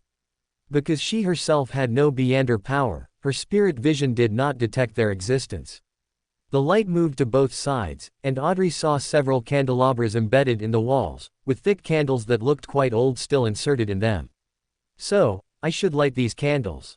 Audrey cautiously looked at the candelabras, carefully examined the surroundings, and only after confirming that there were no patterns above, below, left, or right of the candelabras, did she take out a tinderbox and light the candles. Unexpectedly, the moment the first candle was lit, the flame seemed to come alive, turning into a line of fire that spread out. Flames lit up one after another, and soon, the entire room became brightly lit. How magical! Audrey looked at the room that had instantly become bright, and after a brief exclamation, she noticed the difference in those candles. Although they burned quietly, in reality, there was no sign of melting or shortening. Of course, this might also be because they burned too slowly to be noticeable, but in any case, these candles were definitely not the kind she usually saw. "Audrey, I think I feel something watching us." Susie suddenly approached Audrey warily, and at the same time summoned the flying princess, who had been missing for a long time. Audrey frowned slightly, entering the spectator state, and her enhanced observation allowed her to vaguely sense a certain gaze. And, it seemed there were many of them. This discovery made Audrey feel a chill down her spine. He cautiously pressed his handbag, confirming that the paper figures inside were still safely placed there, while trying his best to calm himself, and forced himself to say, "This should be related to the official start of the trial. Perhaps those watching us are the judges of the trial. Like the tower spirits of those powerful mages in stories, should they be called alchemical life. Anyway, we need to hurry. Those gazes give me a very bad feeling." Susie shook her head vigorously, and Audrey also agreed with Susie's idea. After all, they were not members of the Pandrax family. Taking a deep breath, Audrey began to observe the layout of the room. The ceiling only had patterns made of bricks, the floor had a water channel divided into 3, and above the 3 marked door openings were the 3 somewhat abstract mosaic paintings made of different colored bricks. The answer must be in these 3 paintings. Audrey nodded affirmingly, but then felt a bit frustrated. The Pandrax family's emblem was a white horse, but if that were the case, it would be too simple, and she had walked through the door with the white horse before, but still returned to the starting point. Maybe we need to go through them one by one in a certain order. Audrey tapped her head, a little distressed, and suddenly realized that perhaps solving puzzles with her brain was not suitable for her. Darn it, if only there were rabbits. Audrey felt like turning back to catch rabbits, but Susie shook her head and said, "If you can't find the right path, how could a rabbit find it?" Wait a minute. What did you just say? Audrey's eyes widened as she looked at Susie, suddenly having a sense of déjà vu, like a great detective in a detective novel who suddenly finds a crucial clue because of an unintentional remark from his assistant. If you can't find the right path, how could a rabbit find it? Susie did not ask what Audrey had thought of, but obediently repeated her previous words. Audrey's eyes sparkled with bright light, and she said confidently, "That's right, that's it. When we fell down before, there were only a few rabbits left in place, and the rest of the rabbits were gone. We've only walked about 100 meters, and there were no rabbits on the way. So where did the remaining rabbits go?" "You mean the rabbits walked out of the maze?" Susie immediately reacted, somewhat surprised. "Are we really not as good as rabbits?" "Susie," Audrey called Susie's name weakly, then sighed. "This means we might have entered a thought trap." Thought trap. Poor Susie was just a dog and couldn't understand the meaning of the term. Seeing this, Audrey could only rub her head, turn around, and point to the door behind her. "We've walked through all the doors here, except for this one. But this is the way we came." Susie didn't quite understand Audrey's idea, but Audrey said with great certainty, "When we chose the doors before, we always walked in a straight line, but we still returned here. So this is not an ordinary maze at all, but a maze affected by Beyonder power." Saying that, Audrey strode towards the passage they had come from. Although Susie hadn't yet understood Audrey's train of thought, she immediately followed, and then finally out. After a passage of about several tens of meters, Audrey saw the room in front of her again, and the lonely passage directly ahead. She immediately showed a relieved smile, but soon she realized something was wrong, because in front of her, the water channel on the ground, seemed to be. Audrey suddenly rushed out of the corridor, then sharply turned her head, and immediately, 3 marked, parallel passages appeared in her field of vision again. Audrey's face showed a frustrated expression, barely stopping herself from sitting directly on the ground, but Susie found the blind spot and immediately said, "Audrey, look quickly, the order of the patterns on the doors has changed. The turtle is gone, and there's a fish." Chapter 283, Audrey stopped smiling. "It's your fault no matter how you think about it. Mr. Devil's ancestor was truly terrible." More than 10 minutes later, Audrey returned to her original spot, holding a small notebook, stomping her feet and grumbling. Although she looked adorable, judging by Brilliant Diamond's ferocious barbarian attire that seemed ready to crush someone's head, the young lady's mood was definitely not pleasant at the moment. Because only now, by leaving Princess Susie behind, did she finally discover something. It wasn't that she returned to the starting point every time, nor was it that the patterns above the passage changed. Instead, she arrived in a new room each time, and this unfortunate maze indeed possessed Beyonder abilities, though not particularly powerful ones. It only had two Beyonder abilities. One she had noticed before, the inability to see outside the passage from within it. The second point was that every room in this maze was synchronized. In other words, it was actually a maze composed of an unknown number of identical-looking rooms. Any mark Audrey left in one room would appear in all other rooms. Even if she left an item, a copy would be replicated and placed in all rooms until it was manually picked up, at which point the copies in other rooms would disappear. As for whether the item she picked up was the original, Audrey couldn't be sure. She didn't dare to experiment with her personal belongings. The only thing this synchronization couldn't replicate was living beings, or rather, beings with spirituality. Audrey only discovered this by having Susie leave, Flying Princess, in place, though Audrey felt ashamed that such a simple method was suggested by Susie. This is because Brilliant Diamond is a close-range, powerful stand, which is why I didn't think of it. It's definitely not because I'm dumber than Susie. Audrey told herself this inwardly, trying to focus her attention on the patterns. After quickly running around, Audrey found that there were only 8 types of patterns in total: cat, dog, butterfly, turtle, monkey, fish, dragon, and horse. Each time she entered a passage, there would be 3 paths to choose from. If based on the current conclusion, this maze should require passing through 8 doors in sequence to reach the exit. However, she had already gone through countless forks in the road and was completely lost. Only now did Audrey finally understand why all the options seemed to be errors. Because in the room she was in, there was no longer any correct possibility. So I should have used a pendulum dowsing from the very first door to confirm. I was too careless. But isn't this place a bit too easy for a Beyonder who is good at divination, a seer? It must be said that humans always have some strange thoughts. Before solving a problem, they only say, "It's so difficult, why isn't it simpler?" But once they find a solution, they start complaining that it's too easy. However, Audrey was fine. She didn't boast about it in front of Susie. She just pondered for a moment and then found a possible explanation. Perhaps this Beyonder item has too strong an amplification effect on divination. A faceless seems to be a seer's sequence 6, I think. Actually, it was because Audrey had seen snow many times, and the pendant was imbued with snow's aura. After several divinations, Audrey retreated to a room, and this time, she had the correct choice. Looking up at the pattern above the passage, Audrey raised an eyebrow slightly. Why is it still a horse? Haven't we seen horses several times before? Have we arrived at the starting room? Susie, who had been foolishly running around with Audrey for a long time, finally couldn't help but say, "Audrey, this isn't a horse. It has long ears." Ears. Audrey carefully examined the horse. The head and body shape at its head did indeed look a bit different from other horse patterns. If it's not a horse, what is it? Could it be the legendary donkey? Audrey, who had never seen a donkey since childhood, recalled an animal mentioned in her general knowledge class and immediately turned her gaze to Susie. To Audrey's question, Susie could only tilt her head and say in a somewhat helpless voice, "Audrey, I haven't seen a donkey either." Although she hadn't seen a donkey, Audrey was sure that this passage should be the correct one, even if she hadn't figured out whether it was because the initial pattern was a donkey or because she had inadvertently taken the correct path in a previous room. In any case, choosing this path was not an error. With a correct starting point, Audrey continuously performed divinations. After passing through 9 passages, Audrey suddenly saw a different room.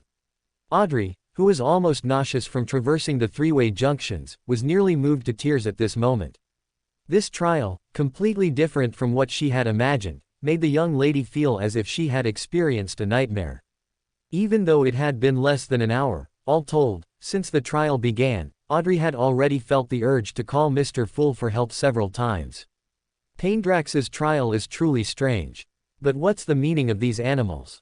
From donkey to dog, then fish, turtle, monkey, butterfly, there's no pattern at all. If it's just to test divination abilities, wouldn't it be better not to have those patterns? Audrey looked at the sequence she had recorded in her small notebook, exuding the ease of a successful challenger. Now that she thought about it, she herself felt that if she hadn't noticed the differences in those patterns, she might have already broken down. Well, she still had Mr. Fool as a backup. Audrey, we can think about this later. We've been out for an hour already. Susie's sense of time was quite good. While Audrey was completely disoriented by the maze, Susie accurately reported the time. Hearing this, Audrey also realized that she couldn't linger here any longer and immediately began to inspect the items in the room. Having learned her lesson from before, she wouldn't make such a basic error again. However, what made her a bit helpless was that this seemed to be a reward room, the kind of place in novels where you get a reward after clearing a maze. If you ask her why she was so sure, it was because the entire room, apart from the path she came from behind and the passage ahead, contained only one ancient-looking book. It wasn't the illusory books in the tower, but a truly existing book bound with parchment. This must be a very valuable reward. To reward those who pass the first trial. Audrey's eyes lit up as she walked to the front. But just before Susie could stop her, Audrey stopped on her own accord, unfastened the lie from her wrist, which had already transformed into a pendulum, and began a new divination. This book is dangerous, this book is dangerous. No danger. Watching the pendulum rotate counterclockwise, Audrey finally felt relieved and reached out her hand. But the moment she opened the book and saw its contents, her expectant expression froze on her face. Chapter 284, Adventure is not as romantic as in novels. Audrey didn't actually see any shocking images or words. In fact, the first page she opened contained only a plain opening statement. Welcome to Paindrax's trial. I don't know if you still bear the Paindrax surname, nor do I know if you are here to restore the family's glory or simply for the wealth within the ancestral home. However, none of that matters. Since you have come here, you will surely inherit the Paindrax surname and restore the glory of the clan. Please carry this notebook with you to ensure you can receive trial information in real time. This trial will adjust its difficulty based on the participant and will not pose a threat to life, but all your choices will affect the future. Is this book misplaced? Or did the last person who cleared the maze bring it in and forget to put it back? Also, I'm not a descendant of the Paindrax family, maybe it's because of my stand. Audrey used divergent thinking to counter the fleeting thought, turning the notebook to the second page. Then, she could no longer deceive herself. After lingering in the sewers for a long time, you finally made up your mind to come to the entrance of the trial. Quote. Audrey puffed out her cheeks, feeling quite displeased, but Susie didn't seem to notice. She looked up curiously at Audrey and asked, Audrey, what does the book say? Nothing, just records of participating in a trial. Audrey forced a smile, closed the trial notebook, and looked at the passage ahead. Aura aura aura aura. Brilliant Diamond let out a JoJo-esque battle cry, sending a fish-headed monster about 1.3 to 1.4 meters tall flying. Although she didn't know what this thing was, since it charged at her with a trident, it must be an enemy. Audrey, it's gone. Susie controlled Flying Princess to run to where the monster landed to check, but only saw a puddle of water. Gone. Was it an illusion? Or a fictional reality, similar to those books? Audrey cautiously kept Brilliant Diamond behind her, then took out the notebook to check. Sure enough, below the words that had previously made her unable to control herself, new content appeared again. After stepping through the door of trial, the light grew dim. You found yourself in an underground cave, and you could faintly hear the sound of trickling water. You were certain that it was not the sound an already dried-up underground sewer should make. Judging by your location, you believed this was likely an underground tributary of the Hoey River. After finding no apparent forks in the path, you began to move forward slowly. However, the dim environment seemed to significantly affect your senses. Fortunately, you had an excellent mystical item companion, which allowed you to detect ambushes in advance. January 19, 1350, 5 p.m. In an unknown valley on York Mountain, Audrey emerged from the deep underground river in trance, her face etched with fatigue. She no longer had the spirited demeanor of noon. Her dashing hunting attire was now tattered, with many parts revealing her dust-smudged, fair skin. Some unknown substance, whether water or mucus, clung to her body, giving off a decadent and evil sense of desire. Susie, beside her, was no better off. Her normally neatly groomed golden fur was now a messy tangle, looking as if she had rolled in mud. Finally out. Perhaps it was too sudden, Audrey didn't even react immediately. It wasn't until Susie let out an excited cheer that Audrey seemed to breathe a sigh of relief, collapsing onto the ground, barely holding back tears. But soon, the young lady shook off her previous hardships, for at the end of her sight, in that valley, surrounded by out-of-season green grass, a castle, not too tall but giving a sense of grandeur and magnificence, stood there. Almost the moment she saw it, a look of longing spread in Audrey's eyes. Although, by her aristocratic education, countless flaws could be found in this castle that didn't meet the requirements of a castle, none of that mattered, because it was too beautiful. It was so beautiful it almost fulfilled all of Audrey's fantasies about the castles where demon kings resided in night novels. Is this the Pendergast family's residence? Audrey took out the trial notebook with a hint of distaste, skipping over the previous content that made her feel shy and even had illustrations, quickly flipping to the last page. However, contrary to her expectations, there were no words like, "You have passed the trial," here. Instead, it directly presented a detailed blueprint, likely of the castle's interior structure, along with a picture of an exquisite and beautiful black key. Is this the castle's key?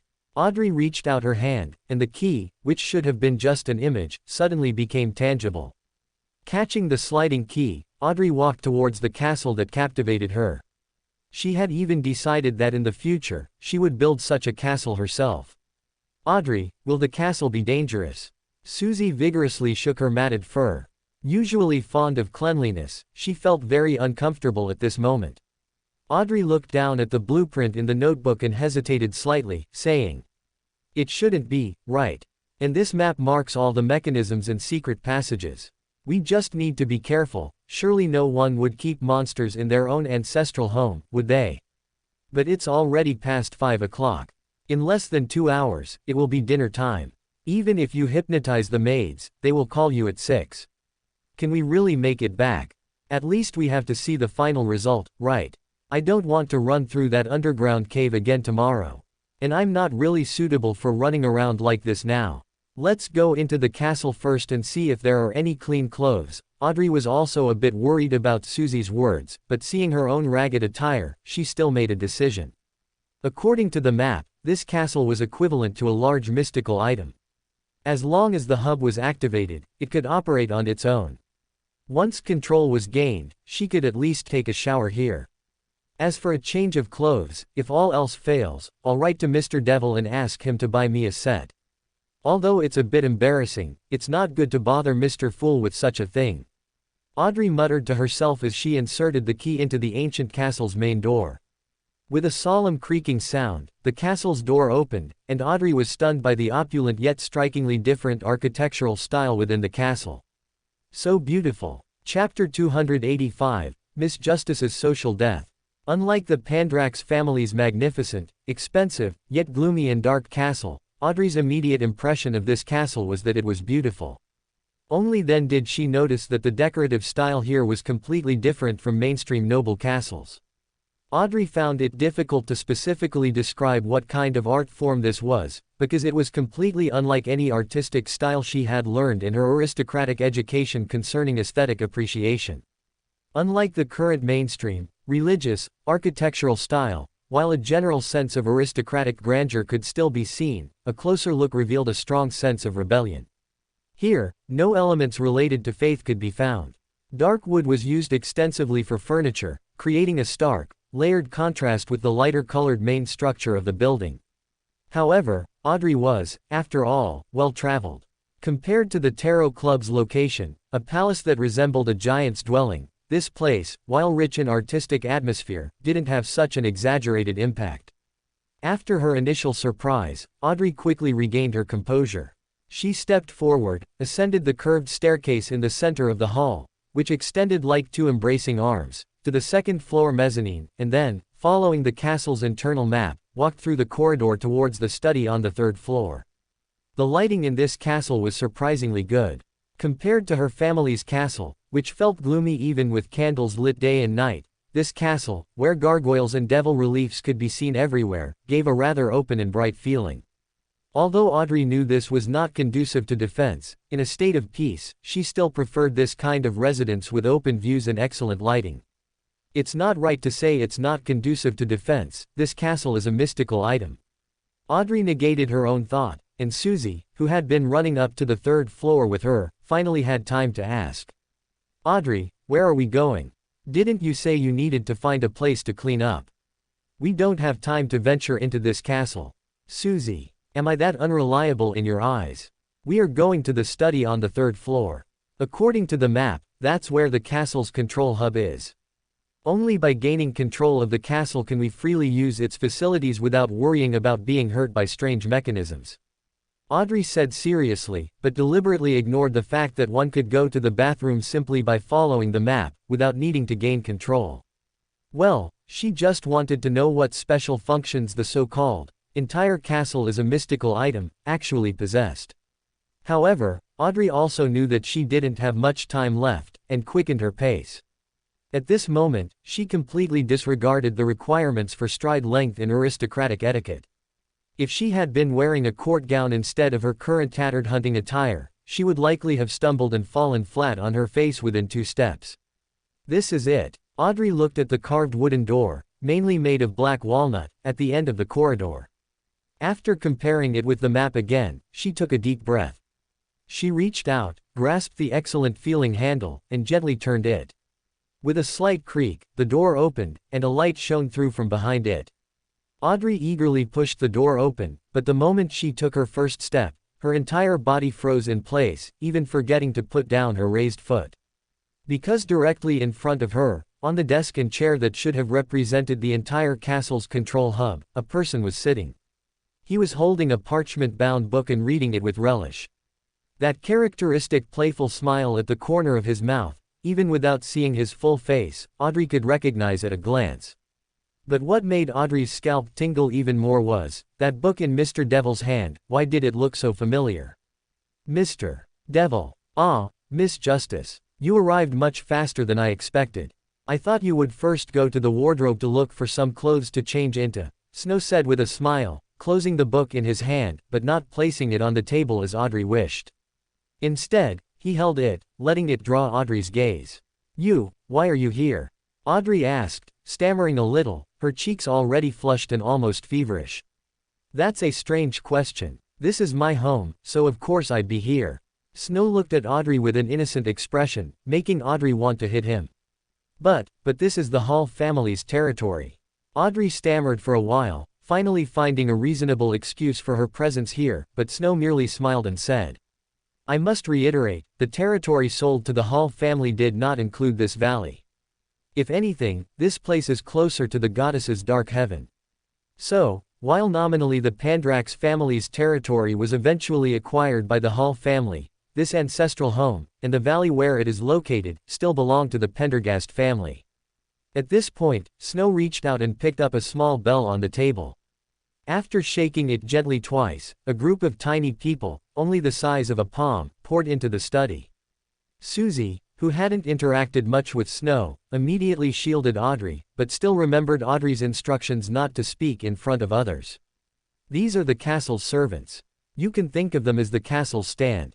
If you have anything, you can tell them. By the way, if you don't mind, you can use my bathroom here. The large bathroom is the 6th room on the left, and each guest room also has a small ensuite bathroom. You can have them take you there. The latest clothes here are a bit old-fashioned, but they should be better than what you're wearing now. Don't worry, most of them are new. After all, as a noble, you should understand that often, clothes in the wardrobe are never worn once in a lifetime. Ah, I understand. Audrey then remembered how impolite her current attire was and walked towards the door as if fleeing. However, just as she reached the door, she suddenly heard Mr. Devil's playful voice from behind her. By the way, Miss Justice, I must say, your method for dealing with the tentacle monster was a bit clumsy. Next time you encounter that thing, you can try sprinkling some salt on it. Ah! Audrey let out a cute yelp and quickened her pace even more. Watching Audrey's retreating figure, Susie turned to look at Snow. Just as she was about to chase Audrey, she heard Snow say, Ms. Susie, if you need cleaning services, they can help. Woof. Chapter 286. Audrey is about to explode. Audrey vented her shyness and regret in the enclosed bathroom for a while before finally recovering and starting to fill the bathtub with water. Although she was curious about what the Pendergast family's grand bathroom looked like, Audrey, being new, decisively chose the smaller guest bathroom that offered more security. Turning on the faucet, allowing the hot water to continuously pour into the bathtub, Audrey also used the sound of the steaming water to sort out her chaotic emotions. As the calming ability took effect, Audrey's emotions gradually became peaceful. She lightly sniffed the water in the bathtub and said with a hint of surprise, "This water doesn't seem to come from a boiler. Is it magic heating?" As expected of a magic castle. Although Emperor Rosal invented the faucet and plumbing system, he did not develop water heaters. Therefore, both commoner washrooms and noble households still used the more traditional method of boiling water in a boiler. The only difference was that commoner apartments, even if they provided hot water, had specific supply periods, while nobles would directly have servants boil water when they needed it. For large noble families like the Hall family, the boiler room usually had dedicated servants responsible for providing hot water 24/7. However, no matter what, unless it was water meant for drinking, most of it would carry a strange, unique smell from the boiler. Even for a wealthy family like the Hall family, rebuilding the plumbing system every time there was a smell was unaffordable. After all, that basically meant rebuilding the entire residence. After checking that all basic bathing tools were ready, Audrey, guided by the servant imps, found a stack of bathrobes labeled disposable in the wardrobe. After confirming everything was prepared, Audrey shooed all those palm-sized little things out of the bathroom. Only then did she take off her tattered hunting attire and immerse herself in the bathtub. This bathtub is so comfortable. After a brief moment of distraction due to the warmth, Audrey suddenly noticed the magical aspect of the bathtub. The water in the tub, guided by some force, was constantly flowing, gently rinsing her body. This was far more comfortable than the bathtub at her own home. Not only that, but this bathtub also had a water purification function. Even though she had a lot of dust and mucus on her body, the water in the tub always remained clear. Is this the foundation of an ancient mysterious family? Audrey stretched in the water, growing even more curious about the structure of the grand bathroom. However, the young lady ultimately remembered that she needed to return to the manor quickly. After a brief enjoyment, she began to speed up the bathing process. Snow, who had once again vetoed the monkey's peeping suggestion, leaned back in his chair, quietly reading a book. Beside the desk, a freshly cleaned Susie was sprawled on the soft, thick carpet, with two palm-sized imps helping her turn pages. The atmosphere in the study was so harmonious and serene until a moment later, accompanied by footsteps, the study's door was pushed open again. Miss Audrey, having finished her bath, reappeared in Snow's line of sight. Snow's eyes lit up as he saw Audrey suddenly appear. She had not chosen the latest clothing Snow had prepared but was wearing a casual suit. The way the suit, which had no extra room, was stretched, combined with her long hair, which, though somewhat dried, was still a bit damp, added a few alluring qualities to Audrey, who usually favored a cute style. "Oh, my angel, are the clothes in the wardrobe not up to your aesthetic standards?" Snow asked in a somewhat exaggerated tone. Audrey, hearing this, ignored the appellation he had learned from the Intis ambassador and forced herself into spectator mode, responding with an elegant smile. "Of course not. The clothes in the wardrobe are beautiful, but I need to ride a horse later." At this point, Audrey couldn't help but think of her personal undergarments, which she had tucked into her bag, and almost failed to maintain her spectator state. In fact, Snow's wardrobe truly opened Audrey's eyes. The clothing styles, so different from current mainstream designs, gave her a profound appreciation for the artistic cultivation of the Pendergast family's ancestors. Especially the elf-inspired clothing made it inevitable for her to want to try them on. Although some clothes made her feel a bit embarrassed, as someone who frequently attended noble social gatherings, she naturally wouldn't reject these garments, which were even more conservative than evening gowns. Speaking of which, she was socially an adult now. She couldn't wear girlish dresses like cake skirts to dinner parties anymore. Snow didn't pay attention to Audrey's complex internal monologue but nodded and said, It was thoughtless of me. There's still some distance from here to the Hall family's territory. I'll take you back after dinner. I'm sorry, I need to be back before dinner. Although Audrey also wanted to experience having dinner in this castle, she remembered that she had snuck out today, so she could only abandon that idea. I see, then let's go. Snow nodded, without asking why, and stood up, saying, "You must have come from that ancient tower, right? This castle can directly teleport you there.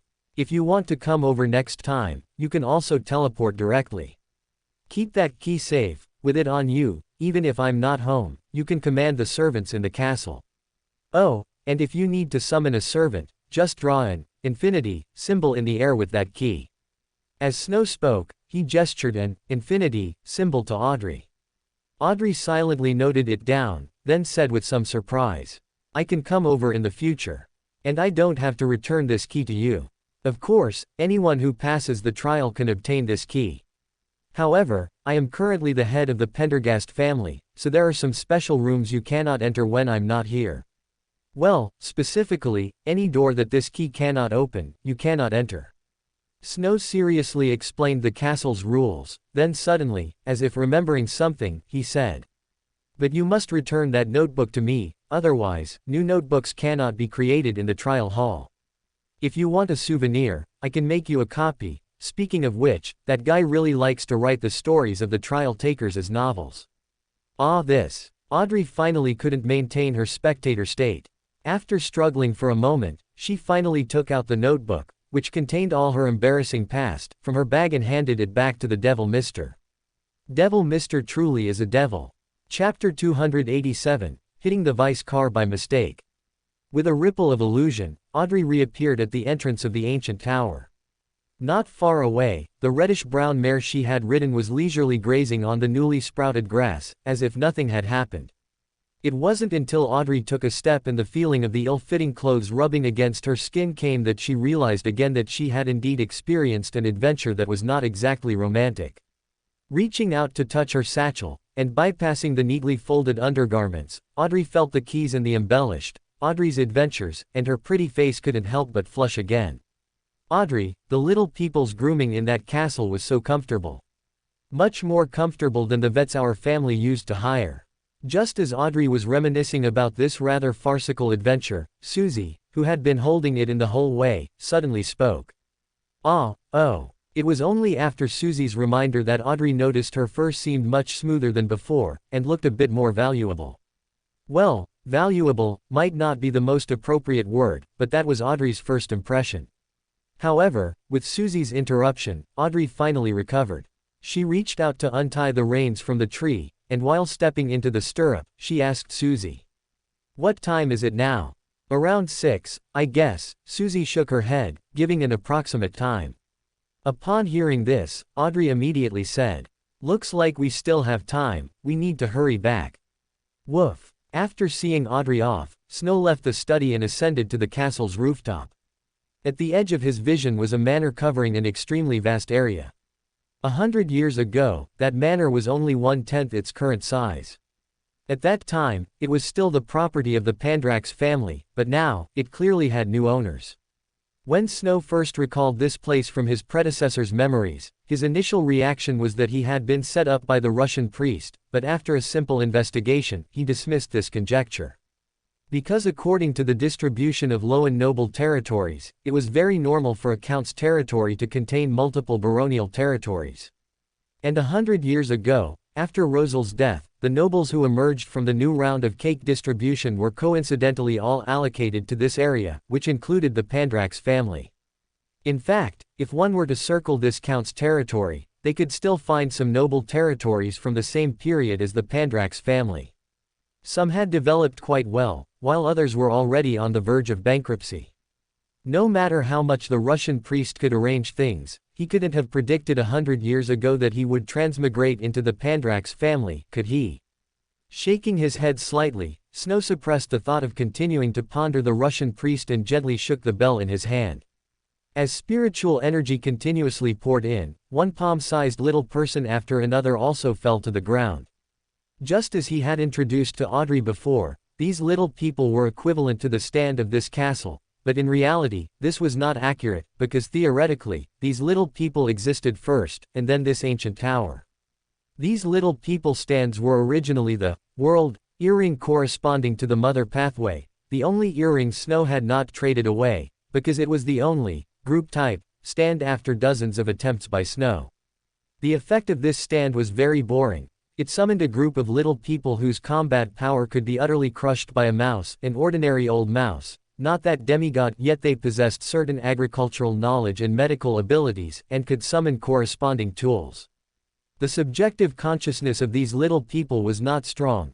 They required the holder to issue sufficiently detailed instructions to complete tasks, so even if sold, they wouldn't fetch a price. The only advantage was that the stands created by this earring had almost no upper limit. The more spiritual energy infused, the more little people were produced. Of course, their combat power did not increase at all. However, for Snow, it could play a significant role in infrastructure. As those monkeys from the all-knowing council burrowed into the bodies of the little people one by one, they began to wield hoes and shovels, initiating the farming project most beloved by rabbits, according to the blueprints produced by the all-knowing council. It was precisely because of this ability that Snow simply dismantled the world earring, separated the stands within it, and endowed them to this ancient tower they had built. He then activated the ancient tower's shadow through the true creator's authority on heaven manufacturing, giving it the living characteristic. As for the missing world, he would just make another one. It didn't take much effort anyway. However, Snow looked down at the castle beneath him, which resembled a devil's castle, and his mouth twitched slightly. The design blueprint should have been for an ordinary old castle, right? How did it end up so exaggerated? Could it be that the monkeys on me were unknowingly infected by the true creator's artistic bacteria? Heaven manufacturing. Open black lens bracket true creator expletive close black lens bracket. Of course, jokes aside, the construction by the servant little people still couldn't stop. Although to Audrey, this ancient tower was already quite perfect, in reality, this thing was currently still a semi-finished product. His so-called unopenable doors were actually just rooms that hadn't been completed yet. But ultimately, this ancient tower itself wasn't built for Audrey to admire. That's right, this ancient tower, along with the books in the tower, were all prepared by Snow for Klein. Even those illusory books were works that the marionettist needed to read by flipping through them via spirit-body threads. But who would have thought that on his third day here, Audrey would discover the secret of that door? Snow could only helplessly receive this young lady here, and didn't even have time to complete the aging of the ancient tower. It was also fortunate that Audrey lacked knowledge in this area. If Klein, the historian, had come, he might have exposed the truth. The servant little people worked quickly under the possession of the monkeys. Beander characteristics were used in the ancient tower as if they were free. The pyromaniac characteristic for providing hot water to the ancient tower, the wind-blessed characteristic for regulating the castle's temperature and humidity, the harvest priest characteristic for controlling the surrounding garden plants and farmlands, and the artisan characteristic for macro-regulating the operation of all the castle's machinery. If a wild mystical item were mixed with so many characteristics, it would definitely be a very dangerous existence, at least a grade 1 sealed artifact in the church. However, the living characteristic is the most dangerous characteristic, but also the safest, because they can be negotiated with. Under the successive persuasion of heaven manufacturing and white horse is not horse, this mansion quickly became very obedient, even becoming a devout believer. A dual believer of Paradox and the Hanged Man. Chapter 288 I'm not the lady. Mela, is that outfit from yesterday clean? In the morning, after breakfast, Audrey casually called over the laundry maid. The maid nodded and said, "It's already clean, but miss, that outfit." "That is my outfit." Golden halos rippled in Audrey's eyes, and a hint of confusion flickered in the laundry maid Mela's eyes. A moment later, she nodded and said, "That outfit doesn't seem to fit very well. Do you need a tailor to make another one?" "No need. You can bring it to me later." "Oh, right, also bring an outfit for hunting." Audrey nodded in satisfaction, and Mela immediately turned and left. As the outsider left, Susie finally looked up and said, "Audrey, are you still going to that, Mr. Devil's house today?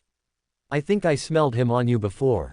Are you acquaintances?" What do you mean you smelled him on me? Audrey looked at Susie speechlessly, but still explained, he is my friend, a very powerful Beander.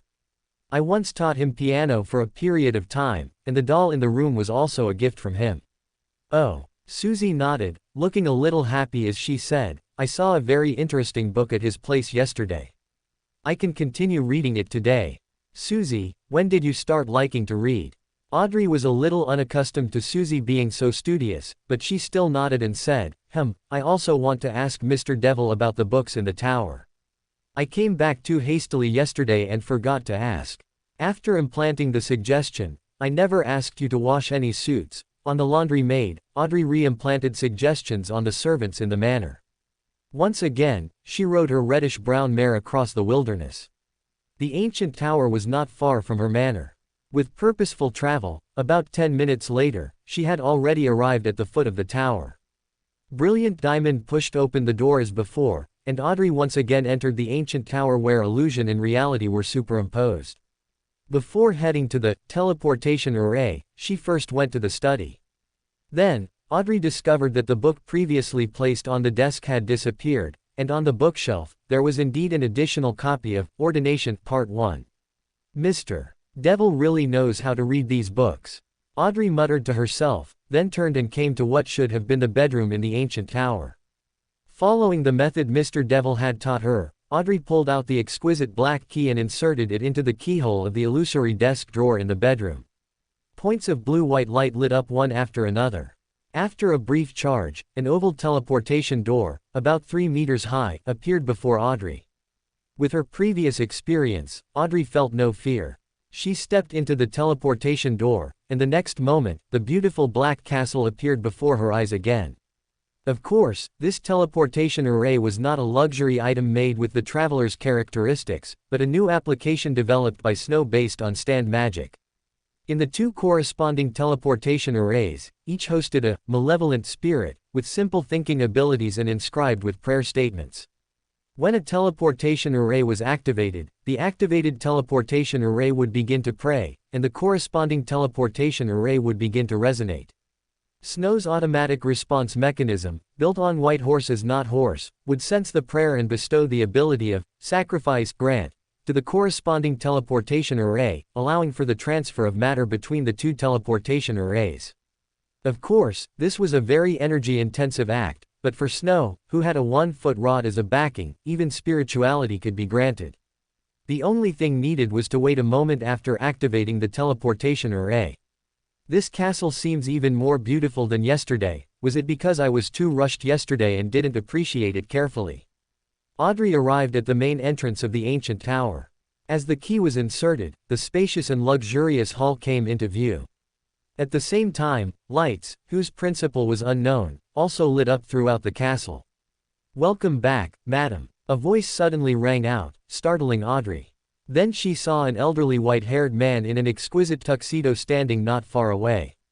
However, from his translucent body, it could be seen that this was likely also a stand or a spirit body.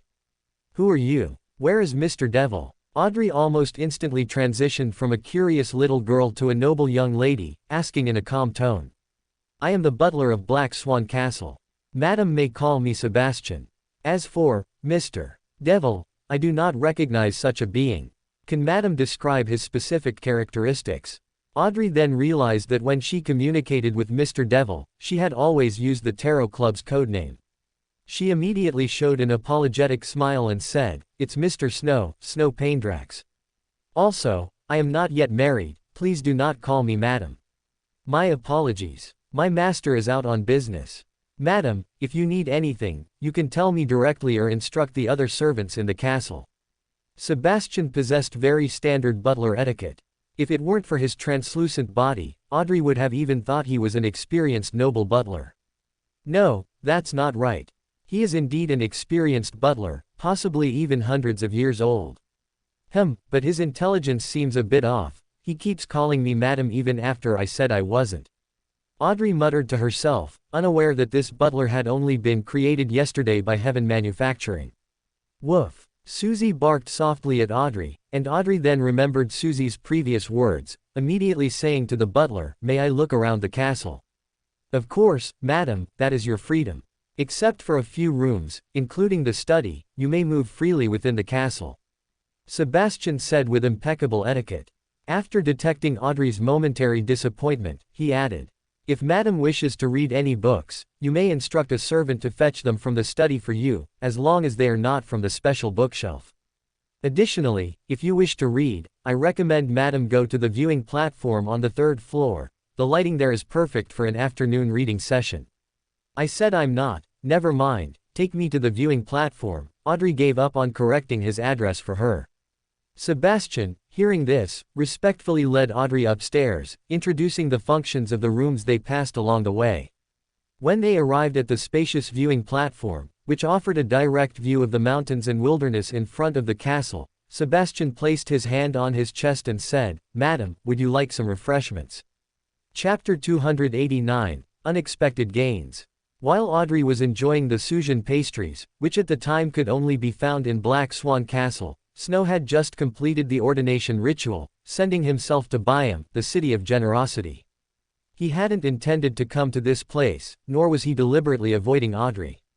After all, he had spent a great deal of effort, meaning his stand worked 007 for several days and nights to build Paindrax's castle.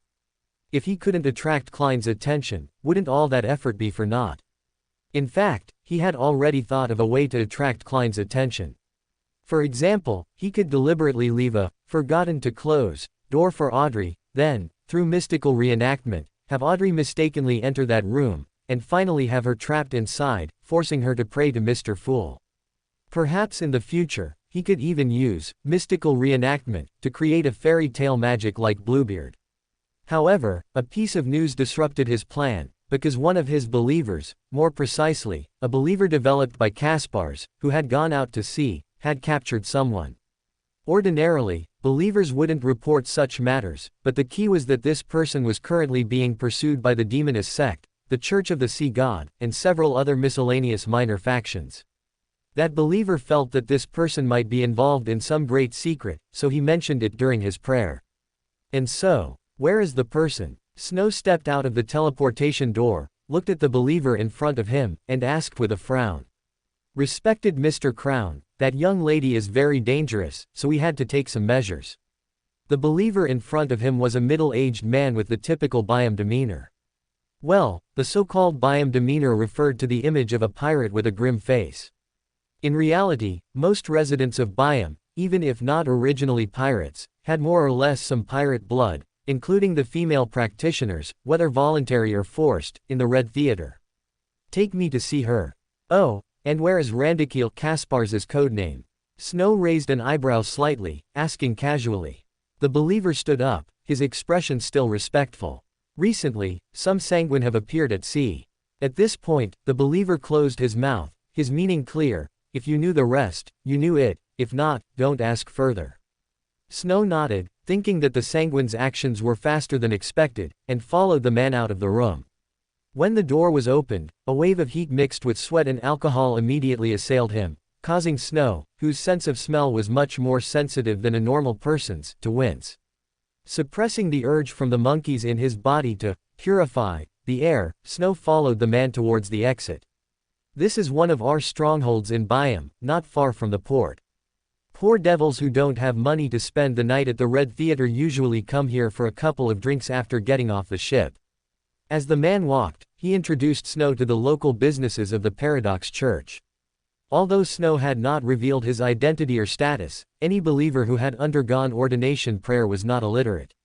This believer, of course, recognized the ring on Snow's hand. The mystical knowledge obtained through prayer allowed him to understand the symbols and mystical representations on the ring, and naturally, he understood that this ring and Mr. Randikil's ring were a set. Even if he wasn't entirely sure that number 1 was necessarily stronger than number 4, it was always correct to treat him as an equal. After winding through several streets, the two finally arrived at a relatively remote dockside warehouse. However, unlike the bustling deep-water ports of Byam, this small port's throughput seemed to be small, and most of the docked vessels were fishing boats. The man greeted a few passers-by who seemed to be acquaintances and led Snow all the way to the innermost warehouse. "Lornandi, why are you here?" Seeing the man approaching with Snow, the guard at the warehouse door immediately assumed a defensive posture. Snow could even feel that the other party had completed the prerequisite steps for triggering a spell.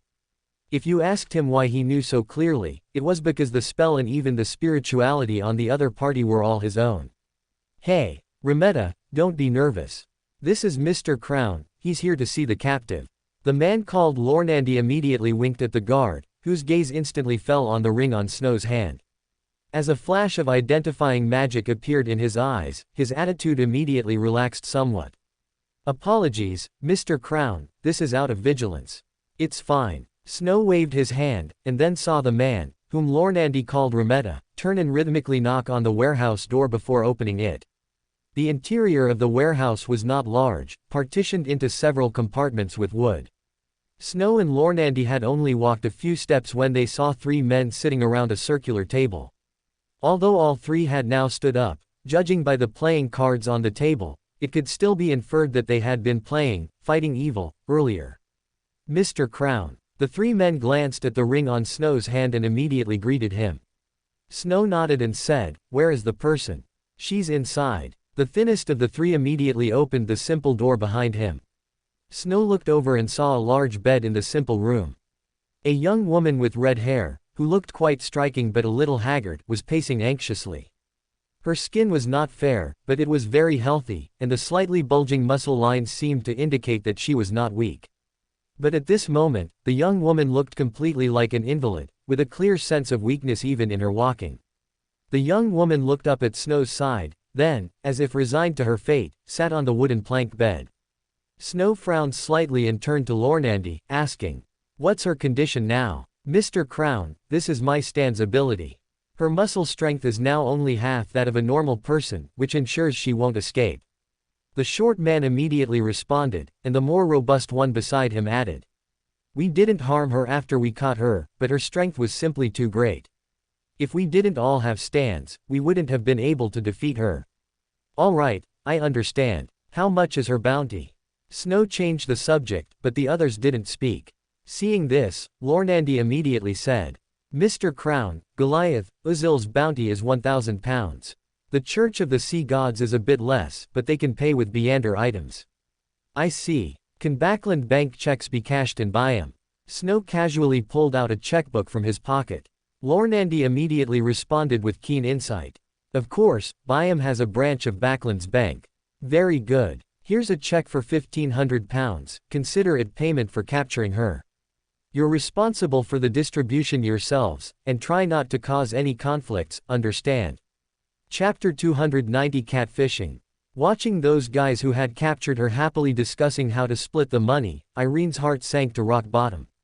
She didn't hope to escape, or rather, if she could have, she would have long ago. The abilities of these people were too bizarre, so much so that even as a descendant of the Sauron family, she couldn't tell what sequence they belonged to. The burly one could make the air viscous, not only drastically reducing speed but also making breathing difficult, and even extinguishing thrown fireballs quickly. The fair-skinned one could make the ground slippery, which sounded like an unremarkable ability, but it forced her to tread carefully with every step, as she would slip if she wasn't careful. And the lean man possessed the most terrifying ability Irene had ever seen since becoming a Beander. He could suppress a person's muscle strength. During the time Irene had been captured, her entire body had been in a state of exhaustion. Eating made her breathless, and the muscle strength in her chest even made it impossible for her to speak coherent sentences. No, let alone speaking, if she didn't move around to engage her body muscles, it would even lead to difficulty breathing.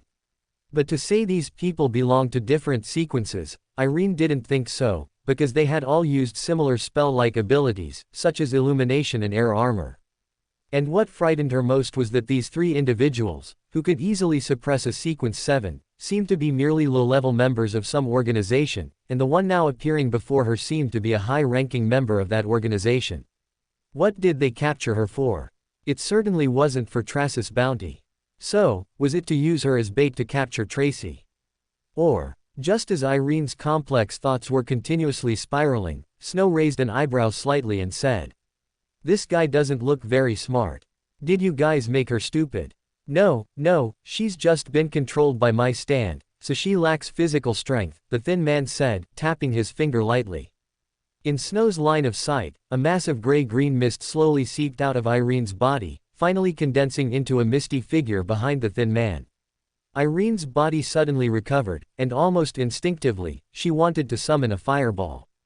However, the sudden restoration of her bodily functions clashed with the low consumption mode she had adapted to, causing her to choke on the large amount of air drawn into her lungs, and she began to cough frantically. Snow casually picked up Irene by her collar, like one would carry a cat by the scruff of its neck, and carried her towards the door, saying as he walked, "I'm taking her. You guys tell the others not to conflict with the Church of the Sea God."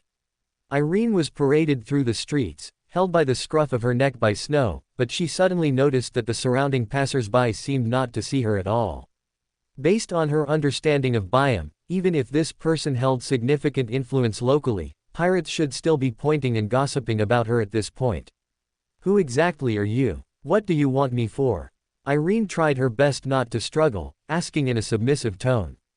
Although it was a bit humiliating, she had learned over the past few days how to speak in a way that pleased the strong. Male assassin, female hunter. This world truly is interesting. Snow did not answer Irene directly. Instead, he carried her and swaggered into an apartment. Although Snow didn't show any aggressiveness, Irene's face still turned pale when she walked into the apartment and saw the bed. She curled up tightly, hugging her chest with her hands, appearing small, pitiful, and helpless. "But, wake up, you're dressed as a man right now." Snow rolled his eyes, but his words were a bit insincere. After all, even with Irene's chest flattened, she still looked more feminine than the casually dressed Zio. Irene was noncommittal about Snow's words. Although she was indeed dressed in men's clothes, and hadn't bathed for several days, and even had a faint sour smell all over her body because she had to constantly walk to engage her muscles to breathe smoothly, as a sea merchant, who had been at sea for a long time, she was sure that this was not enough to avoid certain problems. "Forget it, another one who can't speak properly." "But it doesn't matter." Snow's lips curled slightly. Regardless of what Irene was thinking, he snapped his fingers, and with the appearance of a small glowing door, various delicacies from different regions appeared on the dining table. "What kind of spell is this again?" Irene's eyes went wide. On one hand, it was because she hadn't had a proper meal for several days, and on the other, she clearly saw that many of the dishes were still steaming hot. This was simply challenging her understanding of mysticism as a descendant of an angel family. Spatial item, or teleportation, or wishing. It couldn't possibly be creation out of thin air, could it? Irene's mind grew more and more confused, but Snow had already clasped his hands together and silently recited, "Thank the fool for granting me lunch. Mr. Devil is having lunch." Klein, who finally had his own messenger and was wondering whether to find someone to test it out, heard the familiar prayer. Based on the hunger in his stomach, he immediately made an accurate judgment about the current time and the person praying. After confirming Dunetz's location, Klein entered the washroom, took 4 steps backward to arrive above the gray fog, and touched the light spot. As expected, he saw Mr. Devil sitting before a table of sumptuous food. Generally speaking, after confirming it was the devil, Klein could go back and prepare his own lunch dinner. But today, he noticed a detail. Mr. Devil isn't on the ship. This didn't seem like something difficult to understand, but Klein knew very well that just a few days ago, Mr. Snow was still on the Golden Dream, and the Golden Dream was still 10 days away from Byam. Because they detoured to rescue Sarah, they were a bit further from Byam than in the original story. Did Mr. Devil get off on some island midway? But could those ordinary islands provide so many delicacies? Fenaport noodles, sweet iced tea, Intis pan-fried fish, Rosel's hodgepodge, Grumble. Although he was above the gray fog, Klein still felt a pang of hunger in his stomach. He took one last look at Mr. Devil's table of delicacies, and was about to leave, but his eyes caught a flash of bright red. Mr. Devil has someone with him. Red hair, green eyes, and it seems to be a woman. Could it be that Irene? Although her face was difficult to discern due to the obstruction of the gray fog, Klein still grasped some obvious features. Feeling the coincidence again, Klein's author PTSD was about to act up, and he quickly descended from the gray fog. However, in his mind, he he had already begun to think about how to discuss the matter of Irene with Mr. Devil. Chapter 291 New Member. Red-haired Eileen is currently being hunted. Even if she's already under protection, it's impossible for her to leave Byam in a short time. This means Mr. Devil has secretly arrived in Byam. But what is Mr. Devil's objective? Was his encounter with red-haired Eileen a coincidence, or did he come specifically for her? If he came specifically for her, then does Eileen possess some important secret? Important enough to make Mr. Devil rush here directly from the Golden Dream, which is still more than 10 days away. If it's a coincidence, then this matter is too coincidental. Wait, given Mr. Devil, or rather, the Pandrax family's collecting habit, it doesn't seem strange for him to approach a female Beander. But is Eileen, who is currently being hunted, really that easy to find? Seeing that the Tarot Club was drawing closer, Klein suppressed his wandering thoughts and decided to adopt a simpler, more direct approach. Yes, wasn't the world persona created for this very purpose? Just as Klein was pondering how to inquire about red-haired Eileen's intelligence, far away in Backland, at the bottom of St. Samuel Cathedral, Sol Assurer Sost was discussing a telegram from Emmett Harbor with his team members. The fool struck down a swindler who claimed to be his follower with lightning. The fool has the ability to wield lightning. Leonard, who had stopped by the Moretti residence on his way to the cathedral, placed his black top hat beside the table and asked curiously. He was genuinely curious. After all, according to that gentleman, the fool should have some connection with the goddess, but what he was now demonstrating was the authority of lightning. Could it be that among the four great existences divine favor on that gentleman, one belonged to the Storm Church? Who knows? If he is the avatar of an old friend, and has prepared the corresponding mystical item in advance, he could also achieve similar things. This is not without precedent in the past, especially with those false gods on the southern continent and the colonial islands. That swindler claimed the fool was the avatar of the Lord of Storms, which might be why he was struck by lightning. Sost casually tossed the telegram aside. Leonard glanced at the telegram, then subtly shifted his body to conceal his expression. An old friend is indeed an old friend, but I'm afraid it's a true friend. Leonard recalled the sacred emblem with the goddess's aura and felt an indescribably subtle sensation, but he also knew that this matter certainly couldn't be noticed by Captain Sost. After all, this was classified information only known to those at the Archbishop and above level. However, speaking of this, Leonard again remembered that gentleman's words, and his head couldn't help but ache. He felt that letting Captain Sost continue to handle the fool case might lead to a lot of awkwardness, and he finally made up his mind, he would take over the investigation of the fool himself. The crimson light, like a tide, slowly receded, and the members of the Tarot Club reappeared in the palace, which resembled a giant's dwelling. Audrey, who was still slightly savoring the exquisite and lovely pastries, immediately completed her mental transformation, entering the spectator state before the crimson light completely faded. Then, she noticed the figure that had just appeared. It seemed to be a lady. Mr. Fool seemed to intentionally maintain the rule of males on the right and females on the left, but if that's the case, then Mr. World. After a series of thoughts about Mr. World's gender, Audrey reined in her wandering mind, rose and bowed as usual, then greeted him in a cheerful tone. "Good afternoon, Mr. Fool." Facing Miss Justice's pleasant greeting, Klein's lips curved slightly, and he nodded gently in response. He was about to introduce Miss Hermit to everyone and everyone to Miss Hermit, but he found that Miss Justice's gaze immediately turned to the other side. "Good afternoon, Mr. Hanged Man." This time, Miss Justice did not follow the order of the tarot cardis, nor did she follow her previous habit of greeting the devil after Mr. Fool. Instead, she followed the order of joining the club, beginning a round of greetings.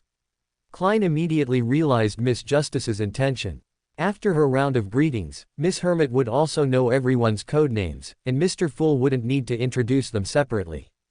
Klein inwardly praised Miss Justice's social talent. At the same time, the newly joined Miss Hermit also began to cautiously and seriously scrutinize the members of the Tarot Club according to the order of greetings. With her mystery prior's eyes, she could easily detect the details of their clothing, and these were enough for a powerful mystery prior sequence Beander to determine a person's approximate identity.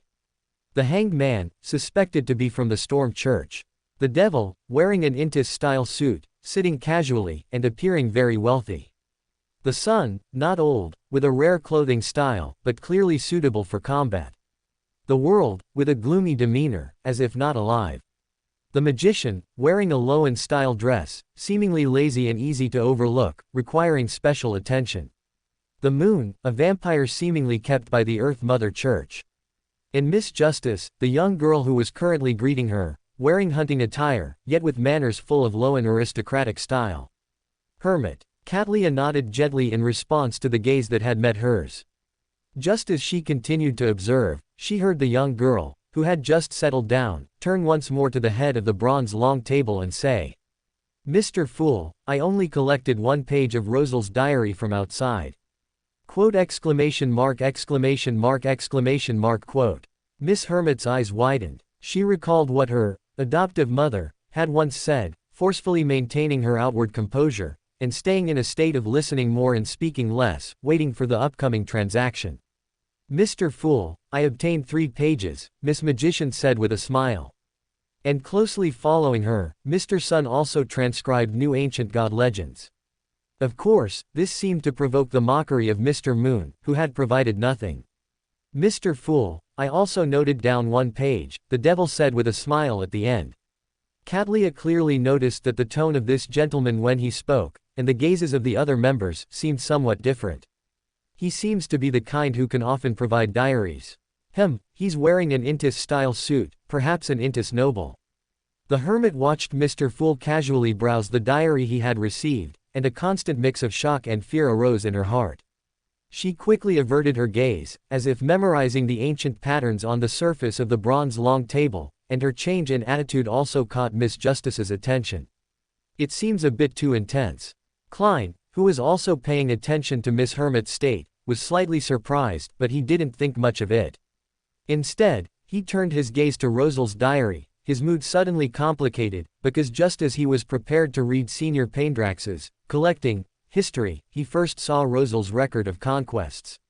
These seniors, one after another, why are they all like this? Chapter 292, Klein sheds tears of poverty.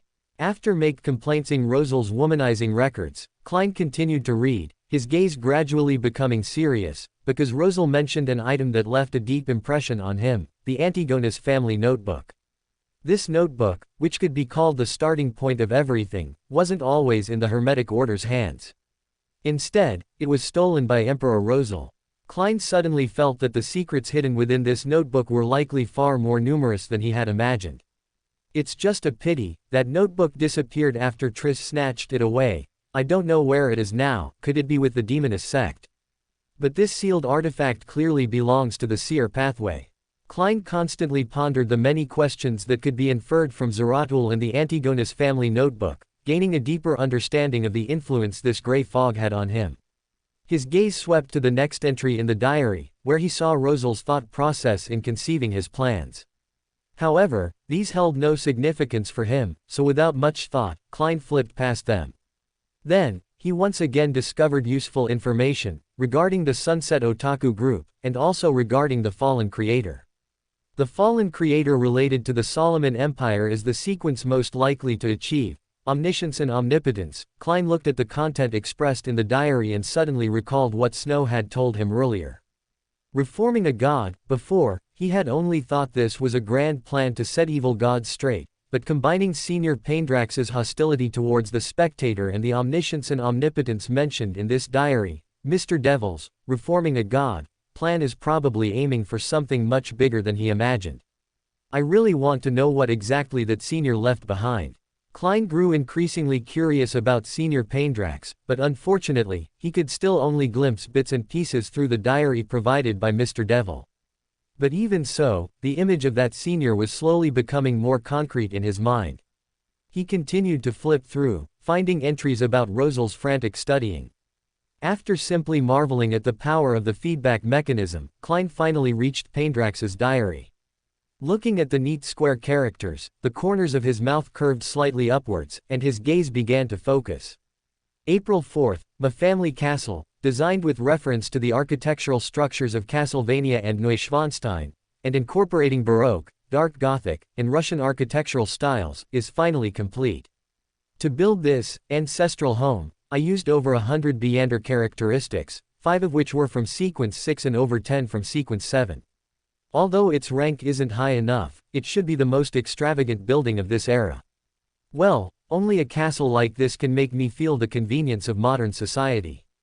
I named it Black Swan Castle. Klein's eyes went wide after reading the first paragraph. What kind of concept was 100 Beander characteristics? Since his debut, he hadn't even seen 100 main ingredients for Beander potions. And there were 5 sequence 6 level 1s, even if calculated at market price, the cost of these Beander characteristics exceeded £70,000. This didn't even include the risks involved in acquiring them. A resort manor in the Docks Bay was only £8,000, and Prince Edsac's Rose Manor had a total value of only £20,000. To build an ancestral home with modern social conveniences, this senior invested £70,000 worth of Beander characteristics alone. I wonder where this house is, perhaps Mr. Devil knows. Klein suppressed his gaze, which was almost turning into the shape of gold pounds, and continued reading. Oh, my God, I've already fallen in love with this place. Besides not having internet, it practically fulfills all my needs. If it weren't for that damned apocalypse, I could stay here my whole life. Wait, internet. Maybe it's not impossible. If mysticism exists, how can the internet be far behind? Senior Paindrax, you didn't develop an internet, did you? Klein's curiosity was immediately piqued, and his gaze quickly scanned downwards. Although I wasn't an IT worker in my previous life and didn't understand things like network protocols, I don't need to. Did I want the internet to write code?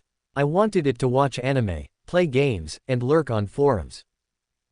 I heard that polymaths have a special secret arts forum where Beyonders within the pathway can exchange their secret arts. This might be a good idea. Besides, the spectator's collective unconscious sea is also sufficient to provide fast and smooth information transmission services. I hesitated a bit between these two options, and then I made my choice. I want them all. My research quickly got on track, but unfortunately, the Polymaths network has high requirements for sequences, and it can even cause pollution for Beyonders not of this pathway. So I decided to delve into the collective unconscious sea. After all, this thing is naturally connected to all intelligent life. With a slight modification, it might be possible to directly create a virtual community like those in sci-fi movies. Virtual community, aren't you taking too big a step? Klein looked at the senior's flamboyant writing and could even imagine his excitement when he wrote that passage. However, he also had reason to suspect that the senior had probably failed, as he had never heard of such a network. But even thinking that, Klein couldn't help but continue reading. After all, which modern person could refuse the internet? Especially since he, Zhou Mingrui, was once a keyboard warrior. Oh, look what I found. A wild dreamwalker. This is truly an interesting catch. However, my territory is already considered remote, so why would a spectator, who is already considered a high-ranking member of the psychology alchemists, appear here? There's value in interrogating him. The Dreamwalker's abilities are indeed interesting. In the collective unconscious sea, one can always come up with new tricks that are unimaginable in reality. However, I have ample experience dealing with spectators. After half a month of adjustment and education, I obtained a Sequence 5 chambermaid. Klein was incredibly glad at this moment that he had remembered to maintain his clown ability while reading this senior's diary. Otherwise, Mr. Fool, respected by all members of the Tarot Club, would probably have lost his composure on the spot. He had clearly prepared himself for the senior's stamp collecting history, but what he saw was all serious content. Yet, just as he was getting engrossed in the serious content, the stamp collecting story suddenly popped out. Is this also a form of adjustment and education? Klein's thought flashed and was forcefully thrown out of his mind. Then, he composed himself and continued to read. Chapter 293. Audrey wants to hit someone. Interesting, truly interesting. I originally thought this chambermaid was after the documents from the Solomon Empire era, but I didn't expect her to be after the Mind Dragon. Is there a Mind Dragon in the collective subconscious ocean of this land? A coincidence? Or was it arranged? Or does this dragon have something to do with the Solomon Empire ruins? The diary abruptly stopped here. Although Klein was used to Mr. Paindrax's mysteriously truncated diary entries, the feeling of it suddenly cutting off at such exciting parts still gave him the same sensation as reading a novel before his transmigration and seeing the author post an announcement that he was abandoning it. This feeling was truly stifling. However, despite the frustration, he did notice many details. Besides the fact that this senior's collection book had gained another pathway, the most important thing was the time. This diary entry was clearly a continuation of the one from the last Tarot Club meeting, probably only about 2 months apart. That ancient castle should be the mansion this senior built after establishing a dungeon to hide the Solomon Empire documents he discovered. The reason he used so many Beander characteristics was probably not just for enjoyment, but also to shield and interfere with those documents. As for issues like the Mind Dragon, he didn't consider them too much. After all, he wasn't a spectator sequence, and didn't have a direct need for the Mind Dragon. Compared to that, he was more curious about what happened to that chambermaid later.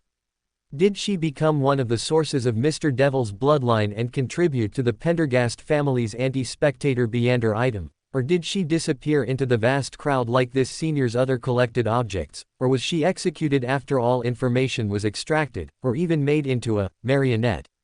Although Klein's mind was constantly making associations, he didn't linger on this diary page. After a brief moment of daze, he refocused his attention on the information about the second era's subsidiary gods provided by Little Sun. And while Mr. Fool was examining these documents, the members of the Tarot Club were not idle, and among them, Mr. Hanged Man was the most anxious. If Miss Hermit was still in her observation period as a newcomer, mostly curious and cautious about everything, and only marveling at Mr. Fool's ability to read Rosal's diary fluently, then Alger at this moment felt like crying. Because the appearance of Miss Hermit once again threatened his position in the Tarot Club. This lady, suspected to be Rear Admiral of the Stars, would likely squeeze his channels in the maritime domain. If so, his only remaining attribute in the Tarot Club would be Old Hand. Although he had long set the goal of becoming the brains of the Tarot Club, that was obviously not easy, and neither Devil nor the new Hermit were fools. His only advantage now was that Rear Admiral of the Stars didn't know his information, and he had already guessed his identity. Mr. Hanged Man, I'm ready. When can you get the Vampire Baron's inheritance? I remember you said it was in the hands of a great pirate. Mr. Hanged Man, who was originally feeling relieved, suddenly stiffened. Without looking up, he could already feel Miss Hermit's gaze on him. He suppressed the urge to beat Moon, maintained his expression, turned his head to look at Moon, and asked in as calm a tone as possible. You got the cash. Of course. Emlyn raised his neck and said happily, besides the funds obtained through your suggestion, Mr. Devil's information also allowed me to get a considerable amount of money.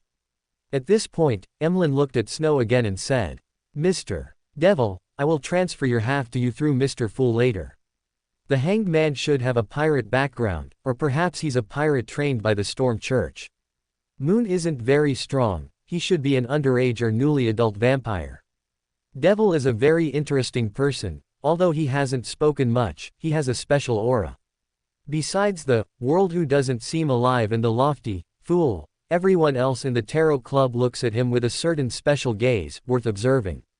Catlia silently scrutinized the members during the transaction, judging their corresponding positions in the Tarot Club by their tone of voice, their gazes during conversation, and the types of items they purchased. As someone who could barely be considered a high-ranking figure in the mystical world, she had a clear understanding of such gatherings. No matter how powerful the top layer was, no matter how unfamiliar the members were, they would inevitably differentiate into different statuses. Grasping this point was key to integrating into this gathering and successfully utilizing it. After Catlia couldn't help but gain information from Sun without giving anything in return, and successfully deduced information about the Forsaken Land of the Gods, her understanding of the Tarot Club also took on a new perspective. Low sequence might not matter at all, their ability to join this gathering might be more about their identities. Sanguine, Earth Mother Church, Loan Nobility, Intis Nobility, Forsaken Land of the Gods, Storm Church, perhaps it's precisely by developing from low sequences that these members can ascend to high positions without suspicion, and play a more important role. But what about herself? Was it because of the Moses ascetic order? Or because of Her Majesty the Queen? As Miss Hermit pondered, the Tarot Club's transaction gradually came to an end. Afterward, starting with Mr. Hanged Man, they began to recount what they had seen and heard. After probing about Cavatua and Gohinam without receiving an answer, Klein was slightly disappointed, but he still collected himself and controlled the world to give a light cough. Under the attention of the other members, he asked Mr. Fool to help materialize an image. Does anyone here know her? Snow's lips curved slightly when he saw the image, and just as he was about to speak, he heard Miss Hermit say in a steady tone. Red-haired Irene, with the bloodline of the Intis Sauron family, a fallen noble lady. At this point, Catlia paused and added. She used to be a sea merchant. Later, it was rumored that she was captured by the disease maiden Tracy. Disease maiden? But why did she fall into Mr. Devil's hands? Klein frowned, even thinking of ideas like the disease maiden being captured by Mr. Devil. After all, this was a powerful expert who could tear a demigod apart. Capturing a disease maiden seemed not impossible. And given the Pandrax family's habits, although she was a demoness, didn't Rosal say that the taste of a demoness was really good or something? Just as Klein's mind was wandering, Snow suddenly took over Miss Hermit's words, saying with his characteristic business smile. This is quite a coincidence, she's in my hands now. Speaking of which, if it weren't for her, I should be at home discussing the difference between a sewer and a labyrinth with a certain clumsy, lovely lady who mistook my house for an abandoned castle to explore. Quote exclamation mark exclamation mark exclamation mark quote. Although everyone's attention was on Mr. Devil, Audrey still felt like everyone was looking at her, and her face instantly flushed. Chapter 294, Cat Eats Bait. Audrey's reaction was so obvious that everyone, except for Sun and Moon who were secretly competing, turned their gazes towards her. Those who hadn't thought much of it before quickly realized something in a very short time. Could it be Miss Justice who couldn't tell a sewer from a labyrinth and treated a devil's home as an abandoned castle for an adventure? Miss Justice should be a low and noble. As per custom, she should have returned to her family's residence by this time. In such a situation, for them to meet by chance, could it be that the devil isn't from Intis? Catlia began to doubt her previous speculation, but the devil's somewhat frivolous way of speaking and his Intis-style suit were still very misleading. Audrey clearly noticed the chain reaction her own reaction had caused, and her face immediately flushed even more. However, with the help of her spectator abilities, she quickly broke free from the shyness and brought out the excuse she had prepared before going to the ancient castle today. I was just tracing the mind dragon, and I accidentally discovered that entrance. Speaking of which, Mr. Devil, do you know if that land used to have a custom of worshipping dragons? Audrey briefly mentioned the ancient ballad but did not recount its specific content to avoid Miss Hermit, who seemed very knowledgeable, guessing the exact location. Although the other members of the Tarot Club were still trustworthy, this newly joined lady still made her somewhat wary. However, after omitting all information related to her identity or that could lead to deducing the location, Audrey recounted the inspiration she gained from it. Through psychological suggestion, she maintained lucidity in her dreams and embarked on a very fantastical journey. Audrey recounted the various incredible things in her dream until she saw the dragon, living in the collective subconscious, with scales like gray rock. What a magical and magnificent journey. Magician Furs, listening to the magnificent and dreamlike description, suddenly had an idea for a novel called Miss Justice's Dream Travels, flash through her mind. Then she heard Mr. Devil speak in a slightly frivolous tone. So that's it, I see. Then you went back to investigate again during the day, and ended up mistaking the sewer for a labyrinth. Mr. Devil, I'm discussing the mind dragon. And all you gentlemen and ladies, do you have any suggestions? Do you think the mind dragon's miraculous city, Levheed, is also hidden in this sea of collective subconscious? Audrey loudly changed the subject, which made some of those on both sides of the bronze long table suppress their laughter, but Klein frowned, realizing that things were not so simple. I just got the diary about the mind dragon and spectator, and then I hear about Miss Justice's adventure. Isn't that too much of a coincidence? Is this also convergence? Or is it the arrangement of that mind dragon? As Klein was pondering this, he heard the hanged man respond to Audrey's question. I don't think you should continue exploring. This is a very dangerous act. According to records, most dragons are flesh and blood creatures, including mind dragons. For it to be able to survive in the sea of collective subconscious indicates that the mind dragon you saw possesses a sufficiently high sequence, perhaps even reaching the demigod level. Before you reach sequence 5, do not consider this kind of problem. Hermit Catalya nodded and continued, following the hanged man's words. In the sea of collective subconscious, there are many other dangerous things. Human accumulated malice, various desires that erode the spirit, and terrifying memories from ancient times are like storms and waves on the real ocean, which can cause you severe psychological trauma and even prevent you from ever waking up. Moreover, that is the collective subconscious sea of all creatures, not just humans. Perhaps some evil spirits, some evil gods, some terrifying existences' consciousness also lurk there, like giant whirlpools that can swallow ships. Do not attempt it rashly before you truly acquire the beyonder ability to walk in the sea of collective subconscious. Miss Justice, full of anticipation, felt a wave of disappointment but also a slight relief. At least, her intention to change the subject had succeeded. However, Mr. Hanged Man and Miss Hermit spoke very reasonably and sincerely. She couldn't be willful, she had to wait until sequence 5 before trying again. While the others were discussing the mind dragon, Klein's attention remained focused on Snow, observing the gentleman's changing expressions through the gray fog.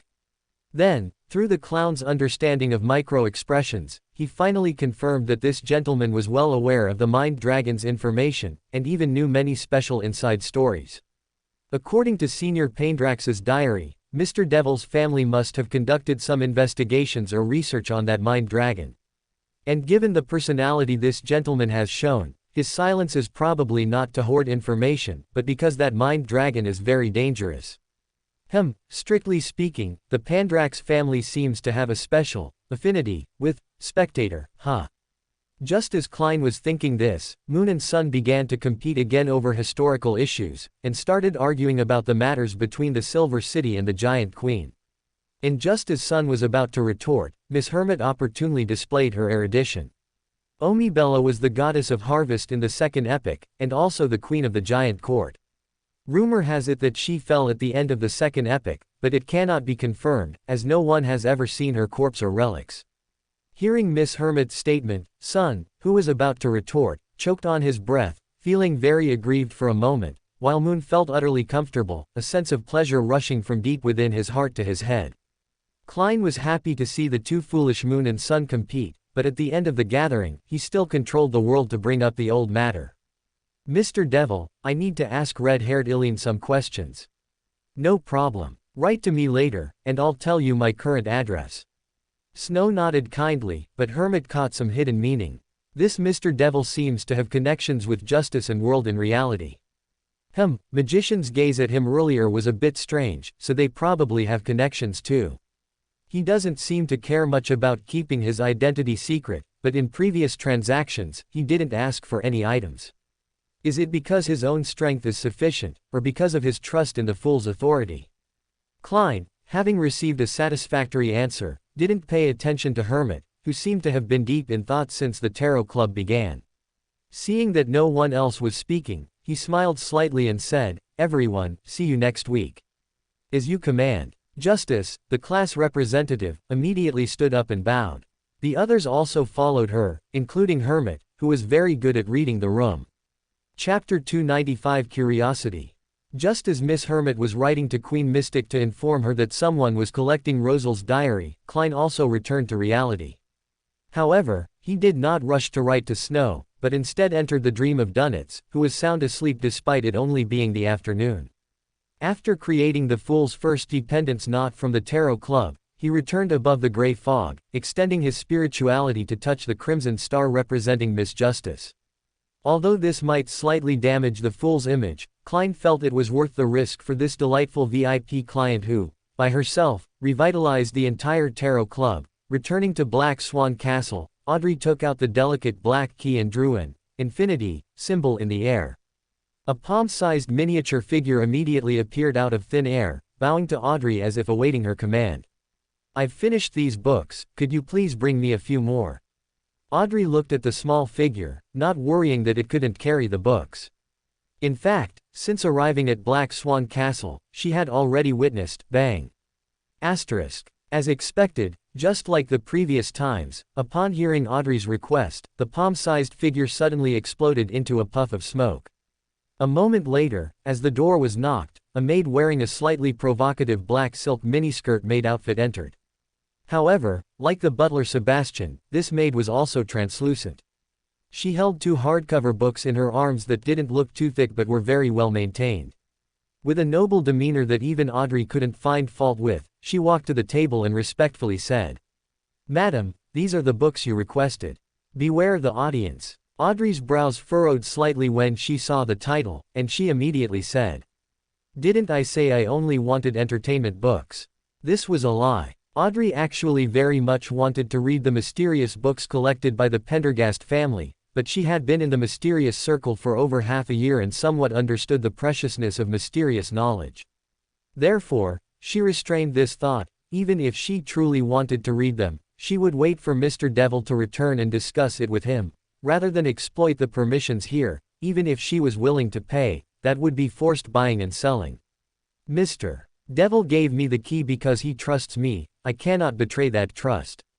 Audrey thought this, forcibly averting her curious gaze from the book. Beware the audience, but the maid shook her head and said, "Madam, this book is from the entertainment bookshelf. Could it be that Mr. Snow put it in the wrong place?" Audrey felt a slight surge of joy in her heart, but still held back her curiosity and asked another question. "Please rest assured, madam, every item in the castle has a specific number and permission. We retrieve and place them using this as an index, so there is no possibility of misplacement or taking the wrong item." The maid patiently explained the rules for storing and retrieving items in the castle. Audrey then couldn't help but reach out and pick up the book, Beware the Audience. Just as she was about to see how Mr. Snow's ancestors, beware the audience, a dense gray fog suddenly surged before her eyes, instantly filling her vision. In the center of the boundless gray-white mist, a figure leaning back in a high-backed chair spoke from a condescending position. "Do not try it rashly." Audrey, still clutching the half-opened book, Beware the Audience, hadn't even reacted to what had happened when the deep, majestic voice sounded in her ears once more. "If you encounter danger in the dream, you can chant my name." Chant your name. Audrey finally realized what had happened and said with a heart full of joy, "Yes, Mr. Fool." Seeing that Miss Justice had no doubts at all, and was even very excited and thrilled, Klein secretly breathed a sigh of relief and chuckled softly. In ancient Hermes. After speaking, his figure, along with the gray fog, dispersed. However, just as Audrey was excited and thrilled, Klein's gaze did not immediately leave, but remained suspended in midair, taking in Audrey's surroundings.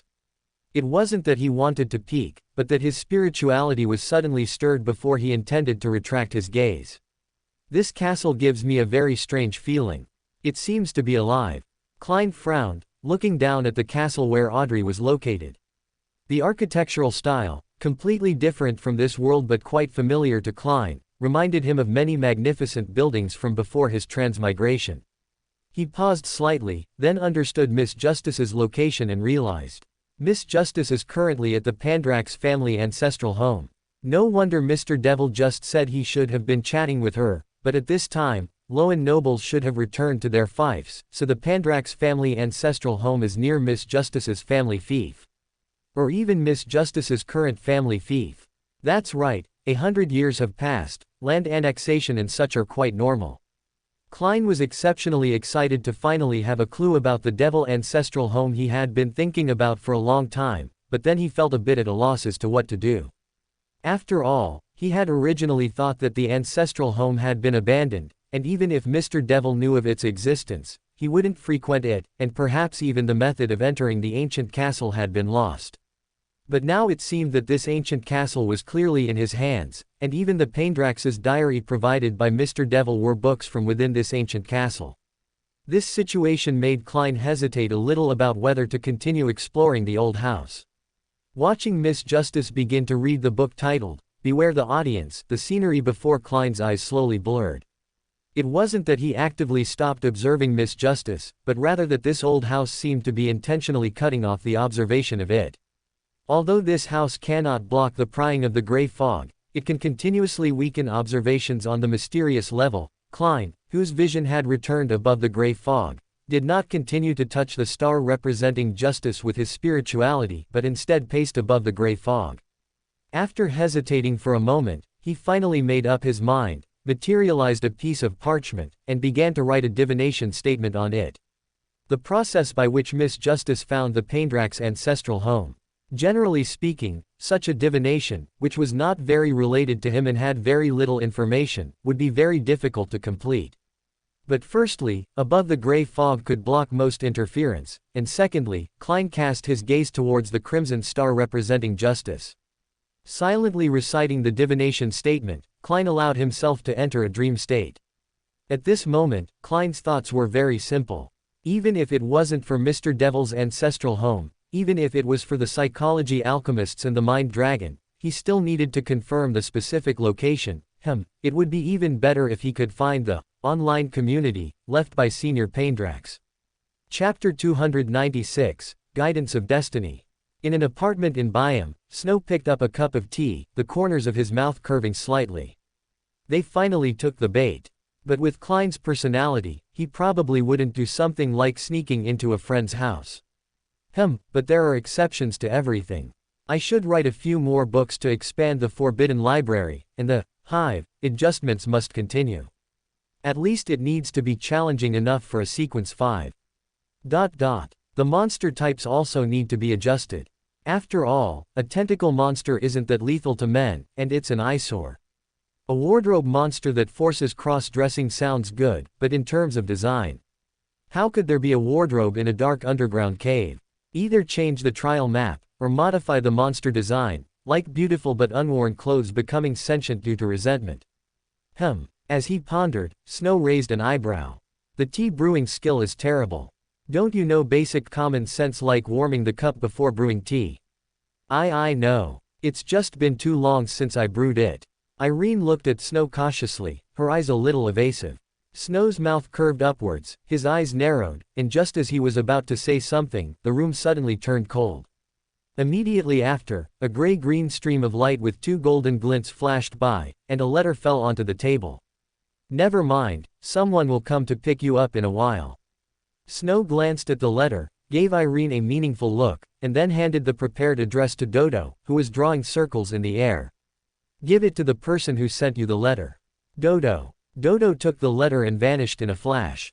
Only then did Snow shake the letter open, looking at Klein's rather uninformative words. How interesting. I thought Mr. Fool would ask about the ancestral home. It seems Lord K isn't thick-skinned enough. Snow shook his head slightly, and Irene beside him immediately asked nervously. What did you mean just now when you said, pick me up? Nothing much, someone's looking for you. I don't want to go back. Quote. Are you sure it's this way? Why do I feel like those people are looking at us strangely? Dunitz felt a little goosebumps from the stares of the passers-by, but Klein maintained the demeanor of a cold adventurer, saying indifferently. You led the way. The address on your paper said here. Dunitz was a little irascible and wanted to curse, but he almost immediately recalled the ruthlessness of the person standing in front of him, and he swallowed the colorful language that had almost reached his lips. Then let's go. Klein cautiously activated his spirit vision, somewhat surprised to find that the aura colors of these passers-by were all quite peculiar. Are they all Beyonders? No, that's not right, they're stand users. Klein's gaze focused on a man with a spirit body floating beside him, and he immediately understood something. He lightly tapped his collar, and a golden humanoid figure appeared by his side. With the appearance of the sun stand, the gazes of these passers-by immediately lost their previous scrutiny, some even waved in greeting as they passed by. It seems stands are already widespread here. And not the kind obtained through mystical items, but truly cultivated. But shouldn't stand cultivation be extremely difficult? Klein was a little surprised, even suspecting if this was a force the Paindrax family had been operating overseas for several generations. Why did they suddenly become friendly? Why is it so hot around you? Dunitz wiped away non-existent sweat, and Klein's mouth twitched. Didn't your captain tell you to activate spirit vision immediately when something happens? No, our captain told us not to activate spirit vision unless absolutely necessary. If you see something you shouldn't, you might die on the spot. Dunitz said earnestly, and Klein was momentarily speechless. Well, not everyone can be generalized.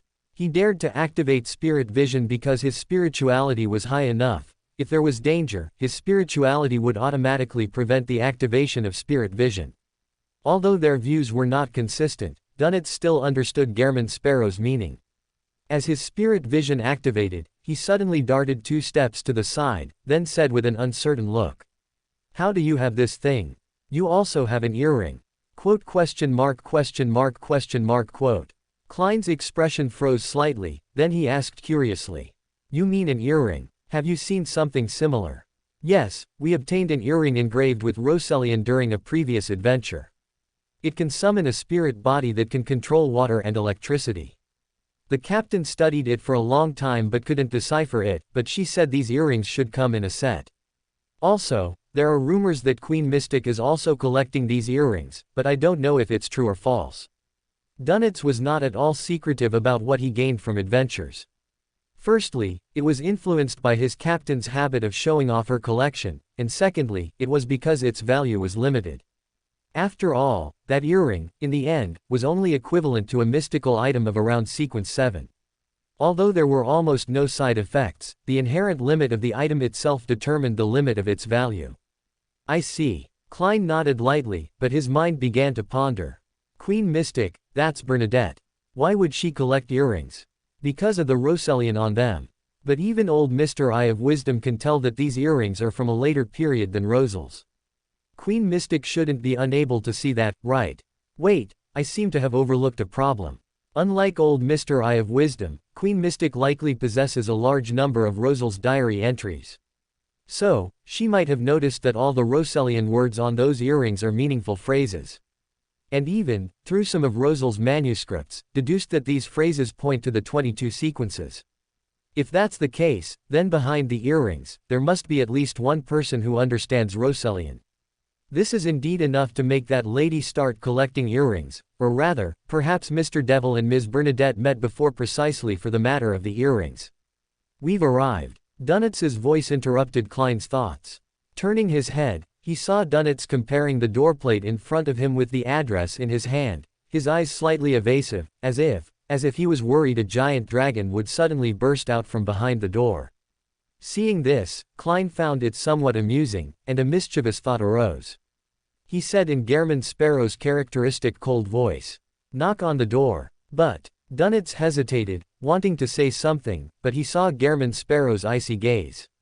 In the end, he walked to the door like a timid little wife, trembling slightly, and knocked gently on the seemingly not so sturdy door with a force that could be described as elegant. Chapter 287 Beware of the Audience. Creak. The wooden door slowly opened. The red-haired girl looked at the man who appeared before her, paused for a moment, then her eyebrows rose, and she said in a nuanced tone, "A big man, why do you knock on the door like a woman?" "Bullshit." Dunitz's face immediately darkened, and he was about to retort when he suddenly heard Gehrman Sparrow's voice from behind him. "Don't block the doorway." Quote, exclamation mark quote. Dunitz felt a surge of anger stuck in his throat, but awed by the mad adventurer, he could only glare fiercely at the woman in front of him, then moved aside. However, although he seemed like a brute, his mind was quick. Watching Gehrman step forward, his repressed mood instantly improved a little. He stood sideways, looking at the woman, seemingly intending to wait for her to confront the mad adventurer. Hee, quickly scold him. Quickly scold him. Then you'll know how powerful that lunatic is. Dunitz fantasized about Gehrman being scolded by the woman and the woman being beaten by Gehrman, but the next moment, something that made him dumbfounded happened. The woman, who had just seemed like she had eaten gunpowder, actually respectfully made way. "Bullshit. Are you just bullying me?" Dunitz looked at the woman in disbelief. Did she know Gehrman? Otherwise, how would she know that this seemingly scholarly guy was not to be trifled with? Follow. Oh. Dunitz shivered suddenly, then immediately followed into the house, and then he saw the damned guy who had given him nightmares for several days. On the other side, in Paindrax's ancestral home, Audrey sat in front of the viewing platform, quietly reading, Beware the Audience, in her hand under the gentle caress of the sun. The maid was right, this book was indeed an entertainment book. To be precise, it was a detective novel involving Beander powers, telling the story of a detective from the seer pathway battling wits with Beander criminals from various pathways. Although Beander powers and detective work inherently had a considerable conflict, this book handled it very cleverly. While Beander abilities could achieve all sorts of incredible murder methods, they could also provide quite violent investigative means: divination, counter-divination, rituals, psychical communication, scene recall. Although there were no direct battles, the clash of psychology and Beander abilities captivated Audrey. At the same time, Audrey also realized that although this was an entertainment detective novel, the various Beander knowledge contained within it were clearly real, including various simple divination methods, how to use readily available items to clear traces on the mystical level, and the application and taboos of various foundation ritual magic. This largely compensated for Audrey's lack of a Beander foundation. However, after finishing the second case, she noticed that although the book was titled, "Beware the Audience," the two criminals were a warrior and an assassin, respectively. Neither the protagonist nor the supporting characters had any trace of a spectator. No, that's not right. Since it's called, "Beware the Audience," there must be a spectator, I just haven't found them yet. Audrey's curiosity was piqued by this mysterious novel. She didn't rush to read the next case but started reading the first case from the beginning. Then, through the spectator's observation ability, she indeed noticed a hint of incongruity. Although it seems like a passionate murder by a Beander of the warrior pathway, there are indeed some strange places. Are these cases all carried out under the influence of a spectator? Is the spectator the mastermind? But if so, the spectator should be a character who appeared from the very beginning, otherwise, it would create an abrupt feeling of a parachute killer. An author who can write such a novel shouldn't make such an error. Audrey analyzed the structure of this detective novel from the perspective of a detective novel enthusiast, but she found that so far, every character who appeared seemed not to be a spectator. However, from the moment she discovered that incongruity, it seemed that all characters resembled a spectator. Even after reading the third case, she even included the detective himself, who was already confirmed to be from the seer pathway, and even the detective's dog, as suspects. In contrast, the criminals whose pathways had been confirmed became endearing in Audrey's eyes. At least, they were not spectators. Unconsciously, half of the book in her hand had been turned, but Audrey felt a chill throughout her body. The original detective story seemed to have turned into a horror story. The ubiquitous gaze and ubiquitous arrangements made her feel as if she was also being manipulated by something. That feeling of powerlessness, like being in water and possibly drowning at any moment, yet without even a single straw to grasp, made Audrey begin to understand why the book was called, "Beware the Audience." Is this the oppressive feeling possessed by a Beander of the spectator pathway? Audrey really wanted to immediately flip to the end to see who the killer was, but her integrity as a detective novel enthusiast made her restrain this thought. She re-flipped through the previous pages and suddenly discovered a new clue. Although each volume doesn't have a title, I have now read 5 cases, and I've read a little over half of the book. So this book should have a total of 9 cases, perhaps corresponding to the spectator's sequence 9 to sequence 1. The first case corresponds to spectator, the second case corresponds to telepathist, the third case corresponds to psychiatrist. Audrey thought this way and found that it could barely match, but she was embarrassed to find that she did not know the names of the high sequences of the spectator pathway. Audrey, it's almost time, we should go back. Just as Audrey failed in her forceful attempt to decipher and was about to continue reading, Susie's voice suddenly came from the doorway. Audrey then realized that the sky had already begun to darken. However, soft lights had come on in the room at some point, so she hadn't noticed the change in light. Understood, Susie. Audrey placed the book in her hand on the small round table and was about to get up when she heard a soft click from the doorknob, and then she saw Susie open the door and run in. Oh, my goodness. Susie, your fur. Audrey's expression immediately became strange when she saw Susie's appearance. Susie, however, was like a girl in new clothes, circling Audrey. I'm telling you, the pet bathroom here is so comfortable, and there are those little people who blow dry fur, and there's even a special book turning stand for pets. It's just a bit small, more like it's for cats. But you look like this. Audrey watched the fluffy and soft Susie enthusiastically recount her experiences and instantly understood what the sudden change in style in the novel meant. It's fine, Miss Maria said that if I just run in the wind for a bit, I can return to my original state. Susie nonchalantly shook her fur. Audrey was somewhat speechless. She looked back at Beware the Audience, with the bookmark inserted, but in the end, she didn't ask if she could borrow it. This is no longer a question of borrowing or not. There is too much Beander knowledge in this book, and many special ritual magic. Audrey, you cannot be greedy, you must write a letter to ask for Mr. Devil's opinion. Chapter 298 Red Maid. Are you done asking? Snow curled his lips, looking at Klein with a half-smile. Under Snow's gaze, Klein felt uncomfortable all over, yet he still had to maintain the expression of a cold adventurer. While awkwardly wanting to dig out a Saphira castle with his toes, he maintained his persona and nodded indifferently, almost, but what do you plan to do next?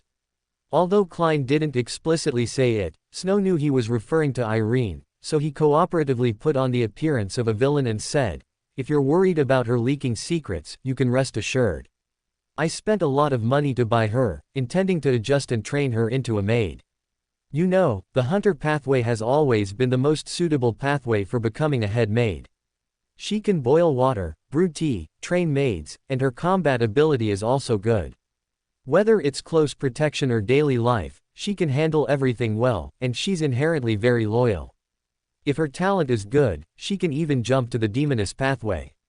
I don't know. Klein listened with a dark expression, while Dunnetz's face was pale, and his gaze towards Gehrman Sparrow became increasingly strange. However, Klein also understood Snow's meaning, realizing that red-haired Eileen would not appear in anyone else's sight for a short period. He nodded slightly and said, that's good. I still have things to do. I'll give you the reward later. There's no need for a reward. Just remember to sell me the Beander characteristic at its original price if you kill Tracy. Snow waved his hand casually, but noticed that Irene beside him twitched slightly. It seemed this lady wasn't entirely without feelings for Tracy. What was this? Bending. Rounding. I will. Gehrman Sparrow coolly dropped a sentence and walked towards the door with Dunnetz. Halfway there, he suddenly heard a clang from behind him. A scene instantly flashed through Klein's mind. He reached his hand behind him and, sure enough, found that he had grasped an amulet engraved with an infinity symbol. Consider it a gift from so many transactions. Tracy has a powerful backer, don't die. Listening to the devil's voice from behind him, Klein felt a warmth in his heart, but he still maintained Gehrman's cold demeanor and left Snow's temporary residence with Dunnetz. Of course, emotion is emotion, but afterward, he still had to go to Saphira Castle to divine whether this thing was dangerous. Are you really planning to make me a maid? After the door closed for a while, Irene finally asked her question with a conflicted expression. Snow's lips curled into a slight smile, and he looked at Irene with a teasing gaze. That's right, the Red Maid is well known in the circle. I spent a lot of money on you. We won't count the small change, so it's a total of £1,500. This isn't too large a sum. How about this? If you can produce a sealed artifact equivalent to a Sequence 7, or the Beander characteristic of a Sequence 7 Beander, I'll let you go.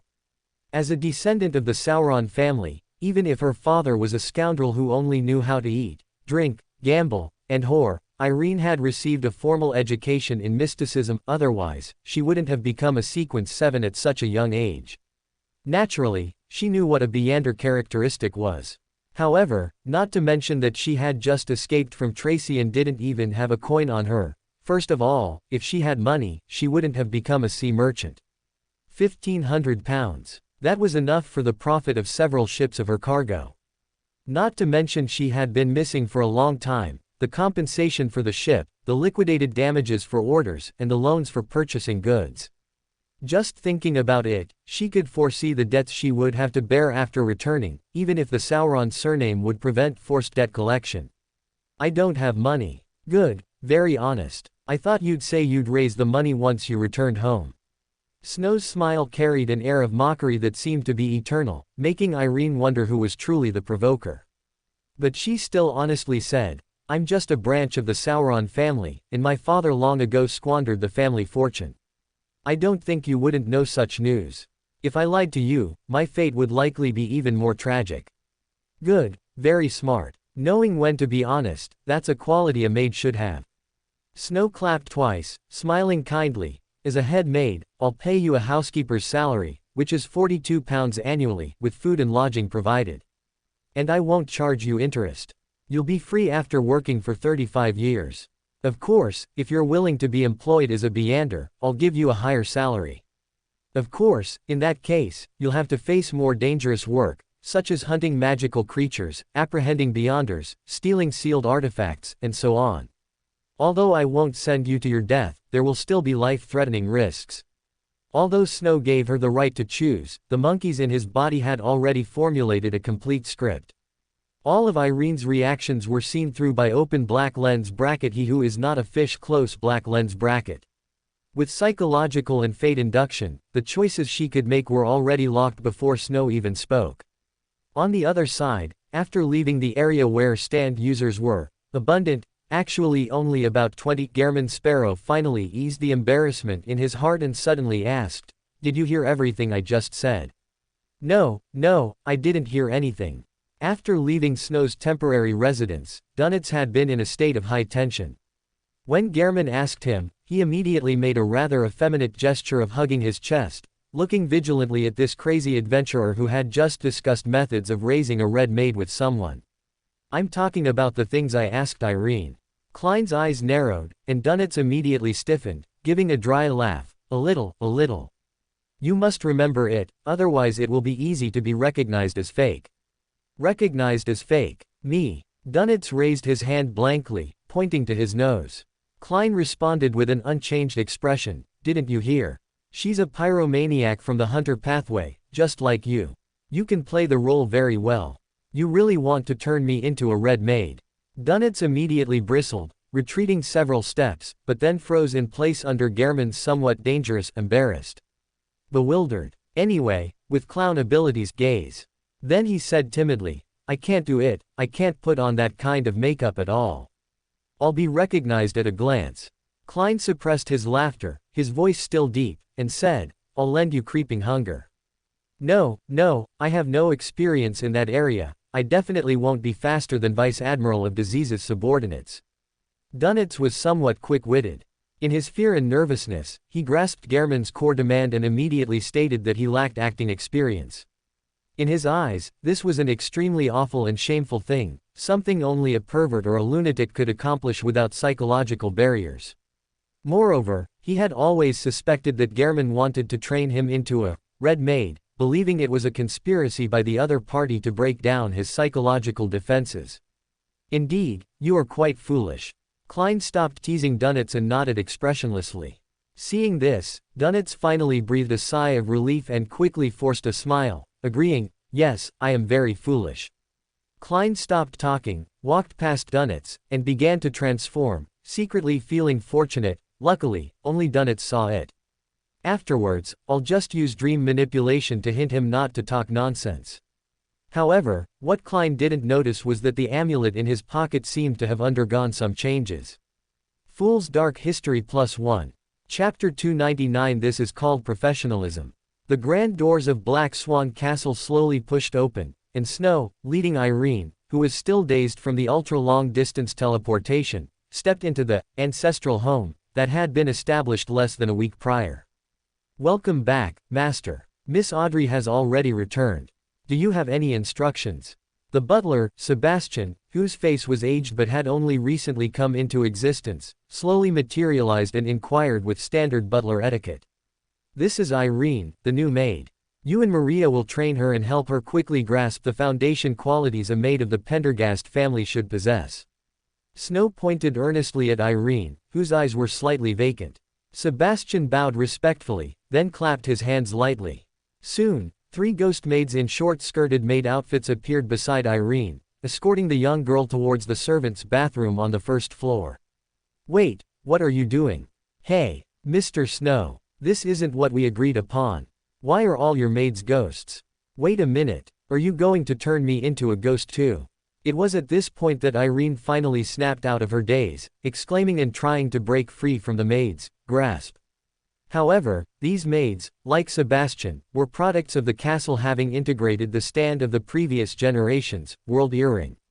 Within this territory, including the castle, the cultivated land in the valley, orchards, forests, and underground structures, they could share the castle's Beander characteristic. Although Snow had written their personalities, these ghost servants possessed their own individual characters and combat styles, but overall, they could be seen as an extension of a Sequence 6 Beander's power. Under this level of suppression, a pyromaniac like Irene had no room to resist and was escorted into the bathroom. Occasionally, sounds such as a maid calling her master by name, a wild girl with no manners, she needs some serious adjustment and education, and her face is quite nice, but she doesn't seem to care much for cleanliness, she smells sour, could be heard. Although the personalities of these maids were designed by Snow and the monkeys, seeing their formidable side still made him feel a bit embarrassed. Seeing Irene completely disappear from view, Snow walked towards the study on the 3rd floor, saying as he went, "Tell me about today's situation." Sebastian immediately followed, slowing down only after reaching a position half a step behind Snow, and spoke in a steady tone. "Miss Audrey borrowed 4 entertainment books today, including Beware the Audience. Additionally, Maria took Miss Susie to experience the pet service facilities, and the feedback was good. The operation of the insect nest remains stable, and the newly constructed monsters have been settled, but a few types are not suitable for the current environment." Listening to Sebastian's description, Snow nodded slightly. Only when he pushed open the study door did he interrupt. "How is the construction of the dungeon going?" The worker answered, "Highly efficient. The foundation framework has been completed, and details are being filled in. At the current pace, monsters can begin to move in approximately 17 hours. However, to age it and add history, we still need to wait for the spirituality above to naturally dissipate. Conservatively, this will take 1 to 2 weeks. That's already quite good." Snow nodded. The so-called aging was not about faking antiques, but about aging on a mystical level. After all, Lord K is a seer. Even when he is not on Saphira Castle, he cannot resist Snow's one-click activation of different paths leading to the same destination, but on Saphira Castle, his divination holds the highest authority. If he were to divine the old castle and dungeon, he might see Snow driving worker ants to excavate. Although Snow doesn't mind revealing his identity, that would at least have to wait until he reaches Sequence 3. To address potential loopholes, Snow planned to use the disruption function of Chaos Aura to mask the history of the entire old castle, and then preemptively use his Sequence 3 abilities to age it. This way, with the blessing of White Horse as not horse, it would not be difficult for him, who has a higher mastery of Saphira, to deceive Lord K. Even if he failed, Lord K's divination would only show a vast expanse, and he wouldn't discover the embarrassing scene of Snow personally supervising the construction of the old castle. Taking out the Marauder's map from the bookshelf to check the specific progress of the construction, Snow then sat down at the desk, took out Heaven Manufacturing and inserted it into the slot on the desk, picked up a round-bellied fountain pen, and began to write rapidly on the parchment. Under the dictation of Heaven Manufacturing and the embellishment of the monkeys, secrets about the true creator were put on paper, interspersed with content such as scriptures, doctrines, and precepts. Sebastian stood by his side, continuously taking the filled parchment, organizing it, and then handing it over to the maids to be bound in the style of the Solomon Empire. Although Heaven Manufacturing still wanted Snow to write a hymn or something, it was ultimately rejected as it didn't fit the historical context. However, even though it wasn't included in this batch of forged texts, it didn't stop Heaven Manufacturing from selecting a rare playlist as mandatory songs for Aurora Order members to learn. Snow felt that if this continued, the secret supplicant of the Aurora Order might truly have to be renamed, One Pushers. Just as Snow was writing furiously, Miss Irene had just been subjected to the punishment of forced bathing. Although it sounded a bit awkward, after realizing that struggling was useless, Irene suddenly found that the bathing tools here were quite comfortable. "It's just that the shape is a bit strange." "Of course it's strange, because you weren't cooperative, so we used things meant for bathing naughty pets. But the brush works surprisingly well for hair. How long has it been since you washed your hair? So much oil," the leading maid said with ill intent in her tone. "Irene, Hearing this, dared not retort and could only let the three maids manipulate her. What will happen to me next? Seemingly noticing that the three maids' movements became gentler after she stopped resisting, Irene tried to ask. Of course, you'll learn what a maid should master. The maid who was lathering her with a sponge said as a matter of course, while the maid who was trimming her nails looked up and added. Cooking, cleaning, etiquette, financial management, music, literature, horsemanship, mathematics, strategy, tactics, assassination, reconnaissance, counter-reconnaissance. Irene initially thought nothing of it, but the more she listened, the stranger it became. She quickly reached out to interrupt. Wait a minute, I can understand etiquette, and financial management is somewhat comprehensible.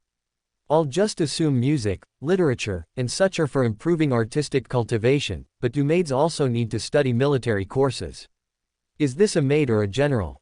Less nonsense. The maid who was brushing her hair with the pet brush immediately paused her hand when she heard her complaint, glaring and saying, as a maid of the Pendergast family, how can you not know even these things?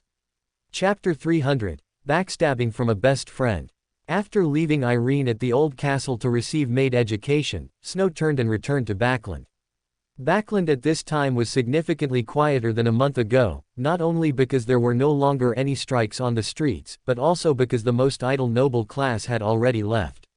Although the social season and hunting season were merely customs evolved from tradition, the Loan nobles were happy to maintain tradition to show their distinctiveness. Even if many nobles found it difficult to even repair their family estates, and struggled to afford travel expenses, they still had to maintain their dignity, to remain in the circle, hiring a sufficient number of servants and spending far more on travel than a normal vacation, commuting back and forth between their family estates and Backland. Snow walked on a street where the air quality had noticeably improved by more than a notch, and a young man holding a doll walked towards him. Oh, no, it was Hugh. Mr. Paindrax, you're back in Backland. Hugh, who was holding the open black lens bracket gluttony close black lens bracket doll and preparing to go home, suddenly noticed that impossibly handsome face and immediately stopped, greeting him with a mix of nervousness and delight. You seem to be doing well recently. Snow's gaze swept over the open black lens bracket gluttony close black lens bracket doll, and the corners of his mouth curved slightly. Hugh nodded gently, then said somewhat impatiently. The arrow. This isn't the place to talk. Let's go to my house.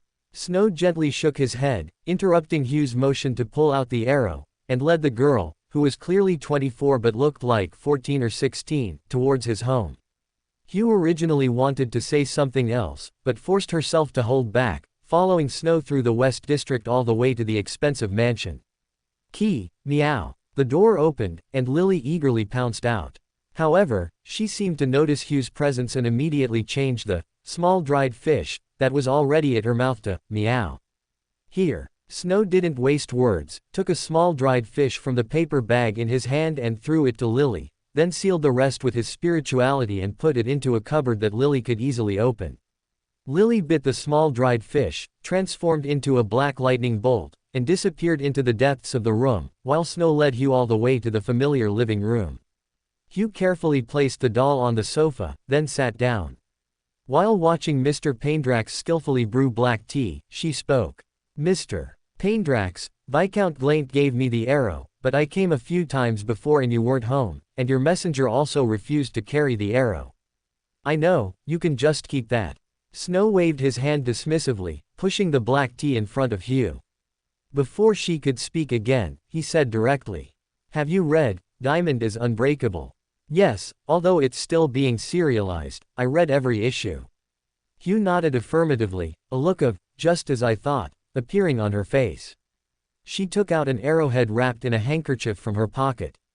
Could this arrowhead Viscount Glaint gave me be the kind of arrow from JoJo that can awaken a stand? More or less. Snow nodded gently. A stand, in essence, is a special magic. Because the difficulty of learning and mastering it is very high, it has been inscribed into Beyonder items. As long as you use the arrow and cooperate with a specific meditation method, you can obtain a stand. Beyonders, due to their abundant spirituality and strong spiritual bodies, will acquire a stand even faster. So, Mr. Paindrax means for me to use it to get a stand. Hugh's eyes clearly showed some eagerness, but her understanding of mysticism and common sense told her that such a windfall was usually poisonous. Whether you use it or not is up to you. I just need the ability of stand to spread. Whether you use it or give it to someone who craves power, it's the same to me. As for why, I can only tell you that it involves an advancement ritual. Advancement ritual. Although Hugh was only a sequence 8, her father was a powerful Beyander of a mid to high sequence, so she somewhat knew that after a sequence reached a certain stage, taking potions required specific rituals to complete. So, Mr. Paindrax wrote the JoJo novel and made these arrows all for advancement. No wonder JoJo's update speed is so much faster than normal newspaper serialized novels. Hugh sighed inwardly but continued to ask, will the stand disappear after the ritual? Will there be any side effects from using the arrow? No, in fact, I've used it myself. A stand is a potential that every living being possesses, just as every living being might turn into a wraith after death. The arrow's function is merely to awaken this potential. If you don't plan to use it, then help me spread its power. For every stand user created, I'll count it as one mission for you. I believe you won't casually create stand users just to rack up mission counts. Snow gently shook his head, and the trust in his eyes made Hugh feel the urge not to betray this trust. Taking a deep breath, Hugh nodded, accepting the commission. However, Snow noticed that she seemed to be hesitant to speak. Do you have anything else? Snow refilled Hugh's cup of black tea, watching her expression gradually soften in the aroma of the tea. After a moment, Hugh seemed to make up her mind and said seriously, Mr. Paindrax, please assign some tasks to Furs. Snow had thought Hugh wanted to ask more about her father, but he didn't expect such a request. She seemed to notice Snow's puzzled gaze, and Hugh's cheeks flushed slightly, but she immediately explained. Furs has been eating and sleeping these days. I'm afraid if she continues like this, she'll develop a lazy illness. I remember she just became a trickmaster. Doesn't she need to act? Snow was quite surprised by this, because in his impression, Furs had gone to perform in a circus after becoming a trickmaster. She does need to perform, but the circus she had an appointment with seems to have had an accident. In short, the new circus won't arrive in Backland until next month. Hugh was also quite helpless about this. She always felt that if Furs continued to lie around like this, when the circus arrived, they wouldn't see a trickmaster, but rather the ball a clown steps on. Achoo. Furs, who was lying on the sofa reading a book, suddenly sneezed violently, almost feeling like her brain was going to fly out. She lazily scratched her philtrum, yawned, then slowly turned her head to look at the wall clock. Why isn't Hugh back yet? For more thrilling fanfiction stories like this, check out my channel Fanfic Audiobook. Dive into epic adventures, mysterious realms, and legendary journeys brought to life through immersive storytelling. Don't forget to like, share, and subscribe for more amazing audiobooks.